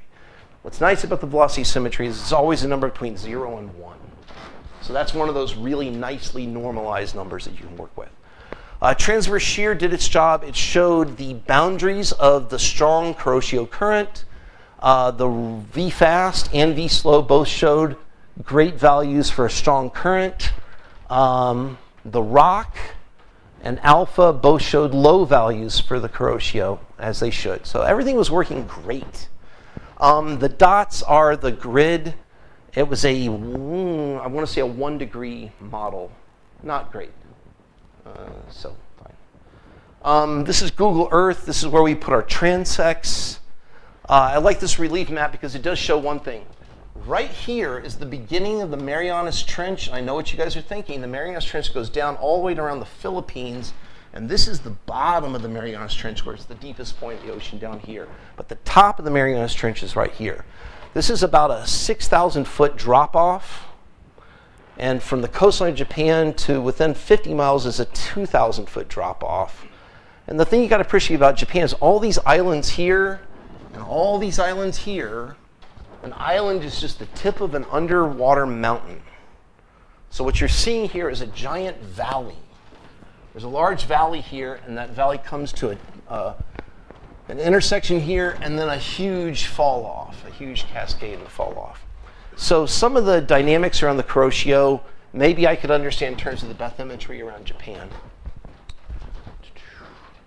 That's what transverse shear looks like overlaid with that map. This is what the streamlines look like. Again, streamlines are, they're not trajectories, they're streamlines. It's just an indicator of some of the things that this model would put out. And we tried. I got to tell you, we tried. There were 8 transect lines there, and we looked for the Kuroshio. The first time we looked at all 8 of them, we would see jumps like this, and we're like, this is great. This is going to show us the Kuroshio. This is the number of months times years. So it was 150 years times 12 months. I know it says years here, but it was really 1,800 months. So ignore that years. It's really 1,800 months. But what you're really seeing is the fact that each of those transects was not normalized to each other. They all started at the coastline, and we were trying to measure the deviation from the coastline. So we had to renormalize everything. Furthermore, this is transect 1, this is transect 8. This is the mean transect versus the month of the year, and this is all of the years piled on top of each other. So there's clearly a monthly dependence as well. So the monthly dependence varies, and it varied by transect. So we started normalizing the hell out of this stuff. And once we started normalizing it, once again, Steve will remember this, we call these the chiclet plots. This was year versus month versus transects. This was 1 through 3, the early transects. This is 6 through 8. We had not normalized anything to each other yet. And again, I was really just hoping to see the Kuroshio just jump out. Like, ooh, there's a long string of reds, and then it's a long string of blues. Nope, it's all over the place. So we started averaging them, and then we finally decided to normalize everything on the 4th transect in the month of July. The 4th transect month of July was going to be our 1. And then everything else we normalized to it, and then we started looking at the deviations there, and we ended up with this bizarre kind of colorful plot. And this is transect 1, 2, 3, 4, 5, 6, 7, 8. 5 is not 5. This is 8 up here. And this is July, so it's January through December. And again, we were looking for some kind of seasonal dependence that we could normalize everything off to. And it turns out that the Kuroshio is just a horrible thing to look at. But then I went back to the original paper for CCSM4, and I realized one thing. This is their plot for saying how great CCSM4 is compared to CCSM3. You can read the paper by Dana Bozoglu in 2012, Journal of Climate. And what you'll notice is this is their model temperature versus observational temperature. And what they're bragging about is how across the entire world, this map is really close to neutral, except it's red in a few spots. One is the KESS in the lead up to it, and the other is the Gulf Stream. So the areas where it's red, deeply red, is where this model is not doing a good job. Here, here, and there, which is where I was spending way too much of my time. The model was never going to produce the meander. It just wasn't going to do it. It was too low resolution. It's great for climate studies. It had the long time dependence, but it was really just blowing smoke. So we abandoned that. From 2014 to 2018, I started focusing on the Chesapeake Bay, but I also started looking at something else. And I've given a talk here before in 2018 on this. I'll fly through the slides because this is the last part of it. But it goes back to this product of metrics versus sum of metrics. Just throw all that away. Stop looking for a single function of your metrics that's going to give you the answer. It's not going to happen. If you have a multi-dimensional space, and I mean more than 3, because right now we had 6. If you have a multi-dimensional space, and one region in one dimension is good over here, but it's not good over here, and it's good over here, but not good over here, stop trying to come up with that one function which is going to act like a hyperplane that separates good from bad. You're not going to find it. What you're better off doing is looking in the multi-dimensional space and doing data clustering. The data clustering will be, there's a data manifold weird sausage over here in 5 dimensions. That's your good mixers. And then there's this other weird data manifold over here. Those are your bad mixers. That's the idea, is stop trying to fit everything into one container and just let the data live in the manifold it lives in. And then cluster the data in that manifold. So that's what we switched to. We switched to the Chesapeake Bay. Reza loves the Chesapeake Bay. We live on the Chesapeake Bay. It's easy to get students to study the Chesapeake Bay. ONR likes the Chesapeake Bay. And it's a very, very large puddle. I want to make very clear, it's 150 miles north to south, 50 miles wide in the middle, and the average depth of the Chesapeake Bay is 8.3 meters. It's a puddle. And it's not just a puddle, it's a puddle with mud in it. It's a not fun body of water. I'll just say it that way. So anyway, I switched to the Chesapeake Bay because of all the other factors pushing towards the Chesapeake Bay, but just when I think about it from a physics point of view, I get the willies. Okay, we at this point had multiple Eulerian indicators. It required a different approach to understand the data manifold. Steve and I developed a method for line of sight clustering for any number of dimensions. So in other words, if I'm in a data manifold and I can see another point and we're all within the same sausage, those guys are associated to each other. But if I'm over here and there's one clump over here, then there's a gap in my multi-dimensional space and there's something over here, I can't see this guy. So those are different from each other. So this line of sight clustering was just a different approach to clustering. If you guys have never looked at data clustering, there's a very rich field there, very guarded. Good luck trying to publish in data clustering these days because it's rife with people. In the end, we ended up writing a paper with 25 other clustering algorithms versus our line of sight one, and then we looked at them all against each other. We even came up with a consensus approach because usually one clustering method has its foibles, but it's great at one thing. And another method, great but bad at another thing. But if you take all of them together and look at the average, the consensus, how many of them agree more than 50% that this cluster belongs here and this one, then you start to get a good, robust type of clustering. So we did that. And that was the paper that got published in 2018. These are the quick slides from that. At the time, I was trying to do a 4-dimensional version of this where I would look at a 3D scatter plot of the rock versus v slow versus the symmetry, or the velocity symmetry versus alpha versus v slow. And if you put 1, 2, 3, 4 of these 3-dimensional point clouds, technically that's a 4-dimensional snapshot. And that just drives you crazy after a while, because you're looking for where the cut is. Where am I going to slice the data to get what I want? And in the end, you end up just going and looking in a voxel space in 4 dimensions. And if you put all the data in there, you'll get what you want. This plot here, this plot here is a kind of a proof of principle. This was a data clustering result that was really easy to do, quick, and it showed a whole bunch of different types of flows in the bay, and it mapped well to physically reasonable types of flows. So I knew early on when we were doing this that this was going to be something worth doing. Okay, finally, here's the summary plot of the Eulerian measures to date. Traditional Eulerian measures: kinetic energy, 1/2 rho v squared; vorticity, curl of U; Okubo-Weiss, already mentioned. The shear versus vorticity, and if you're on one side of it, it's shear dominated, on the other side it's vorticity dominated. And then sometimes people put brackets around the middle and say anything in the middle is kind of turbulence. It's kind of an odd way of doing it, but those top 3 are the traditional Eulerian indicators that have been around for, I don't know, let's say 40 years at least.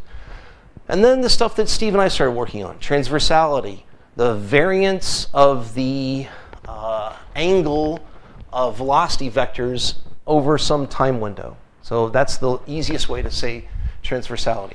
The relative rate of change, we already discussed that.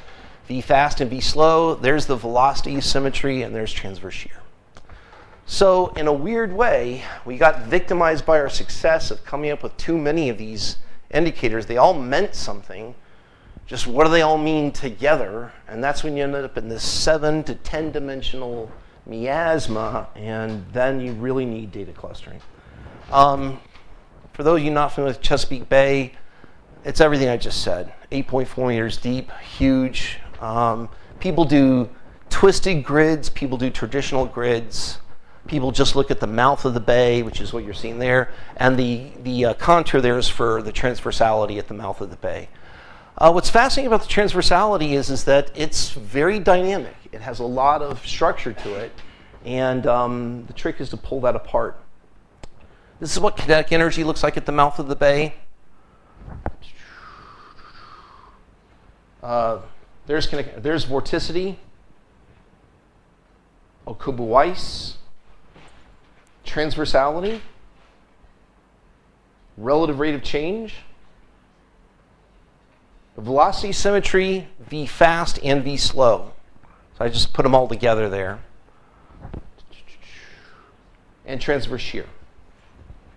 Transverse shear, strangely enough, actually matched vorticity pretty well, but I think that was just a fluke for this case.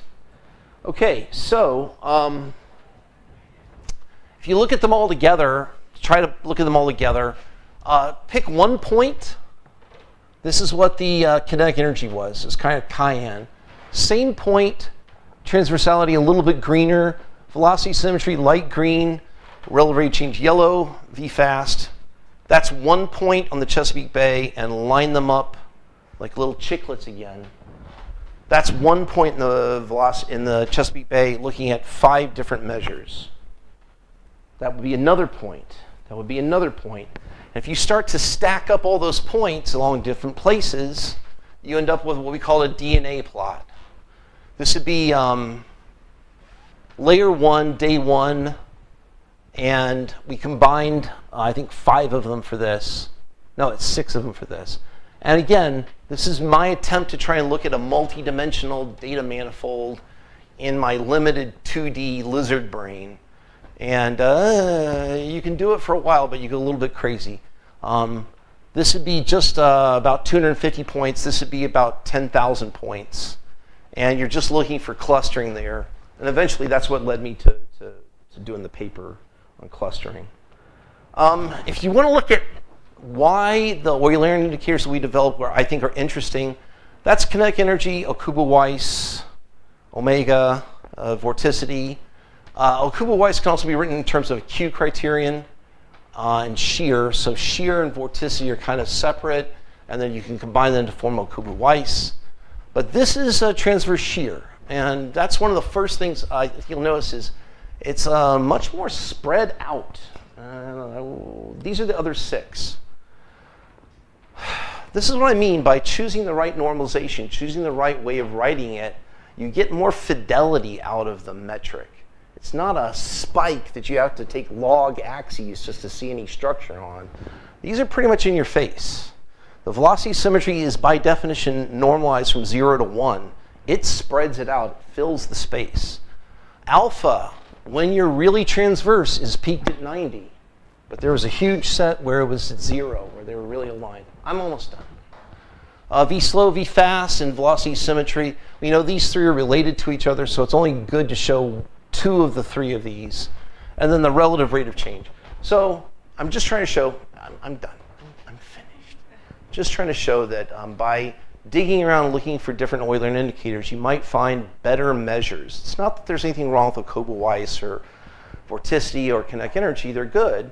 But if they numerically hide their structure from you, and you can find another structure that's more dynamic and can pull it apart better, look in that region.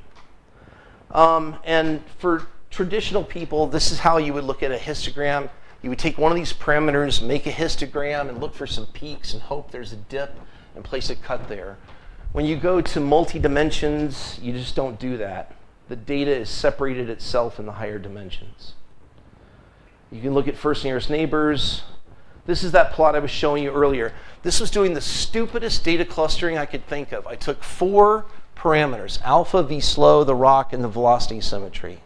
That's 4 dimensions. I chopped them into low, medium, and high values. So I basically made a 4-dimensional Rubik's Cube.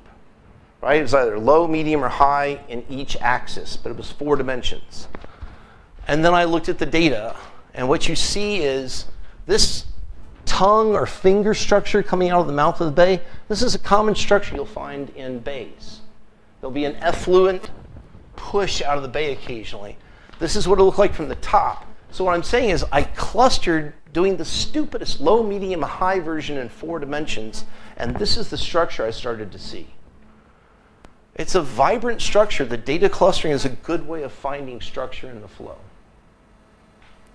All right, so I recommend if you're going to look at this, look at the 2017 archive article. It was 52 pages.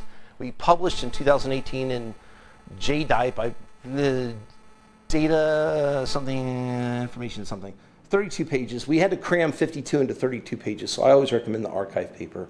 And then we presented this in 2018. Final slide. My retrospective from working with Steve. He taught me these things. Work with good people.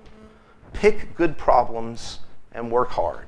Don't worry about the rest. The rest will work itself out. But if you do those 3 things, you're going to get somewhere. Don't forget that your personal life matters. Choose how you spend your time wisely and choose who you spend it with. And I say that because I consider Steve a very good, close friend.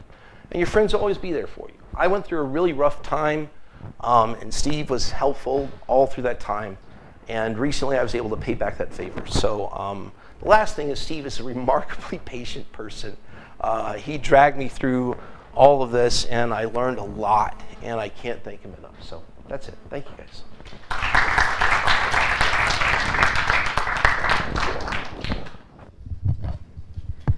Thank you very much, Kevin, for a nice talk. So, does anyone have any questions? Okay. Thank you for the interesting talk.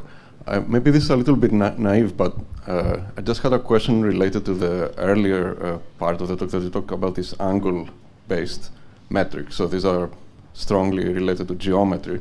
Whereas thinking about mixing more in a sort of measure theoretic sense about volumes. So what happens if you say you have the same blinking map, but you change the geometry of the space, so the angles are going to change. Yes. So you can really disrupt angles. Is this something that you want your metric to capture? So again, the trick was you're measuring the angle, the transversality, point for point. So if this is, imagine the same double gyre but in some weird horseshoe configuration. But point for point, if when you blink, you're getting 90 degrees versus pretty much aligned, then that point is going to have a high transversality. The whole trick is then to do it over the entire domain and find out whether the average transversality was high. A lot of the statements about Eulerian, we had to be really careful when we wrote the articles. We're not saying this is just like Lagrangian. What we're saying is, statistically on average, this has a high degree of transversality. This has a high chance for mixing. Doesn't mean it's going to happen, but it could. I don't know if that really is. We can talk. Denny, did you have a question? Incidentally, Denny, your talk makes me want to do A, B, C, and D in 4 dimensions. So. Yes. Yes. No, in that case, in the case of doing it in 4 dimensions, you want the 3D version of, so it's going to be, you'll be doing the 3-dimensional version of the 2-dimensional equations that I'm doing. So you're taking the gradient of the 3-dimensional velocity field, which, and then you have a problem with that because you got incompressibility in the 3rd dimension. Sure. So that will be hard. So I'll just say the easiest way I can say it. With the higher dimensional stuff, suppose you say, I'm going to describe the system in 10 dimensions, 10 variables. It's all the equations that you guys put into the dynamical systems. Those are constraints. That's what's lowering the manifold into an embedded lower dimensional space. But you know, the outer space is still high. You're looking for the inner structures that are embedded down below. The problem that we've had with that is that we don't know which at this stage, we don't know which of the submanifolds to look at. That's why we did the data clustering. You look at all of them. All right, thank you. Thank you. So our next speaker before the coffee break is Jinlin San from University of Wisconsin.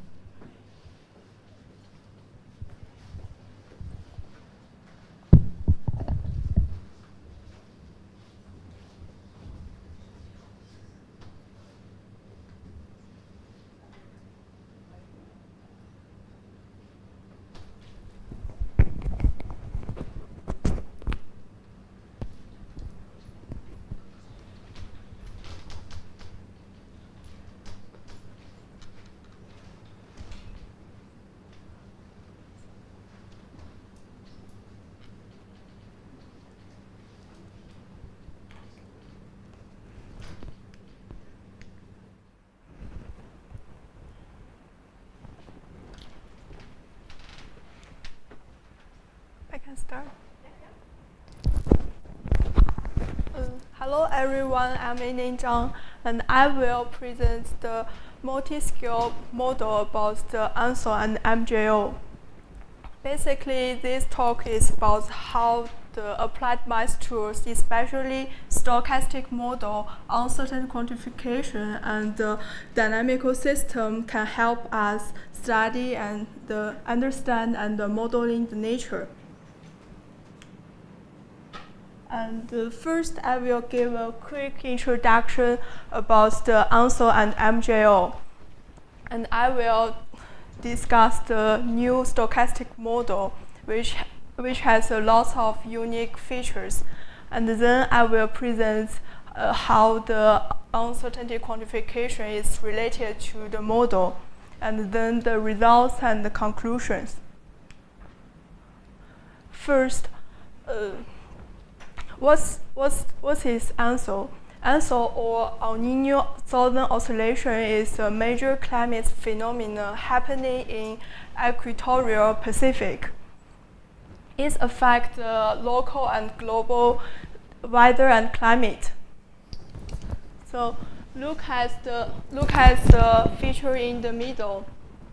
This is the area of the equatorial Pacific. This is the Australia, and this is the American. These contours show the sea surface temperature. In the normal conditions, the warm water is located in the Western Pacific.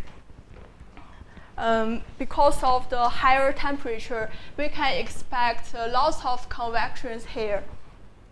Therefore, the atmosphere circulation has clockwise behavior like this. And when the El Niño happens, the warm water will be transported from the Western Pacific to the Eastern Pacific. And because of the change of the location of warm water, the atmosphere circulation will also change at the same time. And the layer called thermocline will be deeper in the Eastern Pacific. Because El Nino is an oscillator, in addition to the El Nino, we have opposite condition called Nonlinear. In this case, the warm water will be transported further towards the west. The also happens in the time scales of a couple of years. And there is another atmospheric phenomena called Madden-Julie oscillation, or MJO. And it happens in the time scales of a few months. So it's called interseasonal variability. It happens from the Indian Ocean to the Western Pacific. It also affects the local and global climates and weather. And particularly, the MJO can affect the wind, and the wind will affect the ANSO. Therefore, the MJO and ANSO are believed to have this two-way coupling. Understanding these connections and modeling these dynamics will help us understand and predict the dynamical systems. There is a lot of existing ANSO and MJO model, from the simple to more complicated models.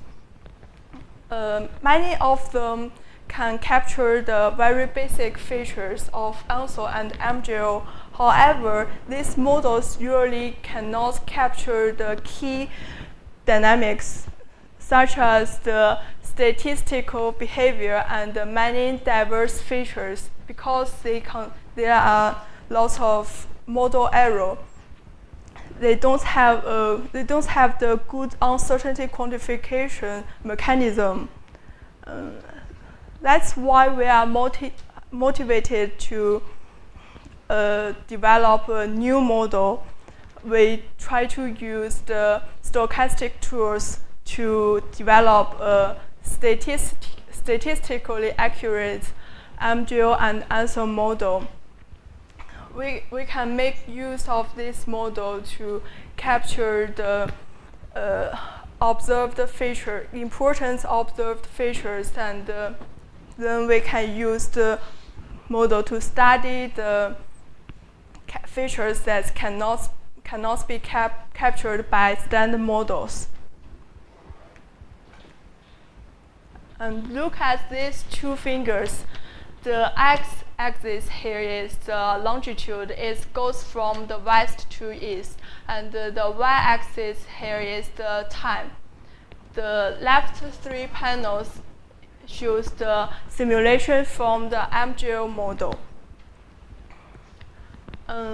Here, the MJO is the large-scale feature of this system, and it has the eastward propagation. The eastward here means the convection of MJO goes from the west to east as the time goes up. And here we can see the wind. The wind, of course, happens in the much smaller time scales. But overall, if you look at the envelope, we can see the MJO is consistent with the eastward component of the wind. These eastward propagation components can trigger the sea surface temperature move from the west to east, and then generates the El Nino. It can be seen in these two panels. This is the time series of the wind average over the Western Pacific, and this is the spatial temporal pattern of sea surface temperature. The red ones are El Nino events, and the blue ones are Nonlinear events. They look like irregular pattern, irregular oscillation. And when we have the strong wind blowing from the west to east like this, the sea surface temperature will move from the west to east and generate El Nino. And if the wind goes towards the west, the Nonlinear will happen. So that's how the MGO and the ANSO related to each other. We can say the ANSO is very interesting because it's not just about oscillations. The location of these events are different. Some ones are in the Central Pacific and some ones are in the Eastern Pacific. We call it ANSO diversity. It contains the two different types of events, the CP events and the EP events. And because of the different timing, amplitude, and the locations, we call it ANSO complexity. It means that the ANSO couldn't be characterized by a single index. It has many features. Our model aims to capture these complex behaviors. And here is the overall structure of the model. It's a multi-scale model. Multi-scale means we have 4 different time scales from the decadal time scales.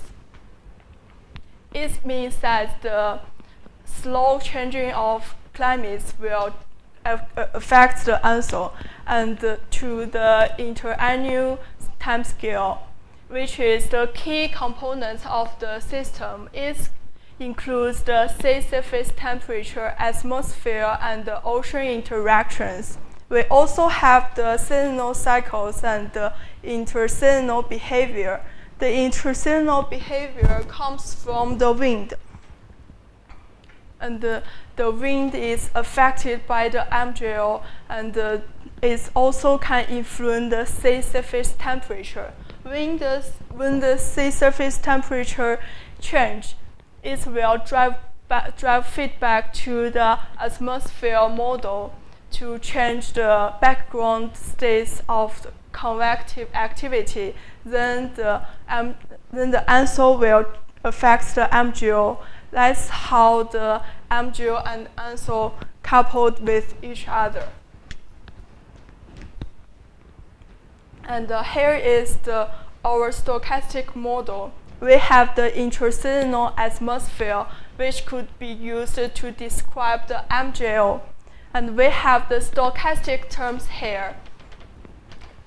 Incorporating stochastic terms is a very nice way to describe the multi-scale structures. Overall, the EQ, which is the function of sea surface temperature, could describe how the ANSO affects the MGO. This feedback is not about a single event. It describes how the ANSO change the MGO background states, and then this background states will generate different events, and the statistics of MGO will be changed. And we also have the interannual atmosphere. The interannual atmosphere together with interannual ocean and the interannual sea surface temperature will be the main components of the ANSO. The tall X here is the wind stress. It is affected by the fast and the slow components of the wind. And the wind can change the ocean currents. The the ocean currents can transfer the sea surface temperature from the west to the east and then generates the El Nino. And the edge here is the thermocline. The thermocline can change the ocean state, and it can also affect the sea surface temperature. These components, such as the ocean atmosphere and the sea surface temperature, are coupled to form complete dynamical systems. And here is some questions about the uncertain quantification. Why we have to use the UQ here? It's because that it's impossible to capture all the details of the system. So we want to use the stochastic term to mimic the nonlinearity and reduce the complexity of the model. Then therefore we use the stochastic term to capture these statistics, and particularly we use the multiplicative noise to obtain the non-Gaussian features, which is very important for the extreme events and so on. Here is some results. Here is the probability density functions of the sea surface temperature. What is the most important is that these PDFs of the Western Pacific region, Central Pacific region, and the Eastern Pacific region all have the non-Gaussian features. This has the negative skewness, and these have the positive skewness with a fast tail. Standard models cannot capture these non-Gaussian features. However, we have the stochastic tools, and we can capture the truth quite well. Similarly, we can capture the seasonal variability, and this result shows that the most of UNSO events happen in the winter, just as observations. And here is some case studies. This is the Central Pacific events because the center of sea surface temperature maximum is located in the Central Pacific, and this is the standard Eastern Pacific events.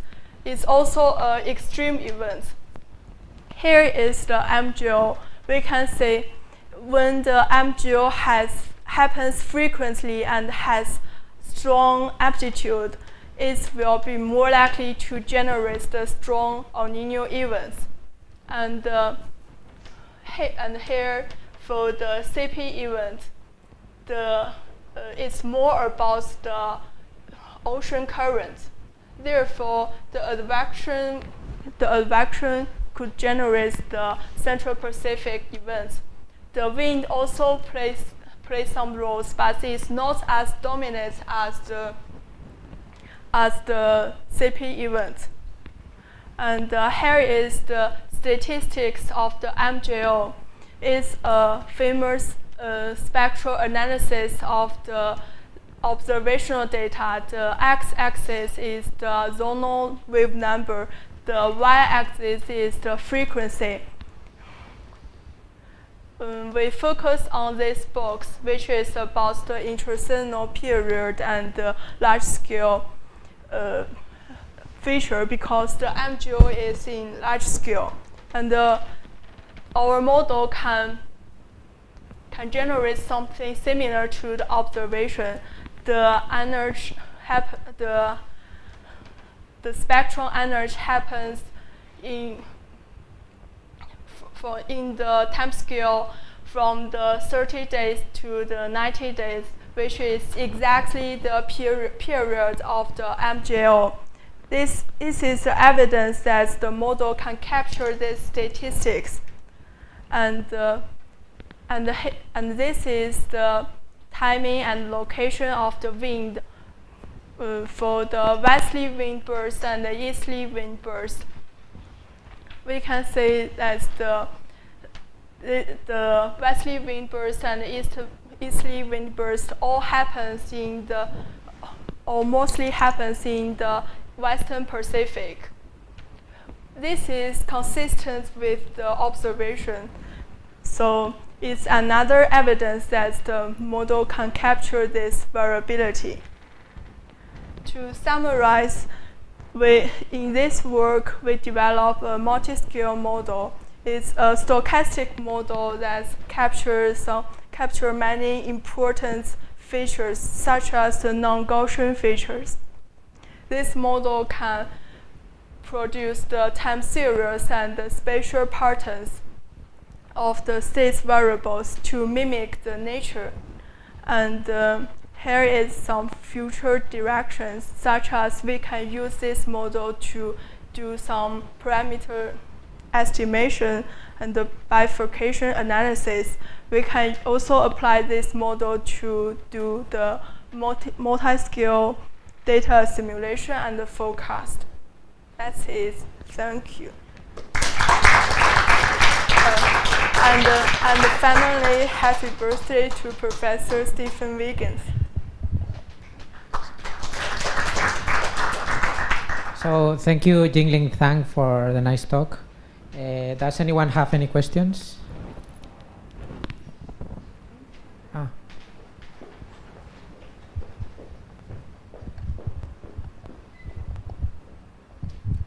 Hi, thank you for this presentation. Just for curiosity, you use MJO and El Niño because of a geographic situation. There are some other oscillations that you should take into account. Sorry, could you? Yeah, okay. You use both combinations of oscillations, El Niño and Madden-Julian oscillation. There is, or are there another oscillations in that geographic that you have to take into account? Another oscillation. I think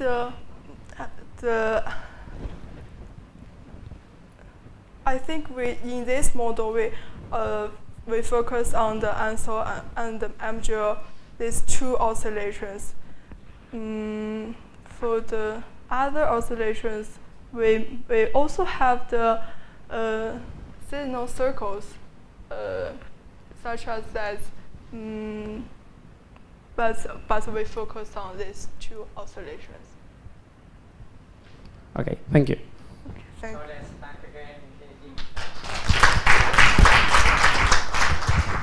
Now we have a coffee break that is going to be a little bit shorter. It's like 20 minutes of coffee break.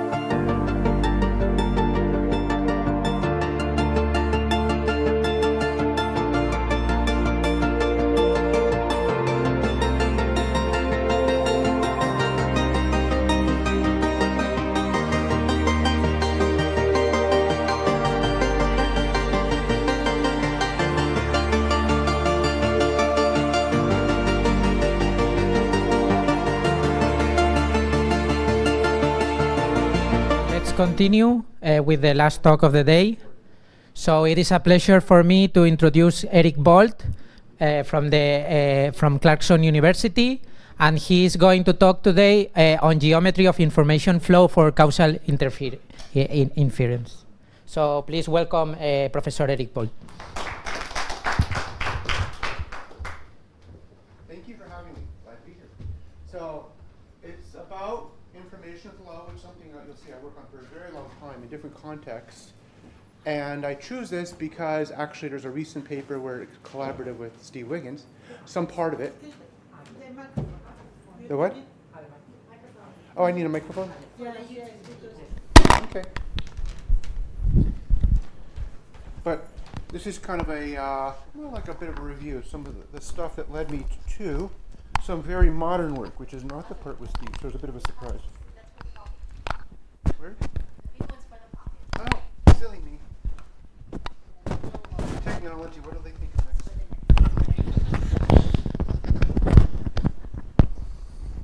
Ta-da. Okay, and some of my collaborators.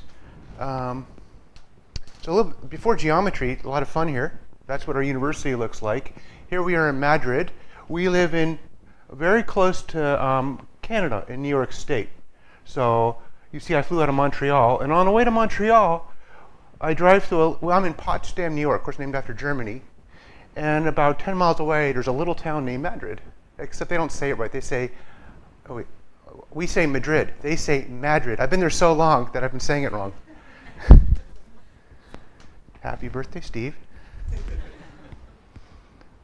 Okay, causation inference. You can. It's actually a big topic. There's a really strong school for the topic that lives in the field of statistics that mostly follows this perspective of so-called do calculus, includes Halperin and Pearl, but I mean it dates back to Aristotle and Russell and these guys like this.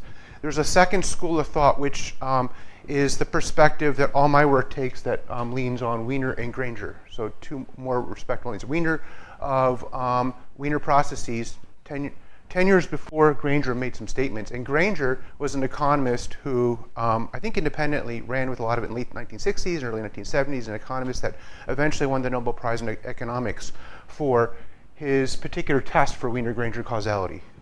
So the questions like, does burning fossil fuels cause climate change? That's a causation question. Does it cause it? Not how much, not where's the transport. Transport's a topic I'm very interested in, which I think maybe I was invited. It's in my background. And also operator methods, where there is going to be some overlap here. But this is sort of like a talk that's a bit in a different direction. Does smoking cause cancer? Why did I get fat?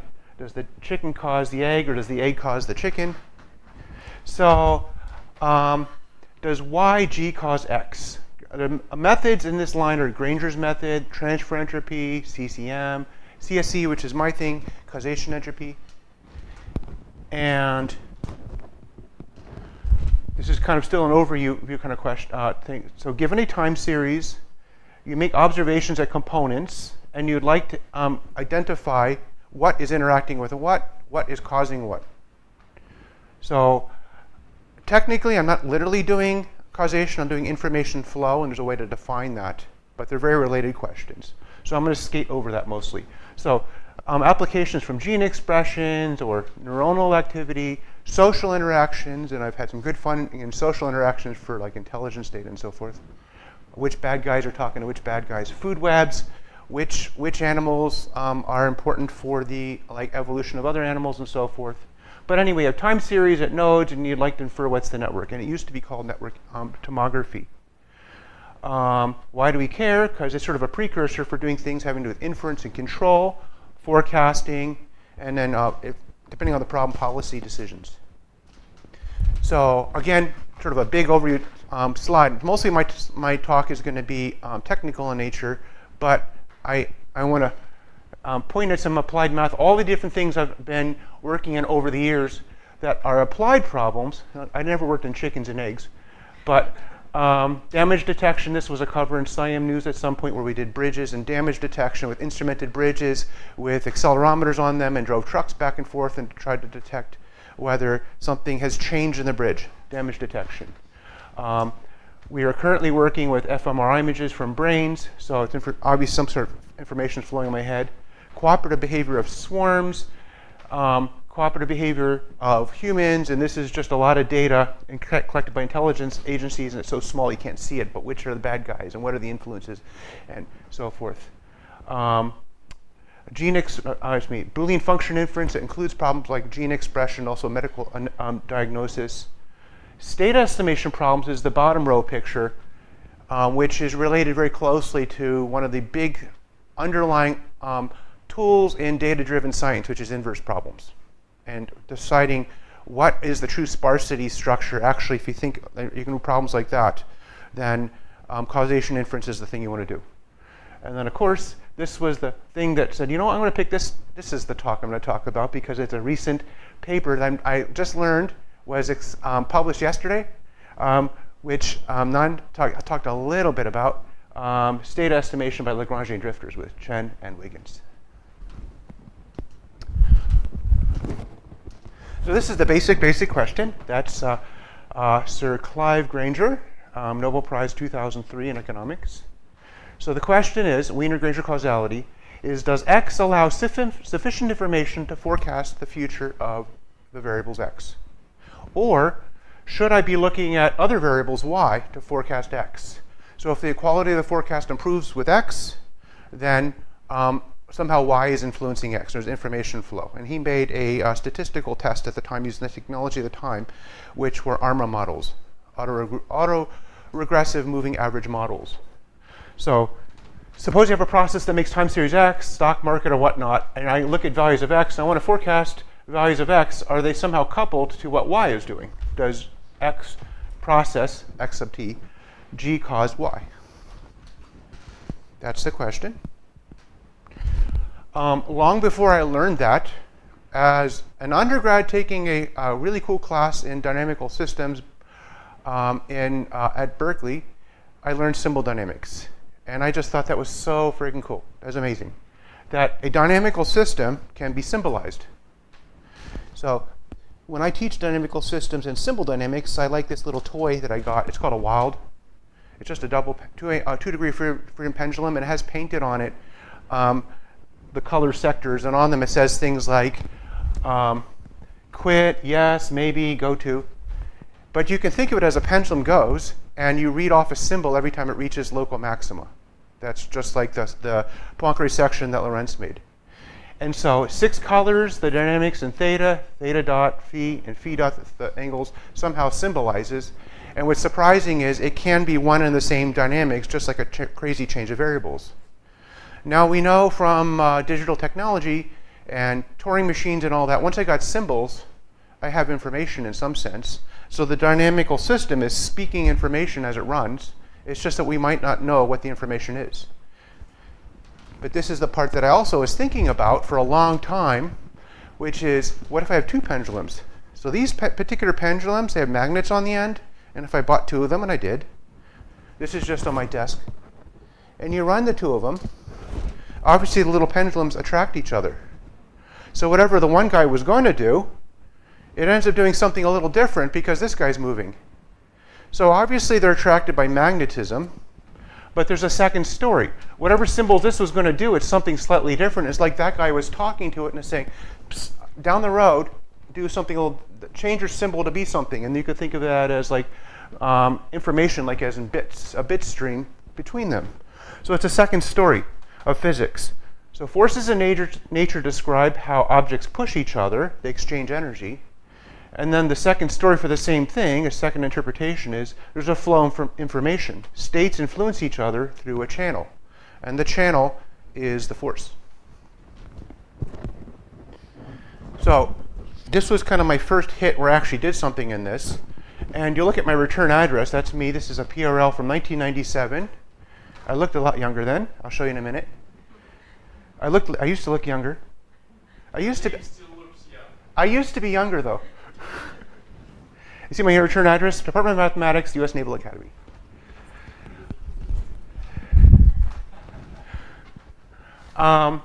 Anyway, this is the Lorentz attractor, and Lorentz did something cool himself. It's in his old paper where he said, look at the local maxima map. And it ends up making a map a lot like the logistic map, but it has a cusp to it. Looks like that. And so it's kind of, you can think of the symbol dynamics of that, and it ends up being coding lefts and rights on the two lobes, 0, 1, 1, 0, 0, 1, 1. And it just runs and makes information. But the stuff of the day was control of chaos. So I controlled orbits of that after learning the symbol dynamics to make out the binary bits, an ASCII form of the word chaos. So that particular orbit is chaos. And there's a lot of fun details, like it can't express full entropy, there's missing words from the grammar and so forth. But that's beside the point. But the fundamental concept is you have an initial condition, the dynamical system itself is a differential equation, and then it makes for, through the flow, a next state, an outcome. So the dynamical system itself is a channel that has the past x speaking to the future y. And of course, there's Shannon's information theory idea of information channel, which is a transmitter speaks into a medium and the receiver receives a distorted version of it. So the dynamical system itself distorts information. Okay, here's me when I very, very, very first got to the Naval Academy. Were you catching crabs? No, but I did used to do that at that time. I grew up in Bethesda, Maryland, and my dad brought me there when I was little. So I actually looked a little older when I was faculty there. So I was kind of fishing for some kind of way to make that picture I showed you rigorous, but someone else did a fantastic job, so much so that I basically love his paper.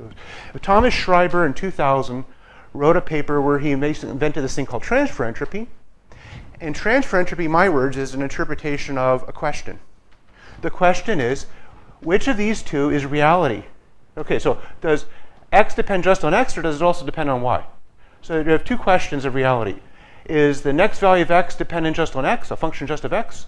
Or is the other version of reality x a function of x and y? That's your question. And then he answers it probabilistic, so did Granger. The question is instead, is the probability of future of x conditioned just on x the same probability function as probability future of x conditional on x and y? Are those two probability distributions same or not as conditional probabilities?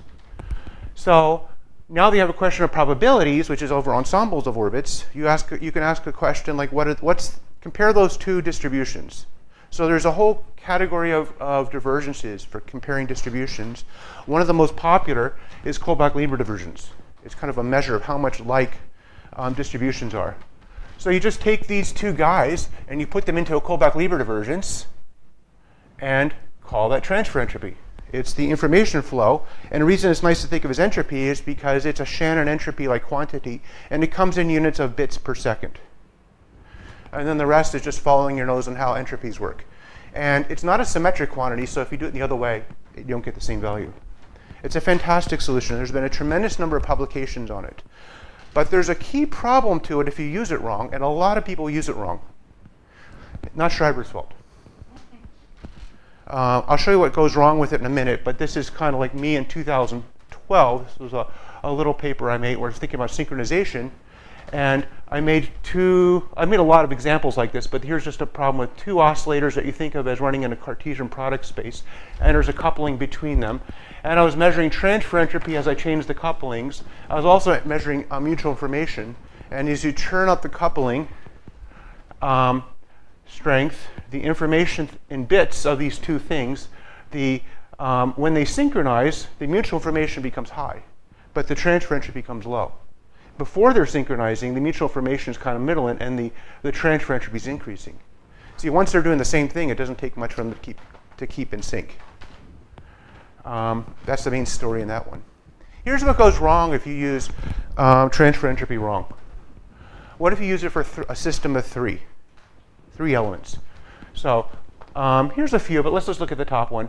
Of three oscillators, three stochastic processes that are coupled, x, y, z, according to that diagram. Z talks to y, y talks to x. I forgot, when did I start? And since we start so very, very late, when am I going to? 6-ish, okay. Okay, good. So z speaks to y speaks to x, but z is not talking to x directly. But transfer entropy is about probabilities. Let's just measure the transfer entropy. So the transfer entropy from y to x, see y2x is this blue line. That's good. As I increase the coupling, the transfer entropy is increasing. They're talking to each other. As I increase the coupling, the transfer entropy from z to x is this red line, and it's also increasing. And that's wrong if you're thinking you're going to interpret the network from it. But of course, Wiener was right, Granger was right, so is Schreiber, because z is helping you forecast x, but it's doing indirectly through y. So if that's my question, transfer entropy is just doing what it was designed to do. But if your question is z causing x directly, I should have an idea of direct. So I should be able to condition that on the y. So what it really should do is say, you know, y is that y is a really strong effect. Now that I believe that's the truth, I should condition that out and ask the question again. Is z communicating with x? And then it ends up being almost 0. And that idea ends up being what we made in a paper about 2015 or so, causation entropy. So causation entropy is almost the same thing as a Kovac-Lieber divergence, but between components of elements with a conditioning. So elements Q communicating to elements P, condition on elements S, because you could do it in a large-scale process, is a difference in a lot way you do a Kovac-Lieber divergence. But the Venn diagram tells the story. So Z communicates with Y, Y communicates with X, and I can make a diagram with all the different conditional probabilities. So X next condition on X would be the blue, the Y's, the Z's, and the intersecting sets end up being the transfer entropy from Y to X, and this would be Z to X, and I'm asking the question, is this an empty set or not, when I take that difference? And if it's not an empty set, then Z is communicating directly to X, and if it's empty, it does not. And that divergence picks it up. And then you can prove that all very mathematically. We wrote this paper in 2000. We introduced in 15 and 16 at a SIAM review. SIADS paper that went into detail on that. So causation is cause, effect, and conditioning. And we proved we also made an algorithm we call optimal causation entropy, which was just a way of crawling through the network and picking which combinations would be the causal ones, because you still need an optimization method of some kind to actually learn a network. And we proved it will pick the right answer under some mild conditions on the processes. And that was this old paper. I guess it was 2015. It's hard to remember your old papers. Under certain conditions of the process having to do with interacting elements, one was temporally Markov. We're used to all that, which is about conditional probabilities not depending on the past. Another was spatially Markov, we call it, which is you only depend on your actual neighbors. And another kind of funny one, which shows up in a lot of other scenarios. This isn't something we made up. We just realized this property applies. It's called identifiability. And it's kind of hard to describe what these probabilities really mean. Causal links do not cancel one another out. But I always think of it like if I listen with noise-canceling headsets, you know, there's a signal coming in, and I'm not going to hear it if my headset puts out the anti-noise. So if you have a dynamical system that's like automatically set to do opposite whatever you do, then I won't be able to learn it. There you go. No, it looks different here than there. Okay. Here's a simple example. Nope, it's just slow to flip. Here's a simple example where we were able to just, for the causation entropy, show you what actually happens and what actually goes wrong with transfer entropy in a very explicit way. Suppose a linear stochastic process, and I choose that because you can solve everything in closed form. So a linear stochastic process is a vector process X that depends on path values of X through a matrix A, an update matrix, plus noise. And you can solve that in closed form by some algebra I'm not going to show you, but it's this thing. So powers of K, sum it up, times something that has to do with determinant and powers of K again in transpose. And the solution eventually works out to something with covariances and this funny matrix arrangement. So it's a bit of a story to find that. I'll just say you have it. And with that, so you can solve for entropy of processes if it's Gaussian variables in closed form, and again, determinant of that guy, logs of those guys, so something entropy-like. The transfer entropy we compute ends up being some ugly formula that has to do with minors and subminors of those matrices I just showed you. So something you can solve in closed form, which is kind of neat. You can solve it in closed form. And since you have the solution in closed form, you can show that transfer entropy does a good job for linear chains.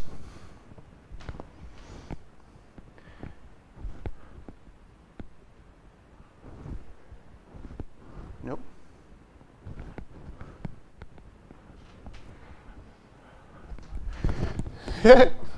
Never saw that before. That was neat. Who was that? It was the HDMI gods.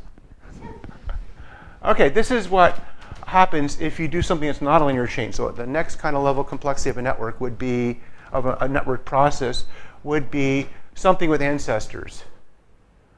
So there's still no loops. Anyway, we were able to solve also in closed form the causation entropy having to do with minors and subminors, submatrices from that solved solution. That's what's neat about having that example. And you can show that transfer entropy will give you this thing, and causation entropy gives you the truth. So this thing is saying I just can't tell the difference from ancestors, from myself to any ancestors. So siblings can't tell the difference between my aunts and uncles. You just pick up all these spurious connections. And it's even worse with loops. So if you're using transfer entropy to do network inference, don't do that. You're just getting a fiction.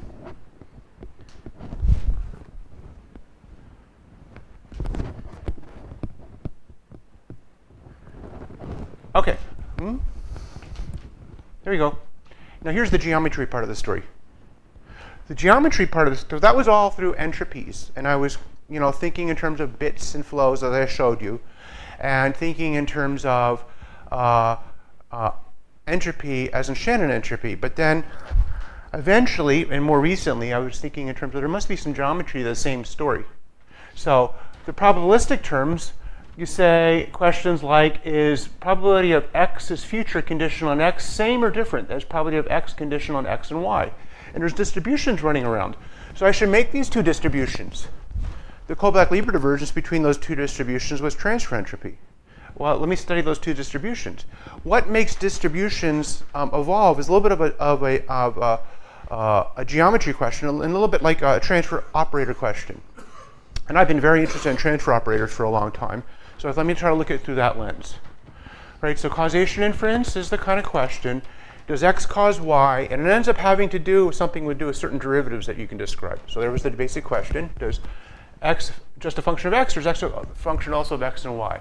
And eventually we're going to make something that has to do with fractal dimensions, and it's going to be very entropy-like as a divergence. So that's what's coming, something to have to do with correlation dimensions. This is a picture of a Hainan map in x and y. I usually draw the attractor in x and y. I'm going to plot the x prime, because you see the Hainan map, x, the next x depends on x and y, although the y depends on just on x. I'm just going to plot one of them. And you know what? You can think of it as the attractor painted on a curved manifold. And I should be able to understand that through looking at entropies. I'm not looking at entropies, looking at fractal dimensions. So x and y, how does it impact the next x prime? This is what it would look like if x was just a function of x, and this is what it looked like if x is a function of x and y. Either the level sets of y would all project onto something that's just lower dimensional, or the level sets of y would progressively project in different places. So I call this Ly, and I should look at the Lys. And I should say, how do they change for typical x's at different positions? And this starts becoming a lot like a question that we are really familiar with. Ask yourself about partial f, partial y, and so forth. So that's kind of the premise of this story, is this picture and all the details that go with it, and the level sets. So it's a level sets version. So when I shouldn't flip. I'm not going to flip anymore, even though I tend to flip a lot when I give talks because it's so slow. So actually, I'm not going to ask about this manifold. I don't have it typically. If you have data, all you have is maybe distributions of ensembles of points. And so I'm asking about how the distributions change.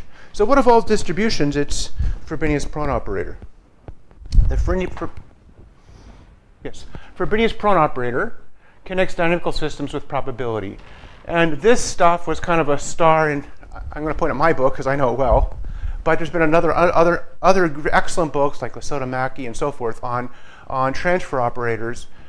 And this was sort of my partially very applied take on it. And also there's a chapter in there on why I think dynamical systems people should know some information theory and the information theory that connects.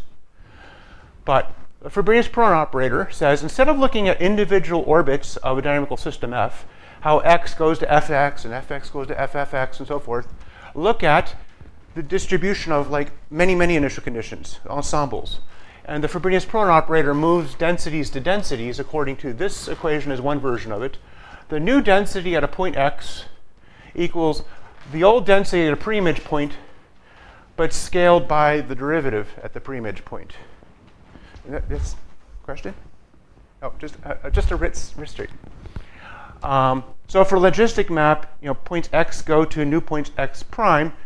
But meanwhile, if I started with lots of x's and I distribute them uniformly, like here's a uniform sample of x's. This is a numerical sample. If I let them all move, as they're going to move, after one operation by the map, or the distribution moves by Frobenius-Perron operator, you get this distribution. They all move mostly to the right on first iteration. Then all those guys on the right, many of them move to the left, because over here, the image of this stuff is over here. So this is second iterative of the distribution. And rather than do it by simulating individual points, I can just run the operator. The operator runs in, depends on your function space, what kind of analysis you're doing. Many people do it in L1. But if you're doing matrix method, you probably want to work in L2. The other version of the operator I like very much is this one. It says, it's a delta function description. Integrate the old density against a kernel that says, look at pre-images. And I like this one a lot because it's very easy to understand noisy distributions. You can think of this as a noisy maps. You can think of this as a noise kernel at each step where there's no noise if it's delta, but it kind of smears out as there's a bit of noise. Okay, now remember what I wanted to do. I wanted to compare probability of x prime given x versus x prime given x and y. This is why I'm building up the story of how densities evolve. So I want to know x prime given x. It's kind of like the kernel of this integral, if I think of this as an integral with discrete measure. Actually, when I look at this, I can think of it as a marginalization of the distribution of x and x prime is the whole thing. And I could think of this story as kind of like a Bayesian story. If I think of marginalizing that, and the conditional problem of x prime given x versus distribution of x. So this distribution would be, say for Hainan, just look at a picture, x and x prime over all the values of histogram. So the attractor with densities over it, the Hainan attractor. And marginalizing this to build the various conditionals, I can get x given x prime. That would be projected onto just the x prime. Or, and I'm sorry, that's mostly the same thing. This is the distribution evolves. But anyway, this is what I wanted to point at, is the next value of x given x is like the derivative and a kernel part as the two conditionals. Because I need to remember to the story, one or the other, the Wiener-Granger question. I want to compare probability of x prime given x and y versus x prime given x. So I just showed you what x prime given x is. For x prime given x, y, it turns out I'd never seen that question before, and I had to derive this. This is a asymmetric version of the transfer operator. It goes from the big space M1 cross M2 where the x and x prime live to distributions on just the same space x1 or x. So it's almost the same quantity, a delta function x prime minus fn xy, but scaled by not the derivatives of the one variable, but the derivatives of the two kinds of variables. So it's a funny asymmetric transfer operator. Okay, with that guy, did I hit twice? I lost my order. I think I hit twice. There it is. I'm going to point at something called Pinsker's inequality. Pinsker's inequality is a classic inequality that compares total variation of distributions to, and that's a perfectly good divergence, to a different divergence, which is the KL divergence that's from information theory. So the square root of KL divergence bounds above the TV of the same two distributions with a half. And that's nice. The reason I like this is this thing has log, p log p's in it, which is kind of hard to work with. And this thing is just simply like the L1 norm between the two distributions. So if I put in here p of x prime given x, and I put in here x prime given x and y, which is what transfer entropy is, I can put the same thing in over here. So transfer entropy from y to x is superbounded by superbounds these two guys in L1 norm square. And since I now have these two things, I can think of them as the kernel of the transfer operator. I have something that looks very geometric. So the transfer entropy overbounds the derivative of partial f df dx, or partial f partial x plus partial f partial y, all in absolute values. So that's sort of a geometric quantity that there's more story in that paper about how that works with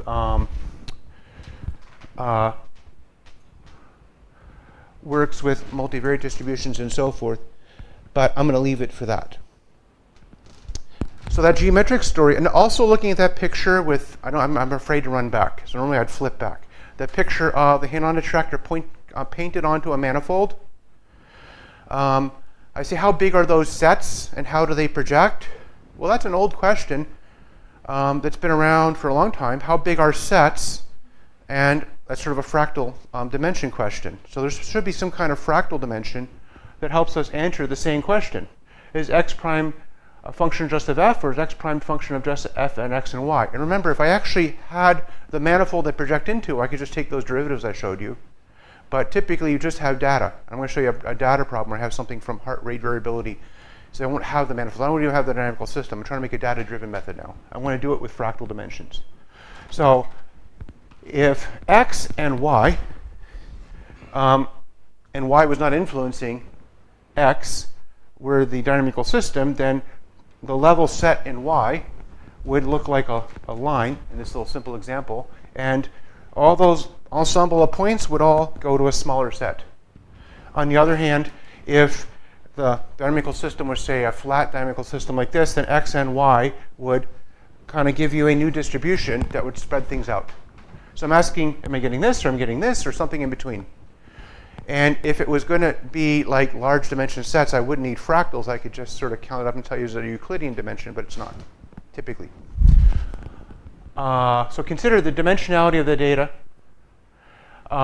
And there's this nice theorem in a paper by Sauer and York in 1991 about correlation dimensions. I like correlation dimensions because it's very practical to work with data, because you basically look at how many points are nearby a given point, which is much nicer than, say, a box dimension, where you have to, say, count boxes across the space, and it's kind of more expensive to work with.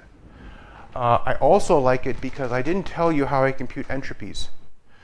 But when we compute entropies, never do binning. Binning is a really bad idea for computing entropies, because as you scale the number of boxes, you can show that the entropy will diverge, but it's the differential entropy you actually want. So don't do that. That's actually a little statement in a book by oh, I forgot my favorite book. Hold on, give me myself 2 seconds. Cover and Thomas. Fantastic book on information theory. It's a well-known fact. Never do binning, even though I keep seeing in all the papers. Don't do binning when you compute entropies. There's a fantastic method by KSG method. And Kraspoff and Grasberger and Stanar. So Grasberger's the fellow, the lead author is the fellow in Germany. And they made a method that's a KNN method. So they say, how likely is a point? Instead of counting in boxes how many points are in it, they say, let me just look at that point and say, you know what? If it was a likely point, then other points would be nearby it. And if it was an unlikely point, then the closest points would be rather further away. And they're able to go directly from the radius to like the kth nearest neighbor to an entropy without ever binning. They just have logs of radii. Well, correlation dimension is somewhat similar. You count the number of points nearby you, and you look at scaling. And then Sauer and York made this nice theorem in 91 that says something about functions of two variables and how the correlation dimension is less than or equal to d1 if there is a function f where x prime is equal to f of x. And that's just what I need.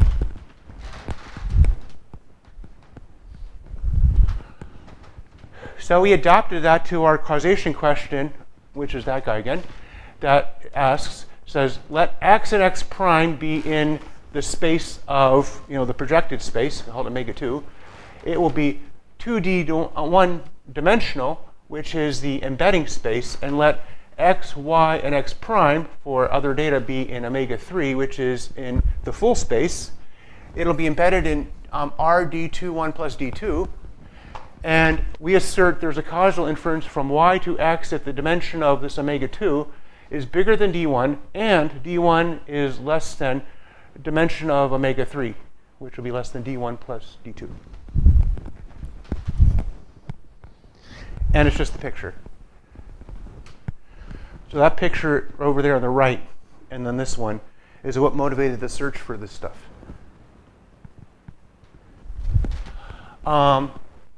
So with that, we made this thing we call GOC. And GOC is meant to be a geometric or entropy version of transfer entropy. So GOC conditional x prime given several variables. We'll define it equal to the correlation dimension of the whole space where all the variables live minus the space where all but the last guy live. So that's a useful quantity. And we call this conditional correlation dimension. It has some geometric information about information flow. And with that, we make what we call GOC y2x, mimicking the notation of transfer entropy T y2x. So GOC x prime given x minus GOC x prime given xy.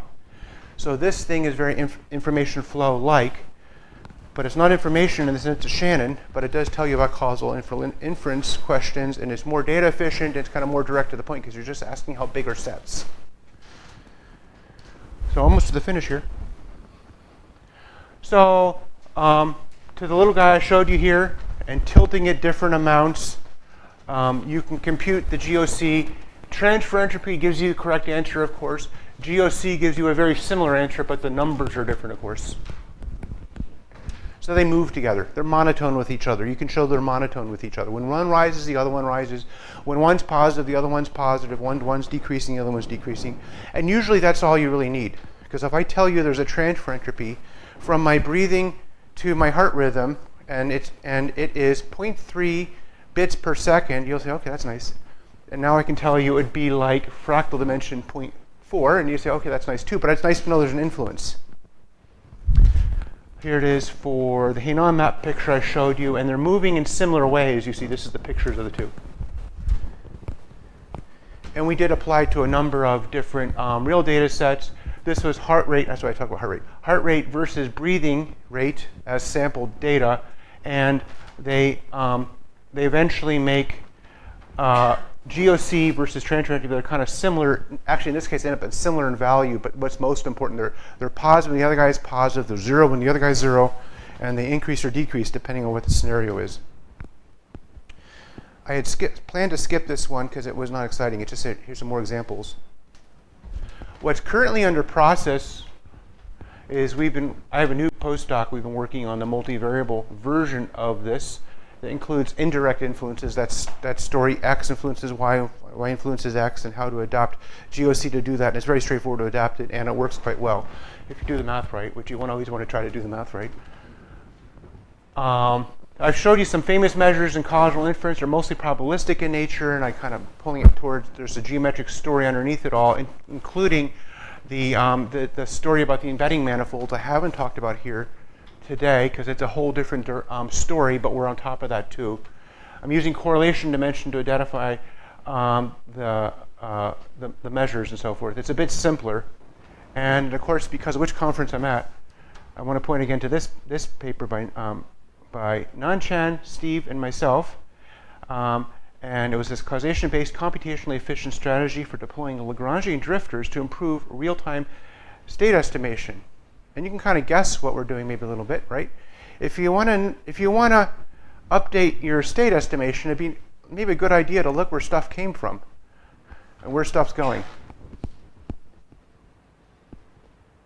Yeah, I'm going to stop there. That's the end of the slide.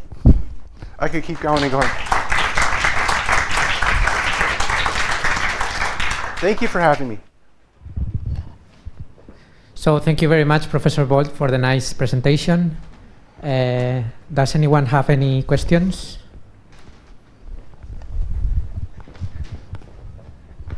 So when you define the various L2 spaces over X or M, what reference measure are you using there? So like in the case of the logistic map, I imagine you use Lebesgue because you have an absolutely continuous density, but then for the Henon map, when things are on a kind of like Lebesgue measure 0 set, what you use to define? You saw that was just for pedagogy presentation. I never actually used the embedding space directly itself, right? So I said, if you're doing matrix methods, you probably want to work in L2. Many people work in a weaker space L1, but I'm not actually using any of that when I was just deriving that evolution operator. I meant L2 with respect to what measure? So as it's written there, if you're doing matrix, it's not usually L2 versus Lebesgue measure. But you say, what did I use? I didn't use anything. That was just for pedagogy presentation. I didn't appeal to that part of the story. Okay, but then you don't have a density on the attractor, right? Because the attractor is I know. on Yeah, exactly. So then you would have to be L2. If I wanted to, this is the problem using L2. There's a whole part of this story that transfer entropy itself diverges if you're working on an attractor with 0 measure. So I encourage you to look at the rest of that story that's in the paper, but I deliberately skate over it. But the transfer operator itself, if you say, let's not ask about that question, but in the embedding manifold, where do densities go? So now it'll be in the manifold. So then it has to be a manifold. That won't be a fractal.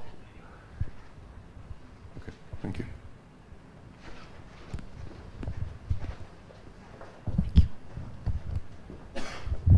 Thanks. I'm so curious if you have the transfer entropy, which you're asking instead of what is it like the f of x or f of x and y?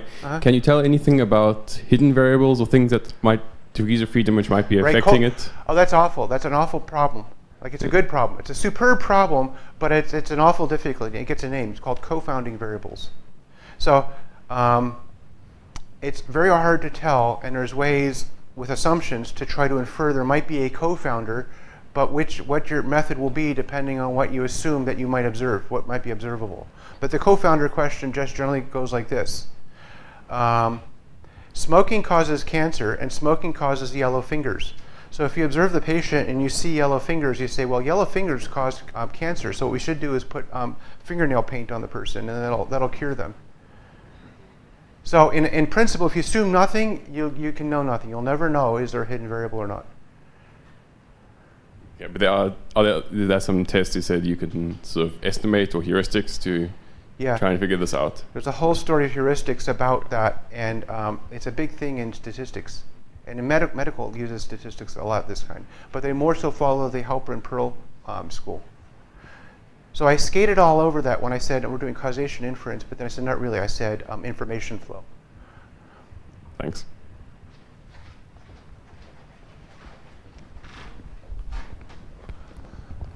More questions?